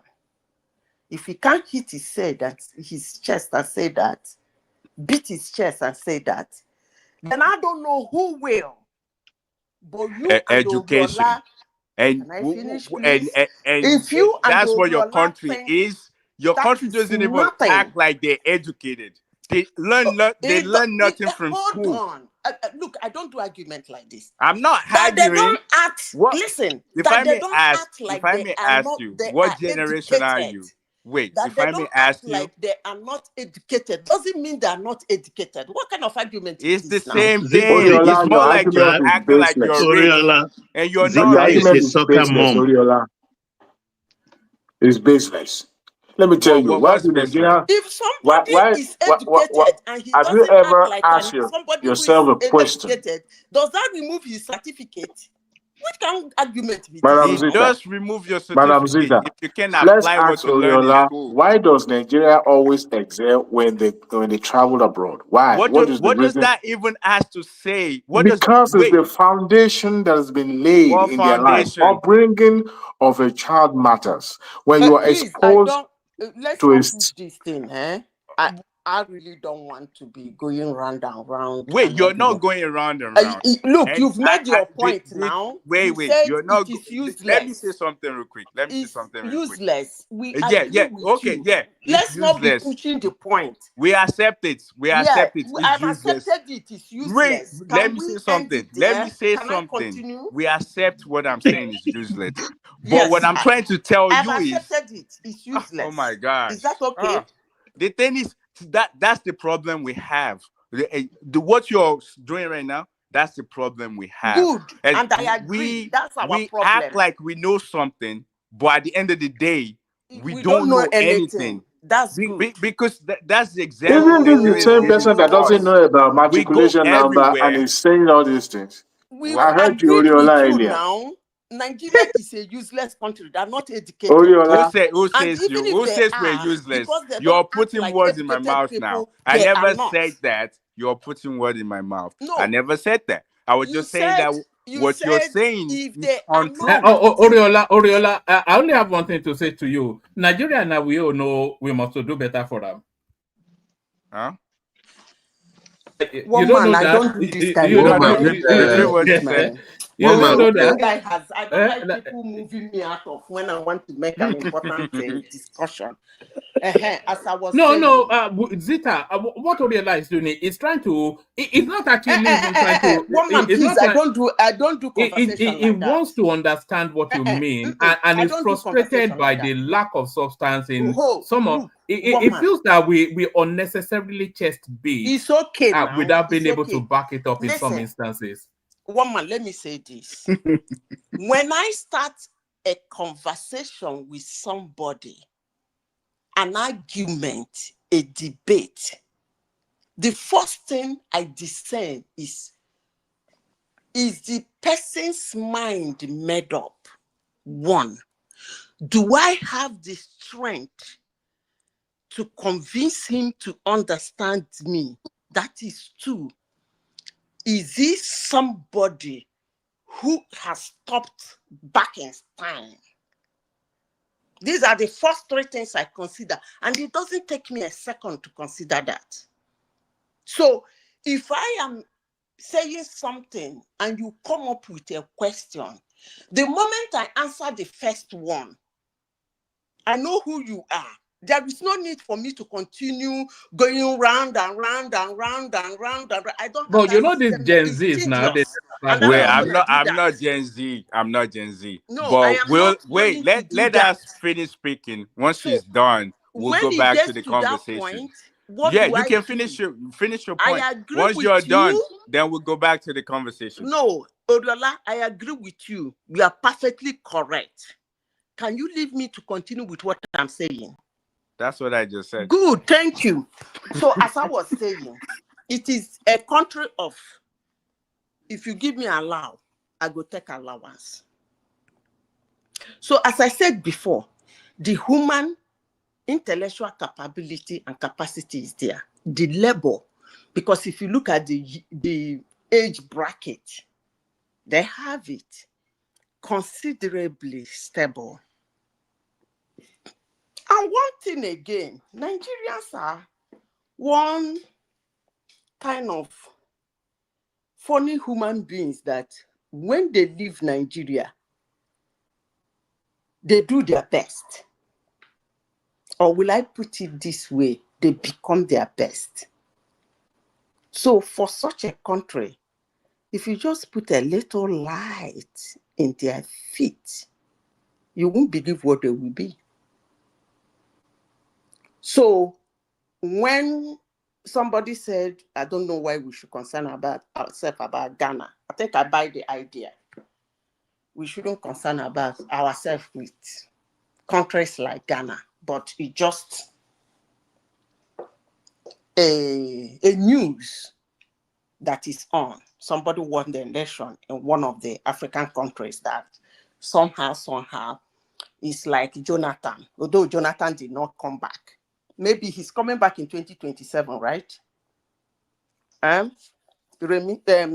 Simba. This one may inspire him anyway because it's similar. Yeah, this was because I heard somebody I know in the north told me that his posters are all over in the north. Yeah, I read that also. For 2027. Correct. So this will inspire him to come back because it's a similar story to kick out Tinubu. Jonathan will never do that. He's not here, but I can bet on his behalf that he will not try it. See, Baba,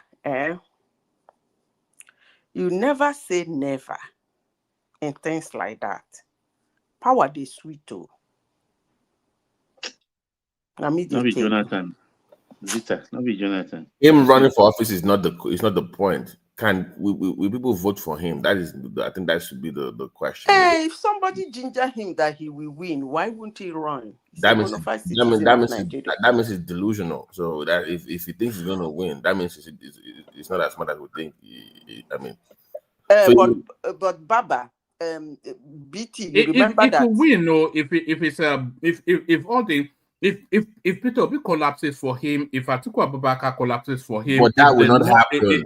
It could. If they detest Tinubu that much, they could do it. Peter Obi is not going to quit his campaign or quest to become president because of good luck. One might be. Let's be. Come on, he's not going to back down because good luck is running for office. We are so sure of this, Obi. You know, Obi has always left himself a get out clause. He always says I don't want to be president. I just want to. Hold on.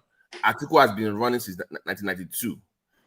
Okay, Obi got 6 million votes, has a large followership, has a party behind that he can run anytime he likes. A Nigerian politician is not going to let go of that for good luck. Let's be realistic here. It's not going to happen. But does he still have those people? Ooh, no. I'm not even saying that what he thinks he does is my point. He's a politician. In his mind, he still has the same number and it can be. Why do you think he's going up and down? He wants to add to those numbers. Why do you think you see him up and down the place all the time? Donating money here and there. Exactly, because he wants to add more to that number. So you can't. So the guy that is going everywhere every day for 4 years will now say, okay, I spent money for 4 years trying to get votes in the Northeast. I will not back down because of good luck. It's not going to happen, Mama. Let's just forget UK or forget US. This is the Nigerian politician we're discussing here. A Nigerian politician, not America or UK. Okay. But the thing is that BT, let me tell you. It depends on what they want. Listen, the 2007 election will be the politicians against Tinubu. What do they want? Inshallah, if Tinubu is still alive, and they are all still alive, including Atiku. The question will be, what do they want? Do we want to get rid of this guy from Aso Rock, no matter who replaces him? Or must he be me, or must he be you? So it's a decision they have to take. But he's taking money out of their mouth now. They have to get rid of him. Peter Obi knows that if he dares, if Peter Obi dares succumb to pressure from the PDP and runs as a VP with Atiku, half of his Obi whatever space will evaporate. Don't think for a second. The only reason he got that 6 million votes wasn't because he was from the East only. It was because it was the head of the ticket. Let's not get it wrong here. Because we've seen. No. Let me finish. No. Let me finish now. Because my evidence is that he ran with this same guy in 2019. Okay, so we've seen this play out before. The only reason it got a boost in those numbers was because it was the head of the ticket. So if you think for a second he's going to go back to Atiku and get those similar symptoms, he's fooling himself. BT, we get it. Sorry, 3 out of those 6 million votes, by the only 3 out of those 6 million votes came from the Southeast, by the way, the big numbers. And why? Because he was the head of the ticket. Yes, but what I'm saying is sorry, Sita. I just say this because the only numbers that Obi can guarantee are the Southeastern numbers, and they're about 3 million. Out of that 6 million, only about 3.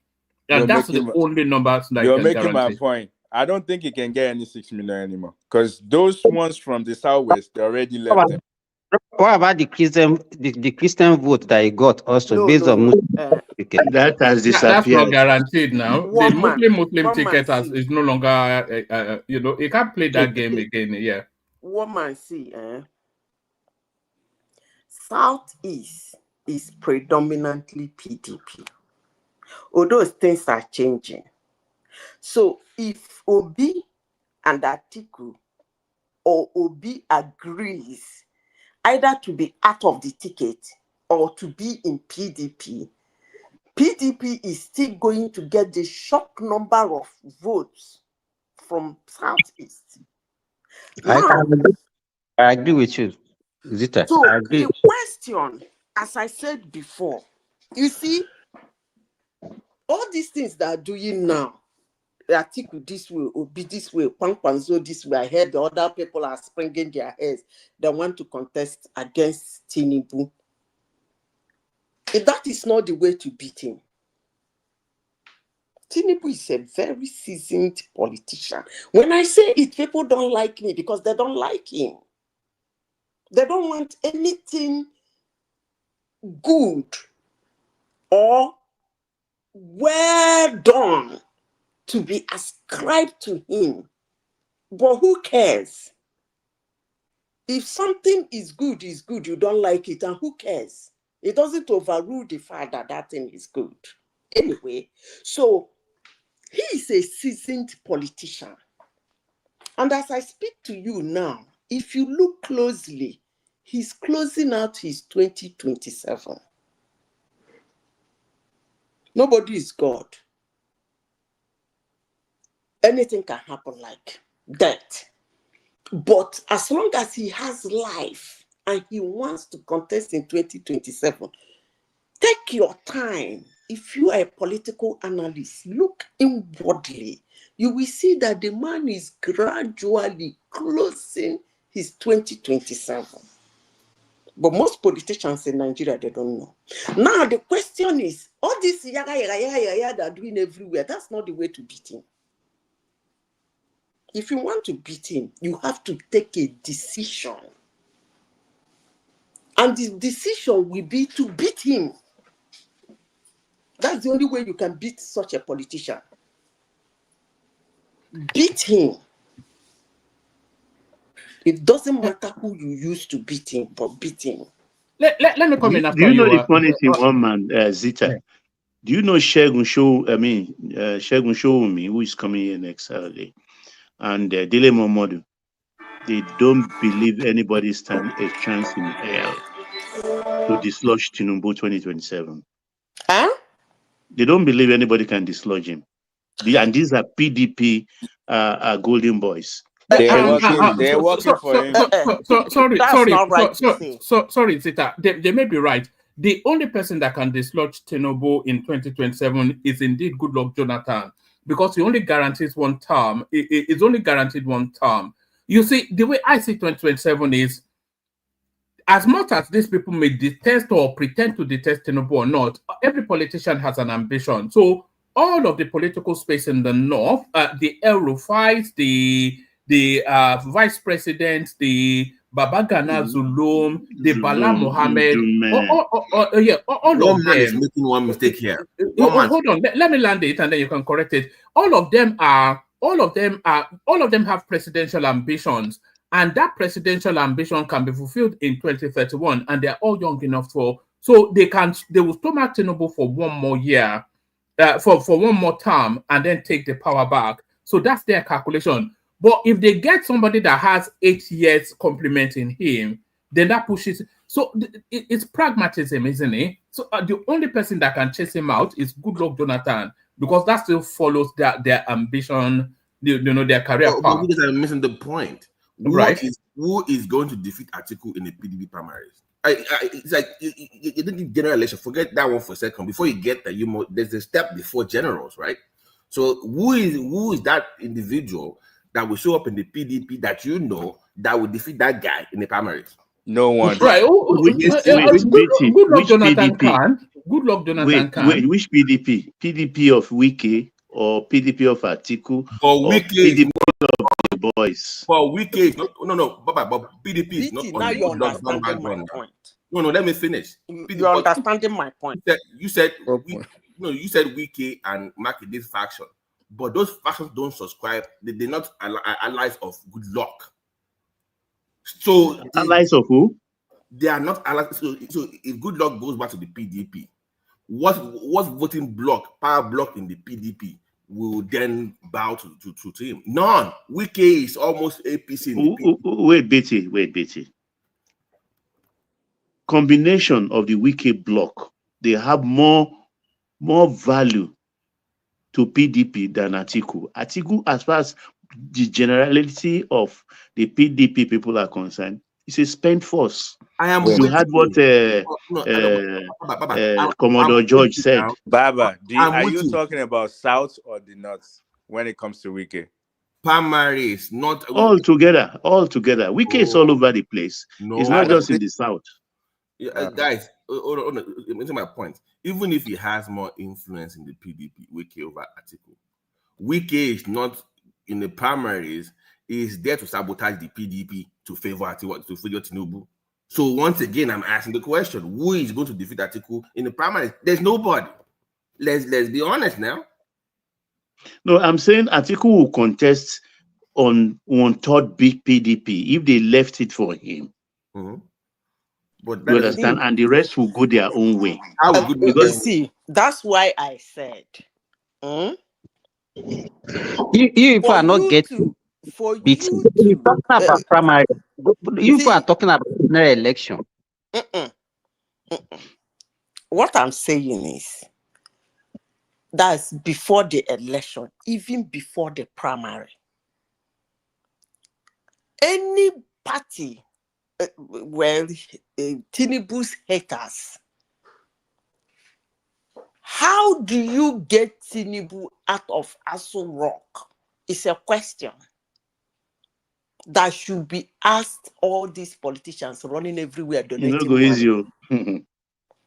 How do you get Tinubu out of Aso Rock? That is number one question. Number two, what do we want?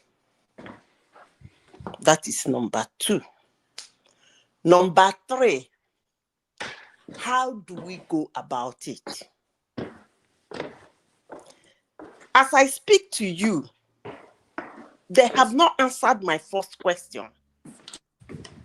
From the look of things, they have not. The second question, that's where they are concentrating.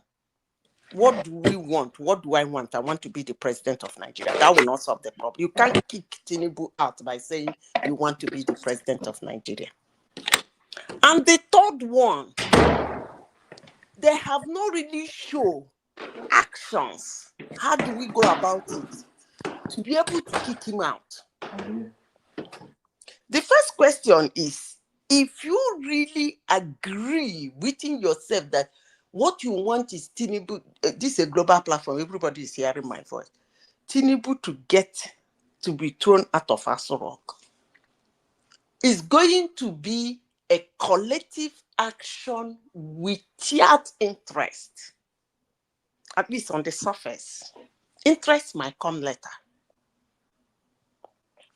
You bring Wike, you bring Atiku, you bring Kwankwanzo, you bring all of them, east, west, north, south. Nzobu. You know, when I tell people what happened in 2015, You know the response they used to give to me? They give me a response like, Jonathan is weak. That was why they threw him out. When I hear people say that, I laugh. Honestly, sincerely You speaking, see waiting past them. it's Run. actually laughable for somebody to watch what Buhari, Tinubu, Saraki, Amechi, Even Atiku himself. and Atiku, the conglomeration of gangsters, for somebody to look down on that thing and say that, yes, Jonathan was able to be kicked out because he's weak. He doesn't have the base. He doesn't have the tentacles. I always laugh. Because do not underrate your enemies. That's why when you are going for your enemy, don't say he's weak, he's little. I finish him in 2 days. Go all out. Fight him to finish. Get ready on all angles.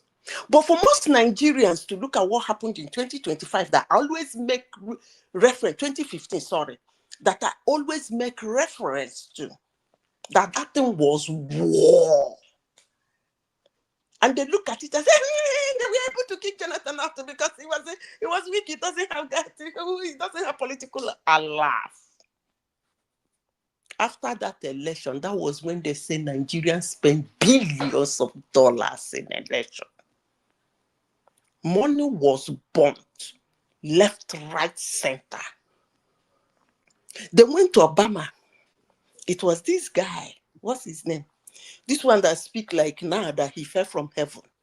They were the organizers of every rally and every campaign.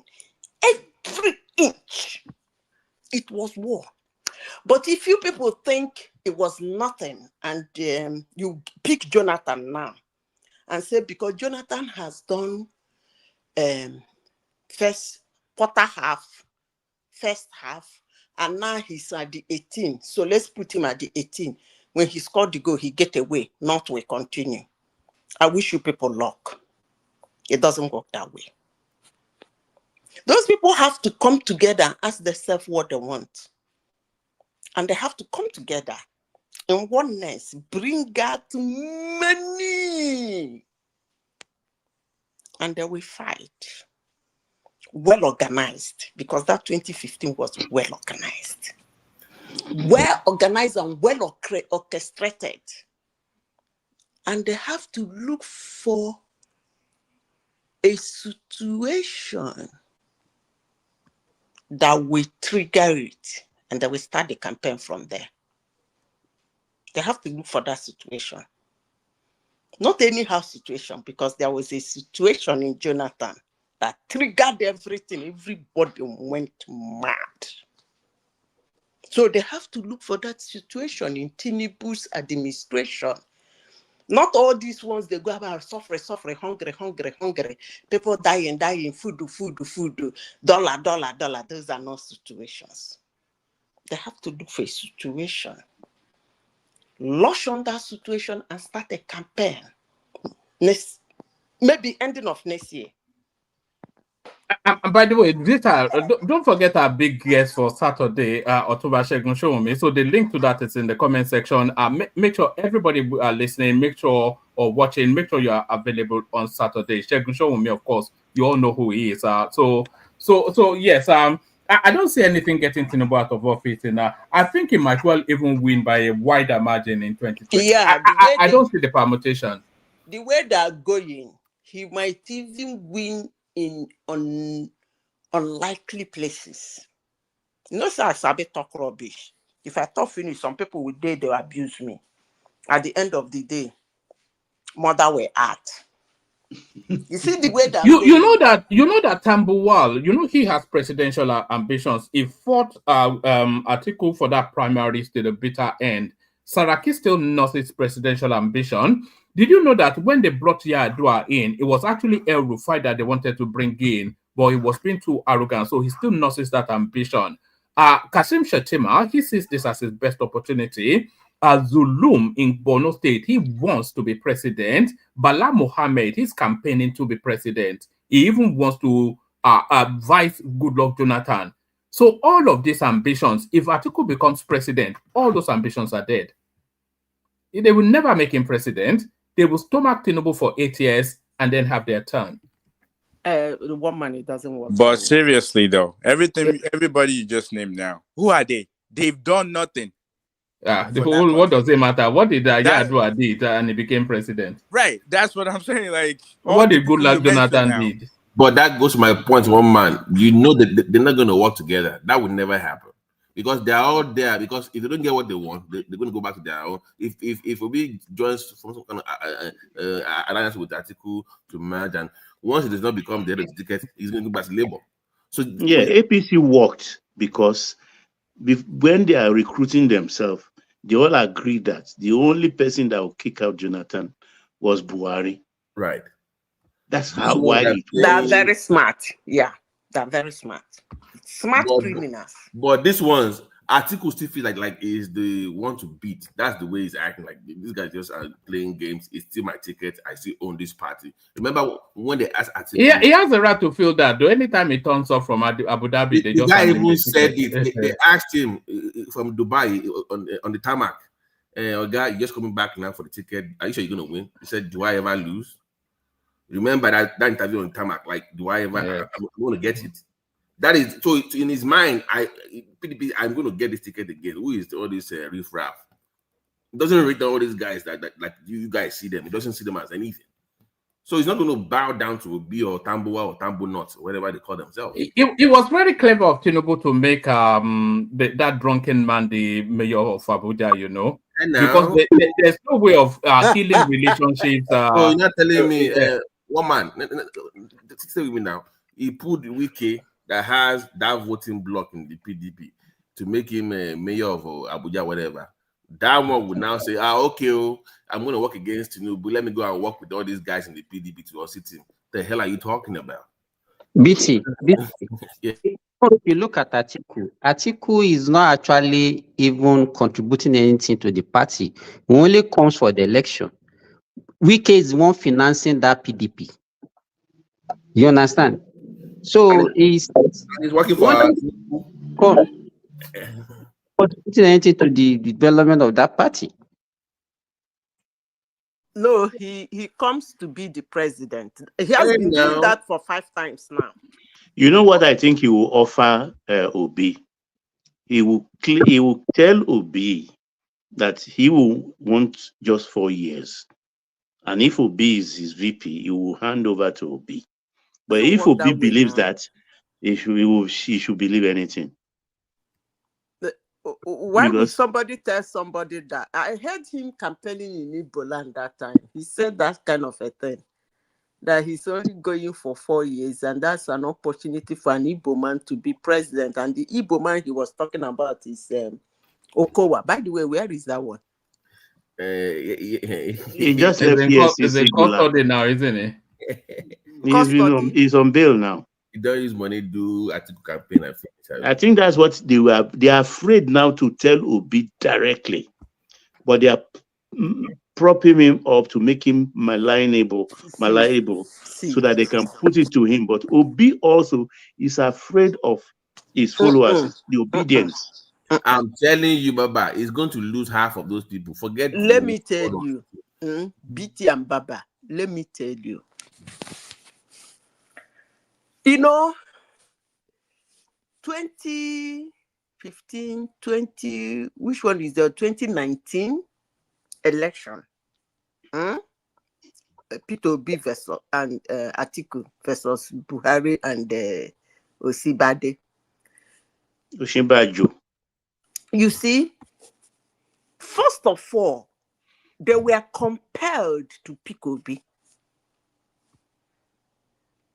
It was the condition Obasanjo gave them to pick Obi as the vice president. I don't know why Obasanjo did that. Okay? They picked him. He did not contribute anything to the campaign. They spent their money and carried him along. And what was the result? They lost in areas they usually win, which is Southeast. They lost almost 2 million votes there. Okay? So that was why they did not pick him this time around. But when you talk about Obi and his 600 or 600 million votes, you should be thinking, why that vote? That vote is not only because he ran as the president, as the front bearer. That's not the reason why he got that vote. There are a lot of reasons behind him. I keep saying it, and I will continue saying it. Everything went for him except himself. Everything. The anger for establishment. Number one, Muslim ticket. Number two, ridiculous entitlement of tribal sentiment. Number three, all those things went for him except himself. And can I tell you, if you're right, pity votes, definitely right. If he was somebody like Donald Duke, that election would, if he didn't win, it will come very close and contestable, because everything went for him except himself. And that except himself, as I said before, shows how intelligent and well-informed and brilliant Nigerians are. They kept quiet. You know, there are Nigerians that they call wardrobe voters. They know you. You come and that's a wig in their front. They will be looking at you. They won't talk. On that day, they will just go and vote and walk away. They don't need to come out on television to tell you. And most of them have large number of votes following them. That day, they will just tell all those people, look, we can't vote this guy. You think they're joking? They will just go and vote the person they think they know and they feel should be there. They call them wardrobe voters. So that's what happened. So now, when you look at the Muslim ticket, it's no longer making sense. The anger for establishment is still there. The ethnic jingoism is no longer making sense because it has gone to the south. So that question of him being the front runner, that's why he got that vote, it's not going to happen. So as I speak to you now, he has lost most of the votes. That's why he keeps going about spending money trying to get back those votes. To add to it, although maybe he thinks he still have that 6 million votes. I don't know. But I'm telling you two things that made him get those votes. Two of them is gone. Anger for establishment is still there. No, was it that my point to you is that, first of all, I didn't say the entire vote, I said half of it. And to your anti-establishment point, it was seen as a bridge away to the new Nigeria, right? That it wasn't part of the system. And he got those votes across board. So people from the South that gave him votes, it was primarily because they saw him as the anti-Buhari, anti-APC. You then don't align yourself with the poster boy of establishment article. That takes away that voting block. So I'm saying he's going to lose that. He's also going to lose those that primarily voted for him because they want an Igbo president, not vice. They want it. I have enough obedient people around me to know that, and I've done my own research myself. I know enough that they only want, it has to be the head of the ticket for them to even consider him. So that takes away, I say half. I didn't say the whole thing, but it takes away that voting block away from him. BT, when I say anti-establishment, that's why I asked the first question. What do you want? You're asking me? No, I'm asking them. What do we want? No. That is when the anti-establishment will work perfectly well. But that's the anybody they pick. But that was the hypocrisy that I was talking about to my obedient friends. That if you are really anti-establishment, show what it will have been your guy.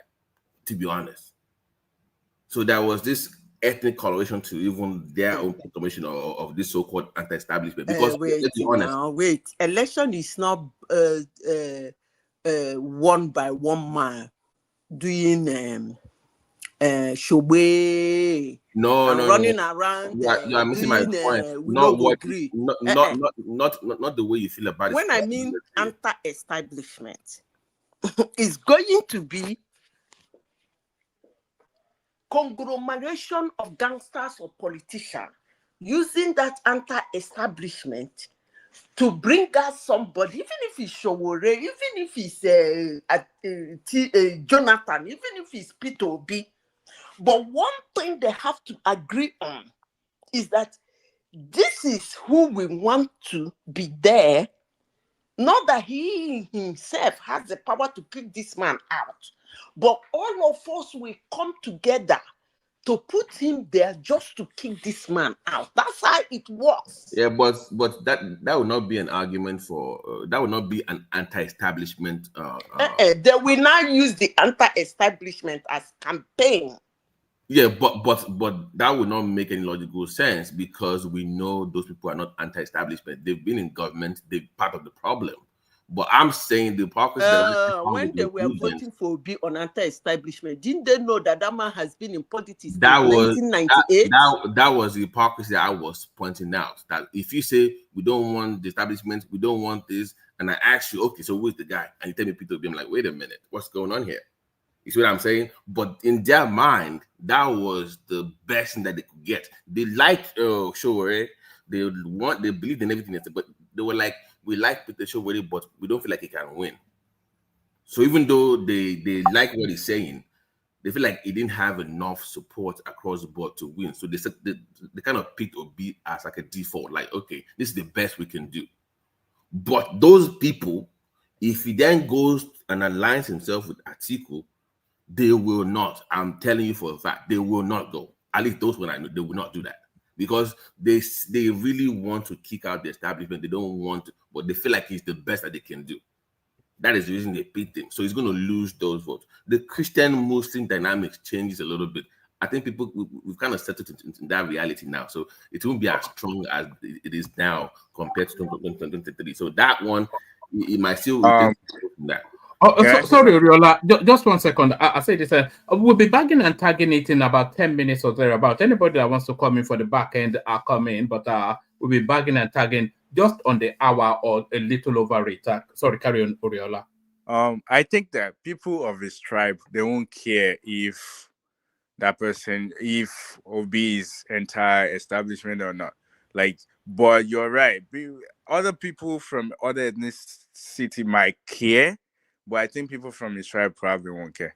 Yeah, so he won't lose their vote. I say half of, because he got a huge chunk of vote in the North Central, even part of Southwest. He got a lot of votes. He did. Those he numbers, already lost those people anyways. But he does not see that yet because he's not consolidating those numbers yet. He thinks it's expanding. He's bleeding, but stay with me now. He's bleeding those votes, but he's not even looking back to say, wait a minute. He thinks he's expanding his own voting block, but he's actually bleeding. But for some reason, he does not see it. Republicans have been doing this level. One man, why are you? What's going on? I know a lot of people. I know a lot of people that voted for him. They said they won't vote for him if he come out. But Zita, he does not act like he yeah, I don't think he will. Yeah, but do you think that can happen in Southeast? Because the last time what we heard was they don't care if you come to the to vote, you have to vote for this specific person.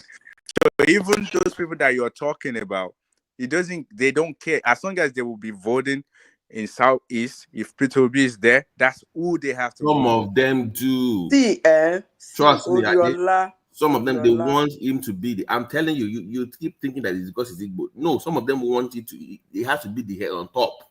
Even Ekene comes here to talk about it. They want him to be the head of the ticket. BT, you still have to listen to what Oriola is saying. Anybody, any other opposition that comes, apart from Tinubu, the Southeasterner will still vote for that person. That's what what he's I'm saying. saying. As long as, listen, PDP in 2023 divided themselves into 4. One part of them did not gather vote, wasn't on the ballot. The other 3 was on the ballot. What am I saying in essence? PDP has Wike and his conglomerates that were not on the ballot. Like when I mean on the ballot, they were not contesting for presidency, okay? Then they have Kwankwanzo, they have Atiku, they have Obi. They are all PDP. They were in the ballot. Now, let me explain to you what happens in Southeast. Southeast, I don't know how to put it. I don't know how to put it. Okay, let me be really fair. Let me be civil about it. Southeast is PDP, except my state that can swing to anything. If their seko enter them, they will say even if it's okoko or hen or rabbit, let it rule them. You can't. Imo State is too learned for such shenanigans. But the rest of the Southeast, even Anambra State, that puts Abga governor to keep the, what do they call it, of what's Ojuku or whatever. In presidential, Abga. they vote PDP. Okay? So now, just like Oriola said, if anybody in PDP forms a party and the person happens to come from Southeast and he makes a lot of noise like P2P did, Southeast is still going to vote for him. They're not going to vote for APC. So it doesn't really matter. Southeast is not going to go for APC. But let me say this. It might change in 2027. By the end of next year, we start discussing on it. It might change in 2027 for so many reasons. It might. But for now, let's go on. Sorry.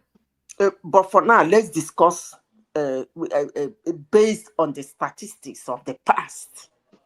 They vote PDP. So when Obi came out from PDP, 2 days to the primaries, and then run to Labour Party, and they gave them his ticket, and then he started gingering about. He was still PDP. So he was actually something that made Atiku lose so much, because Atiku was still believing he will still get that vote from, or probably share it with Utobi in the Southeast, because APC has no business in the Southeast. So APC was not capitalizing on getting vote in the Southeast. Anyway, not even with a man like Tinubu. Another APC probably, but Tinubu, they no go vote him.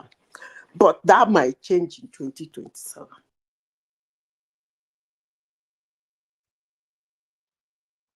But what about this false impression that we say it has to be the South? If Atiku had won that election in 2023, nothing will happen. We will have been president, and we have Northerners back to back. Well, So me, I don't believe in all this Atiku rotation. Atiku lost the election because he was contesting with Tinubu. Not because it was South. South people's time and North people's time. I don't think that was the reason. The reason was that, I don't know, do you people really monitor elections? Do you monitor the trend of election? Because it's when elections start, a candidate comes out. If you monitor what is going on, you will know who is going to win. But you might not know the margin. But you will know that for certain, this person will win. If you monitor that election, it wasn't because it's South or this thing, North South stuff. Because Tinubu did not do fantastic in the North. He did what is called in politics game of number. That's what he did. He didn't do the game of winning. He did the game of number, which actually puts a candidate to the finish line. No matter how bad it is, if a candidate concentrates on the game of number instead of the game of winning, he definitely ends up winning. Yeah, but if to say Obi is not there, don't you think Atiku could have won? He wouldn't have. Oh, it's very close because I think Southeast would have voted He for wouldn't him. have. No, let me tell you why he wouldn't have. You see, if you rephrase the statement, like, if Atiku has taken Wike as his vice, which he was so scared of taking because of what he did to Obasanjo, he doesn't want anybody to do it to him. So if you have said, if Atiku has taken Wike, it would have probably been a very tight race. Extremely tight. That's when you will see, I will use the word, the monsters in Igbo people. Atiku wouldn't have won Igbo land. Now me they tell you, if for no winner.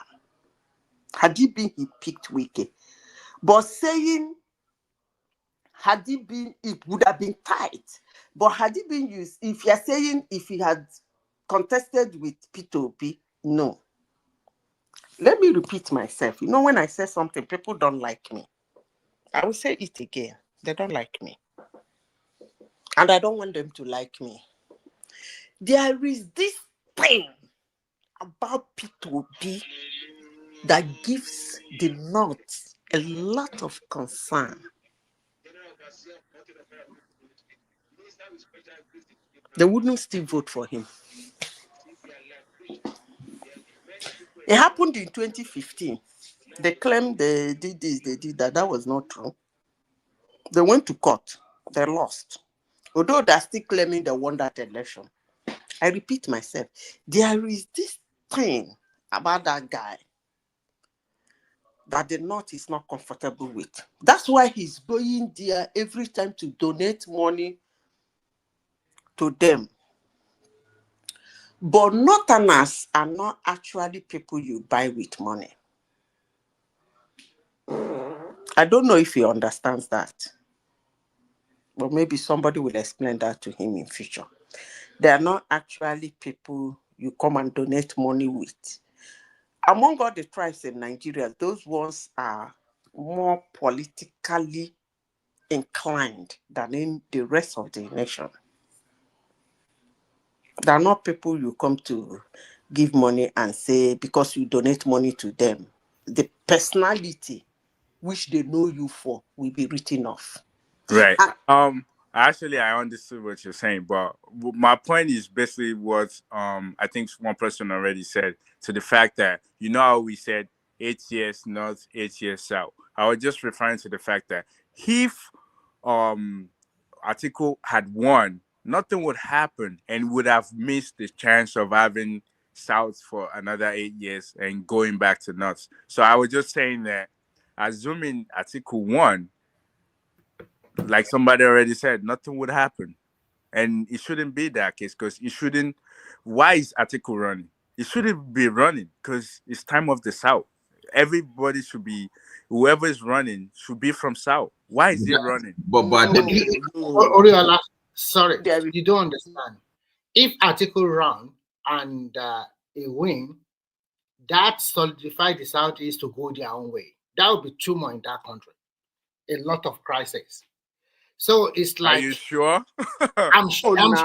No. See, let me tell you.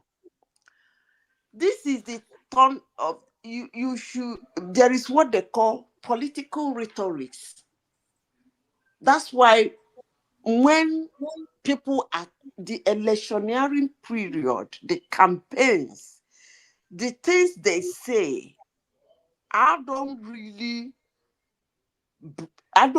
condemn them for that, because I don't really listen to what they say. What I look at is their policy. Okay? But wait, let me finish. That thing, what is his name? Wicked was doing with his conglomeration of 5 governors and whatever. Those things, I call it political rhetoric. After all, when Article 1, they were looking forward to who he's going to pick as a vice president. If he had picked somebody as a vice president, they will still have, if he were wicked, they would have gingered everywhere. So if Atiku has won, he would have won. Nothing would have happened. That South, East, North, West, it's just a rhetoric. It's just a political gingering. Do you understand? Okay. To ginger your base, Madam Zita, looking forward to 2027. I listened to you just some few minutes ago. Are you saying that the North, they are not comfortable with Obi president? They are not comfortable with choosing Obi as a major candidate over there. Are you saying choosing North, who? Obi? Yes, they are not. So are you now saying? Are you now saying that they just want to use him as a vice presidential candidate to any northern candidate they rally around? Is that what?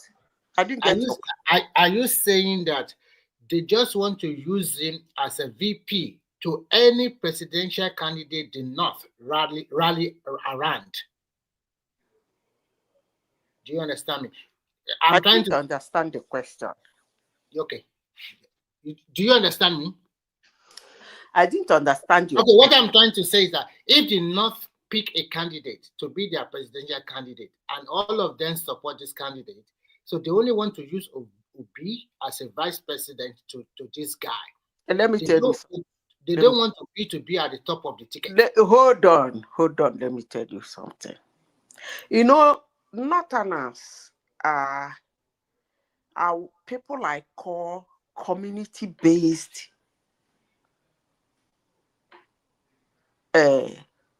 when you say the people, the Northern people are community-based.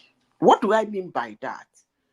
Before they do something, they come together in their clans, in their enclaves to come into agreement. And then we say, I'm not saying all of them in totality, the 17 or 12 or 13 northern states. That's not what I'm saying. To agree on a particular person. But I want to let you know they are community-based. And I tell you something. Things do change. Life do happen. But as of today, as I speak to you, if Northerners in their communities and their enclaves should come together to agree that a particular son of theirs will go to the presidency to represent them. And let's say 60% of them in their communities agree that they will support that their particular son or Dora. The last person that we want him to pick as their vice president with their support is Peter Obi. You won't like me if I say that, but that's just the truth. One man, are you there? One man is not there. One man went to the fridge. All right. I wanted to bring something up before. You can go ahead. No, I wanted to bring up a topic about the insurance companies putting time limits on anesthesia for surgery. I'm glad Simba is here. I wanted to bring it up. After what happened. Remy, have I answered your question? So, yeah, but Remy? Yeah, I'm listening to you. Have I answered your question? It's all When right. Atiku came out and he got a chunk of their support from their north, the northerners, some, although they don't like him, they don't really want him, but they agreed, some groups or some people agreed, that was when Buhari was there. They wouldn't want him to pick Peter Obi, but it was Obasanjo. They wanted that gain from the southwest. And Obasanjo was telling them if they want him to, as he's the God of all kingdoms, to forgive him and support him, he should pick that guy. And that was how the guy came into the picture. So basically, right now they're just lying to Peter Obi because he's doing everything Of course, to they kind of want to like use suit it. them. And Is that so what? at the end of the day, nobody.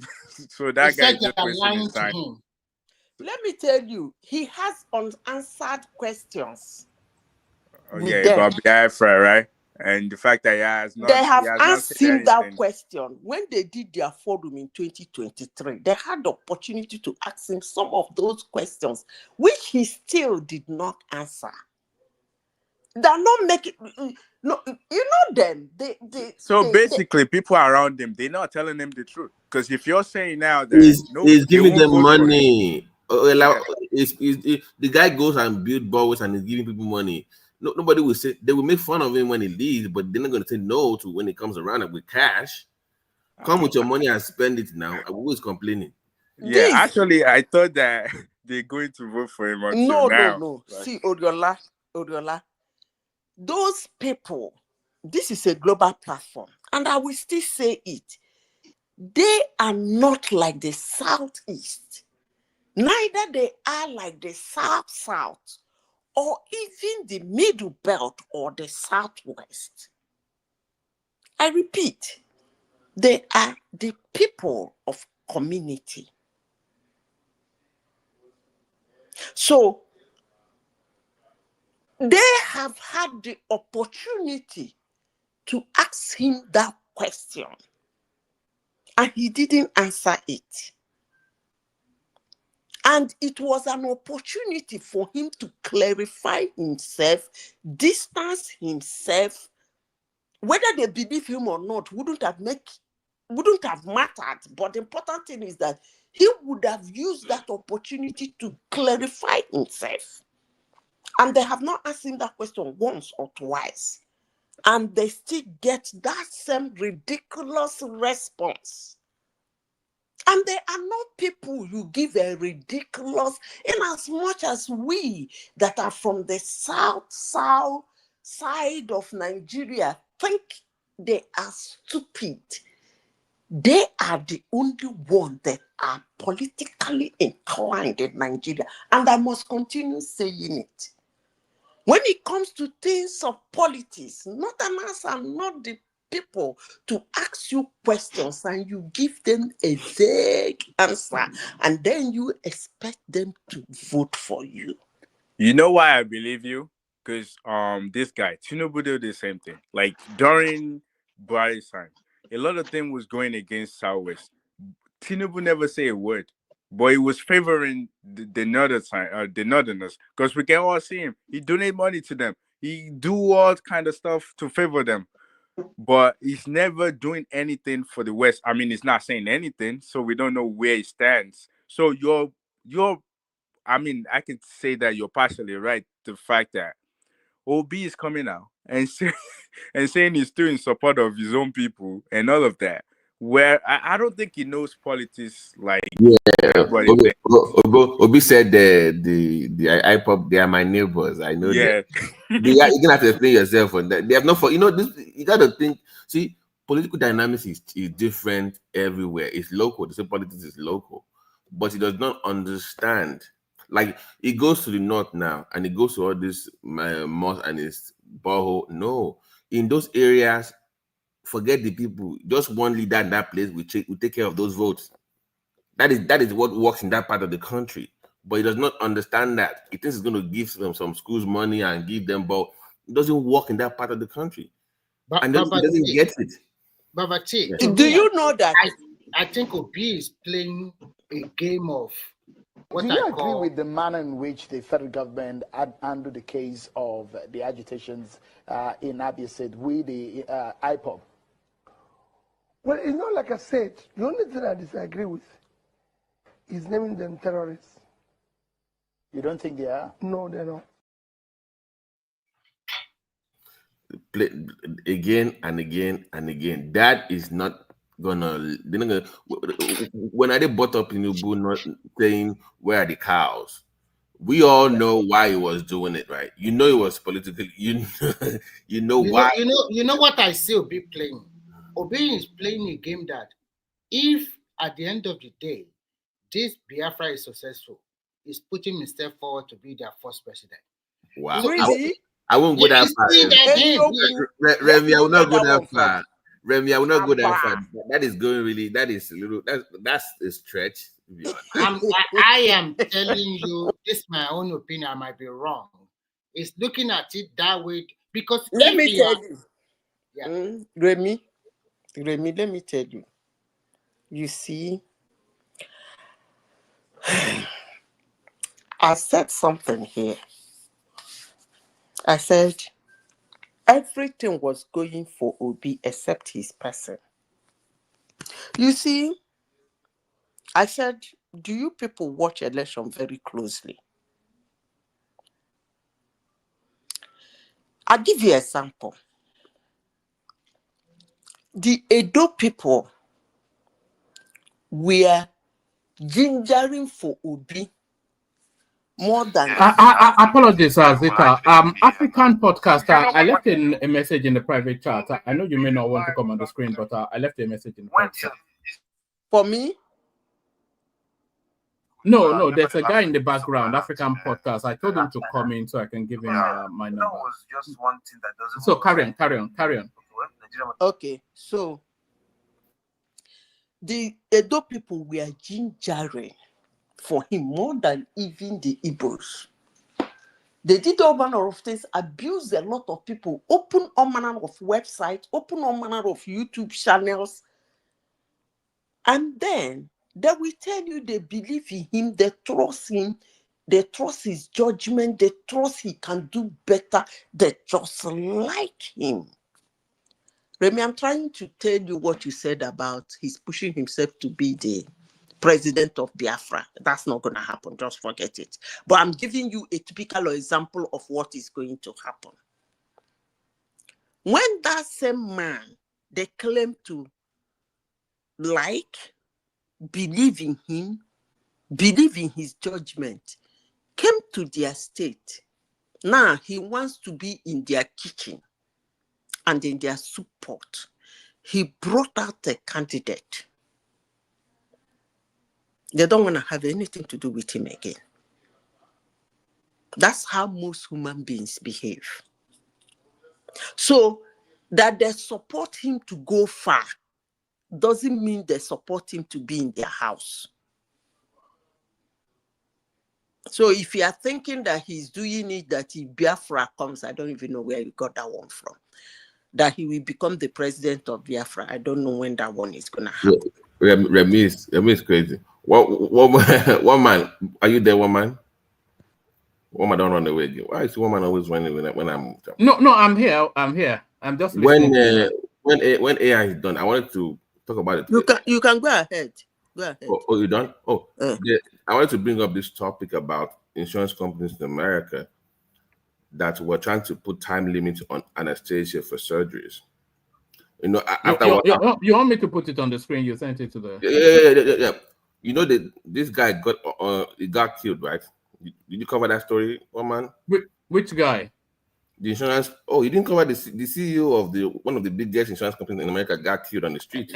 We tend not to. The one that got shot randomly. Yeah. Yes, I saw it, but I didn't cover it because people don't chime with American too much. But Karen, No, the problem was the guy that shot him on the bullet casing.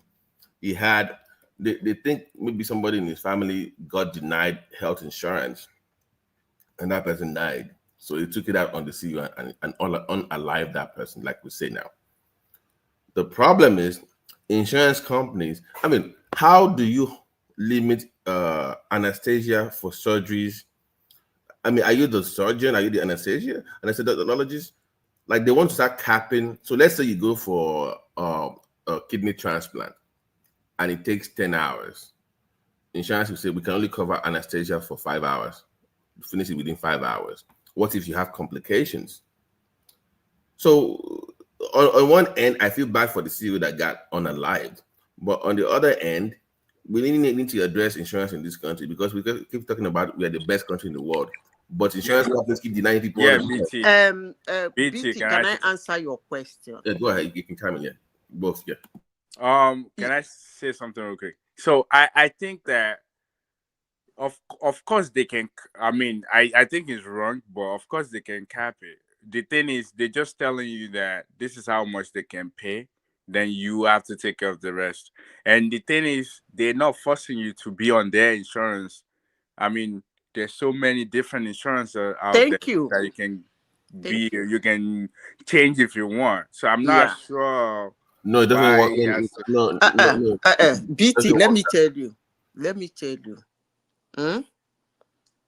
Insurance is an agreement.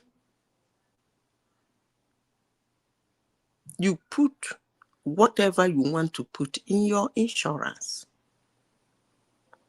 And if you decide to overlook some certain things, you didn't ask your insurance company whether they do cover this thing, how much of this thing, or what percentage of this thing can they cover, then it's on you. No, that's not the way it works. I am telling you because I have their insurance. No, you telling me tell you, because you made mention of anesthesia. No, you're telling me. Okay, go ahead. Let me finish. Because I have a similar case that needs anesthesia. About BT is in that industry.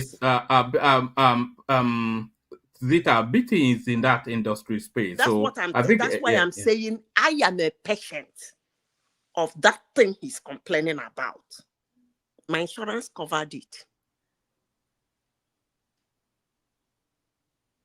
Because why? Actually, I have to change my insurance 2 years before the surgery. So you don't just somebody call you or bring insurance and they write blah, blah, blah, blah, blah. You don't sit down to read it and you agree. Nobody will tell you that the federal government or the government of United States says they should cap anesthesia. I don't know where you got that one from. But an insurance company can tell you this is the limit we can pay for such an anesthesia. There's not a federal issue. It's an insurance thing. That's why I said it's an agreement. Let me respond to your claim. Do you know how many insurance claims are filed for a treatment that gets denied, even though it's covered? So what we're saying here is not that people are filing claims that they are not qualified for. They are getting denied for things that they are qualified for. So if you notice, when it comes to those kind of surgeries, they get denied and they have to then sue the insurance companies to get them to pay. Because the argument is, I'm covered for this. So I'm not making an argument for what they did not read or what's not in the insurance. Okay. They are getting denied for what they were supposed to get. What they were covered for. Okay. Yeah, I get your point now. So somebody's that hypertensive now, so we order high dose of statin medications for them. It's covered. Okay, I But understand your but point. they will still deny it. Okay, that's Yeah, the thing. but you guys overcharge as well, though. But hospital, you But that is doctors a do. pharmacy problem, not the individual problem. Oh, I understand your point now. I understand. I thought you said that it cannot be covered. So, I no. understand your So that's what is going on in this court. Somebody even posted that they denied his mom because he was diabetic and he had all these wounds, and they only approved him. And the reason they approved was because the mom is now dead, and they approved him because he's now dead. She's Yeah, now but BT, have they found the guy? Have they? Because I know the last time I they're saw, not going to find him. Do you know why? they're still looking for. No. Do you know the why? suspect. Do you know why? Why? Let me tell you why. The CEO of one of the biggest insurance companies in America gets murdered on the streets, and secure the whatever investigation agency, they offered 10K Yeah. to get him. What's Number two, the public actually go look. People actually like the guy of what he did because people have complaints about the way they've been treated by insurance companies. Yeah, the insurance are too expensive. Exactly. Yeah, So it's too even expensive. if people know him, they will not say it. They won't snitch on him. Exactly. They were not going to give him up. It's like a folk hero now. It's a folk hero. Baba T. Yeah. We go beg money. They will not find him. Let me say this.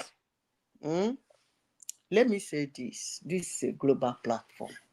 There's one thing you people don't seem to understand. United States police are gangsters. They will get him. Okay. That one hell of a gang. They will get him.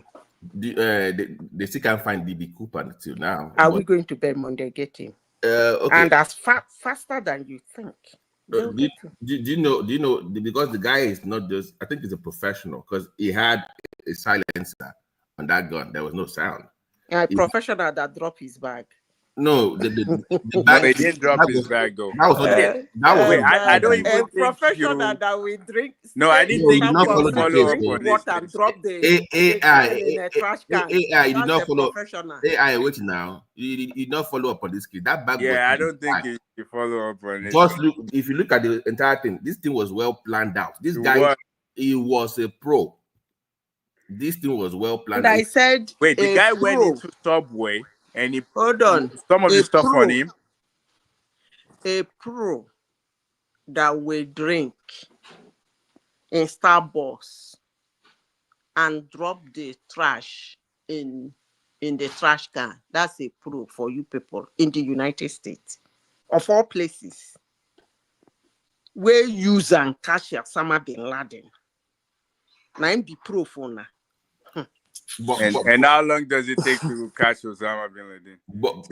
It doesn't work that way. I don't think you even saw how this thing we go come here again. I go remind you, say they don't catch the guy. How far? I'm saying DB, they still don't have, they still don't know who DB Cooper is. Well, they might catch him, but it would take a long time. Okay, now don't worry now. They might. Don't worry. You not come here the thing is, you don't catch him. Oriola and BT say they don't go catch him. Wait, there's so many people that there's so many people that engage in atrocity that they can't even find them. So I believe the guy really he put in work, and it will be very tough if they catch him. Okay, now make I end up by telling you people that. Let me repeat this again. I repeat, even before now. Not to talk of this modern day technology, but even before now, and when I say before now, I'm talking about 30 years ago.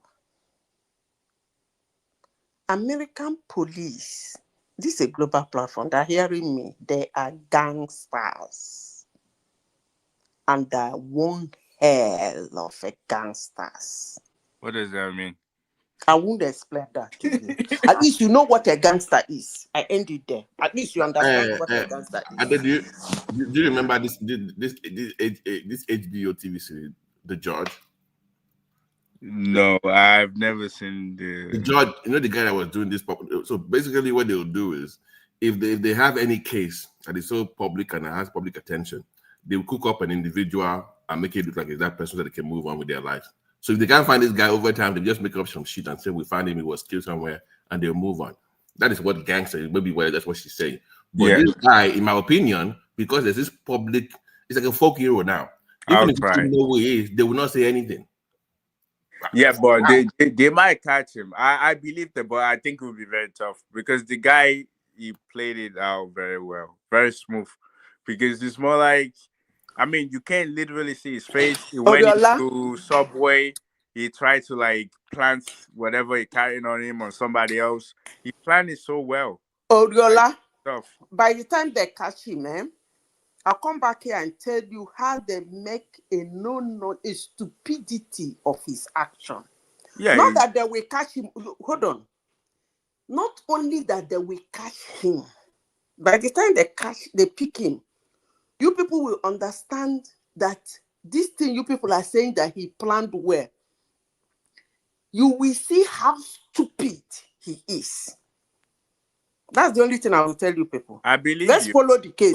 Yeah, because I will come back to this platform. Yeah, again. if you say not only you said he planned it well. You know, I know they argue with somebody when you take a decision or you make your point. You say he planned it well. You and BT said he was very smart. I conclude by saying this. Not only that they will pick him. When they pick him, you guys will realize how stupid he is. Because as I speak to you people, we are following the thing bumper to bumper. You will realize how stupid he is. Smart, okay? That's the last idiot I will call smart. So all those companies now, they've removed their CEO logo pictures online. They don't know who the next person will be. But you know, there's more going on with that. But I wouldn't even be surprised if it's a hard gun from within the insurance company itself. So because people are thinking it's some denied insurance claims, but we might want to look at the board members to something else is going on there. So, but that's it, woman. Yeah.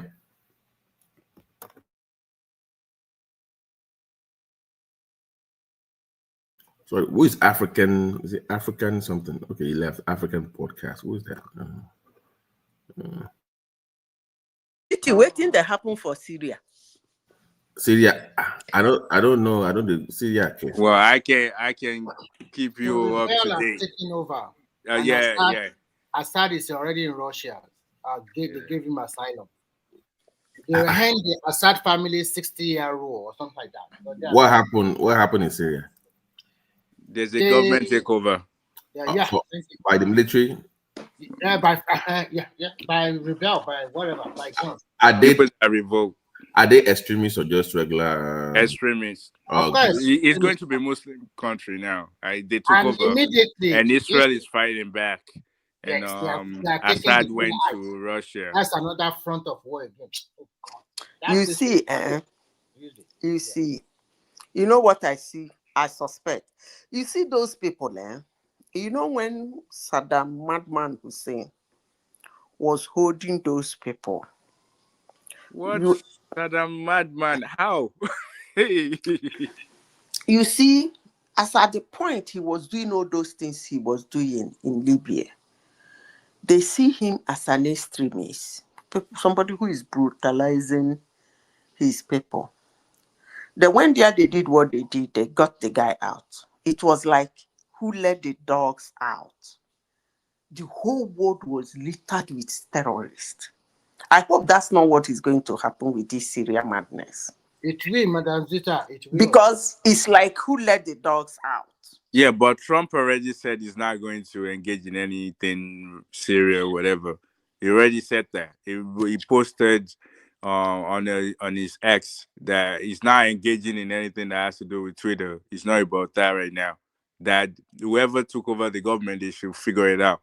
So it's not. So I don't know. It's not a question of being part, a question of littering people all over the place, and then you see people, suicide bombers, and that's what I'm saying. I'm not saying taking care of a country. I'm not supporting any country to go and carry the shit of another country. But I'm saying these guys are who let the dogs out. That's what I'm saying. I wouldn't want to be where I am, sitting down, having my whiskey, and the next thing I see one place is boom, boom. I mean, that's what I'm talking about. I totally agree with Madam Zita on this angle, because when you poke your nose into any other country and the fallout of it, look at what is happening in Libya today. The proliferation of arms, a lot of terrorist groups now roaming around the Sahel. That is why Nigeria, we are in deep danger. As we are fighting another one is coming out. And our politicians that are the northern Nigerian, they are also using them to gain for power one way or the other. Yeah, that's what I'm talking about. Trouble. So these people are content. Look, when there is crisis in a country, there is a president, a prime minister. He tried, just like Saddam Madman Hussein was doing. He knows them. He has a way of containing them. And that Gaddafi did a wonderful job. He controlled them and developed that country. And people and go when they killed him, these guys littered all over the place. Let me say something about the reality. Afghanistan is a very moderate country. Very moderate country. Nobody forced you to cover your head. And this was before the Russians invaded. I mean, so I'm talking about well into the 70s. And the incursion of the interest of the Russians and Americans destabilized that country to today. We look at Libya. Look at what happened in Libya. Tripoli used to be a very liberal place. Nobody forced anybody. There was no extreme, The thing about is tyrants like Saddam Hussein, like Gaddafi, they keep the extremists in check. That is one thing that Saddam Hussein and Gaddafi did very, very well. They kept the extremists, they kept them in check. They punished, they didn't even let them get a breathing space. And then look at Egypt. It was very, very close. Remember that the Brotherhood took over Egypt for a brief period before the return of the military. So Egypt too they were already one foot into this very dangerous situation as well. And Syria is another country like that. I mean, Assad, they were tyrants, but the fact is they kept the extremists in check. The problem with Syria is this. For me, it's the worst case because it is actually the breeding ground. It has been the breeding ground for the worst extremists for about 10 years now. The world will hear it. Yeah, but if you look at it, they've been fighting even before Assad left. Like, Russia is over there more than taking 10 out years stuff. now. Remember that ISIS was born out of the Syrian war. Right. So there's a lot of stuff that's been going on there even already. Like US is fighting is the fighting ground for them. The problem Russia is the fighting ground for them. Oriola, they have not been hiding. What happened was this. Because Russia visited their power on Ukraine war and they Ukraine war. So they cannot protect them that they usually protect them before. Yeah, that's what has happened. Their flanks and the rebel now came in. The rebel Russia, Iran, they fixated their attention on part of Lebanon for a long time. It is those ones that are fighting with Israel. Now that they have taken over now, and then Israel also quickly moved to Golan Heights again. Another war will start there. In fact, I don't want to talk about it. It's terrible. It's a very terrible. It's a very terrible situation. It is going to escalate. It is going to escalate the trouble. Sorry, guys. Let me just ask the question because I don't know much about it. What do you think has to happen for them to drag America into this? Like, what would they've been in it already, though. I mean, so what is going to happen is this particular. I'm saying with Trump. No, sorry, Arrow. I'm saying it with Trump. You know, Trump is saying that something has to happen. They will drag them into. Let me explain to you. So this particular extremist wing, they are just the IS with a new name. That's all. It's the same combatants that were with Islamic State. It's give or take the same combatants. It's just a new leadership. That is why they have a different name. So it's literally Islamic State. And I don't know. I don't know whether they are also friendly with Hezbollah. I don't know. No, they're not friendly with Hezbollah. I don't know. They don't see the friendliness is not because they don't have the same belief systems, or the same principles. The friendliness is based on their leadership splits. So when they have leadership splits, the different people go with different leaders and different commanders, and they do sometimes fight each other terribly. I don't know about their relationship with Hezbollah, but what I know is this: that they are getting some part from there. So there's a bit of international support from different areas. I think this particular rebel group, they are getting some support from Turkey. So it's not direct, it's not publicly, it's not something that's public. But apparently, I think Turkey, whereas with Iran, who are supporting the Assad family, which is odd because you also have to look at the Shia Sunni matter. That So brings the arrow. The Saudi, that brings the Saudi and the Iranians. Yeah, so it looks like this rebel group, because if the Iranians are supporting the Assad family, it will seem to be that most likely that the Saudi Arabia are giving this rebel group some backing, because usually anything that the Iranians are doing is the Saudi Arabians will be, they be essentially doing the opposite. They are literally always at each other's throats. In Yemen, you see that in Yemen as well. The reason the Yemen war has been protracted for so many years is because the Iranians are supporting the Yemeni rebels, whereas the Saudi Arabians are literally destroying the country. Like they don't have a problem turning the country to rubble. If you think what's happening in Gaza is bad, you should really check out what's happening in Yemen. The Saudi Arabians are doing probably 10 times worse.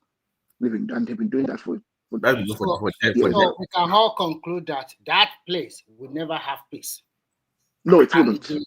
The effect, especially on oil and everything. Oh God. That's good for Nigeria now. It's good for you guys. So the effect on oil is not just on oil. The effect will also be on, because look at Libya.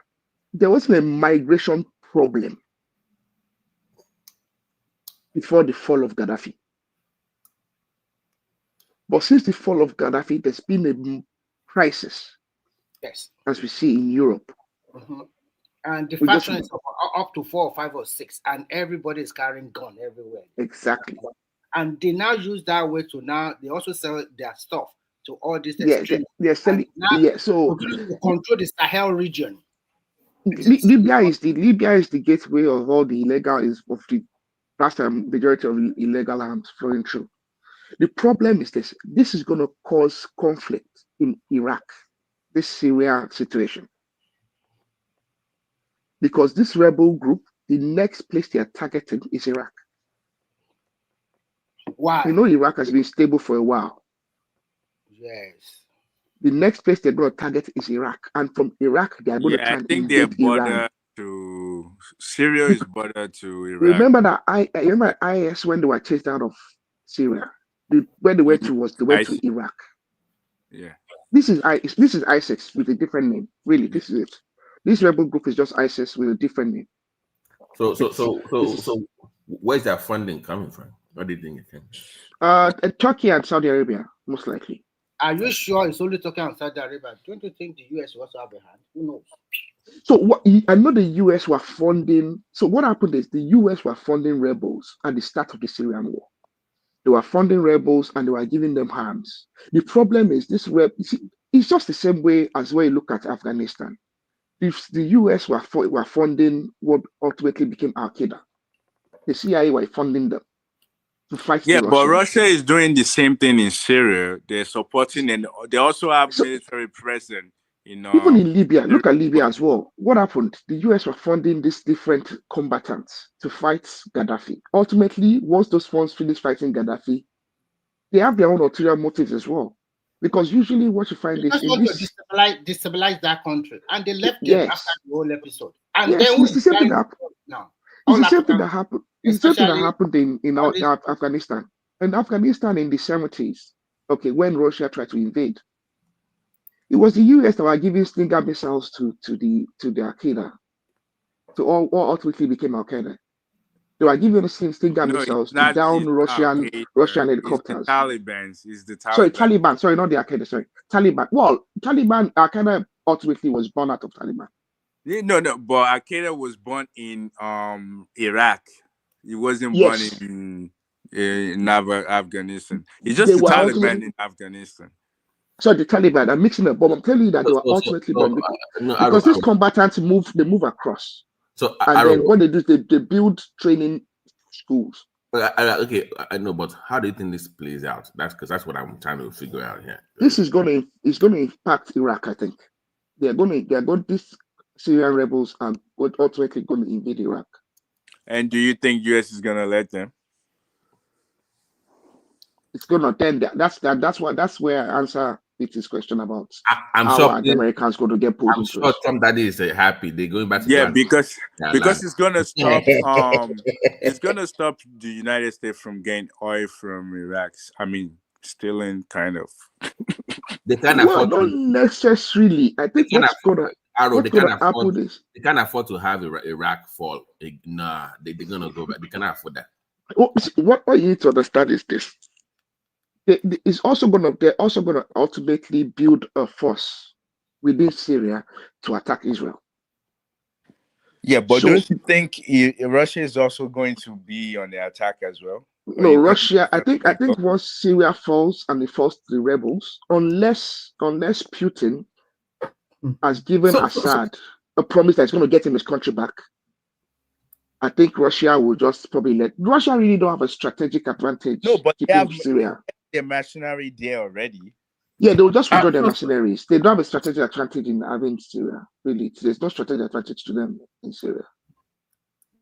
So Because they sorry, have Iran. gentlemen. Let me shut it down at the front end. We take the conversation to. So I don't think I can be heard. Yeah, we can hear you. Sorry, can anyone hear me? Yeah, Oh, sorry. I'll say now. Let me shut it down at the front end. Take the conversation to the back. Super chat has Tokwe or Kulata. So those two right there. Anybody that wants to continue to enjoy the riveting conversation, there's the link right there. We're taking the conversation to the back end. Thank you, everyone. See you tomorrow.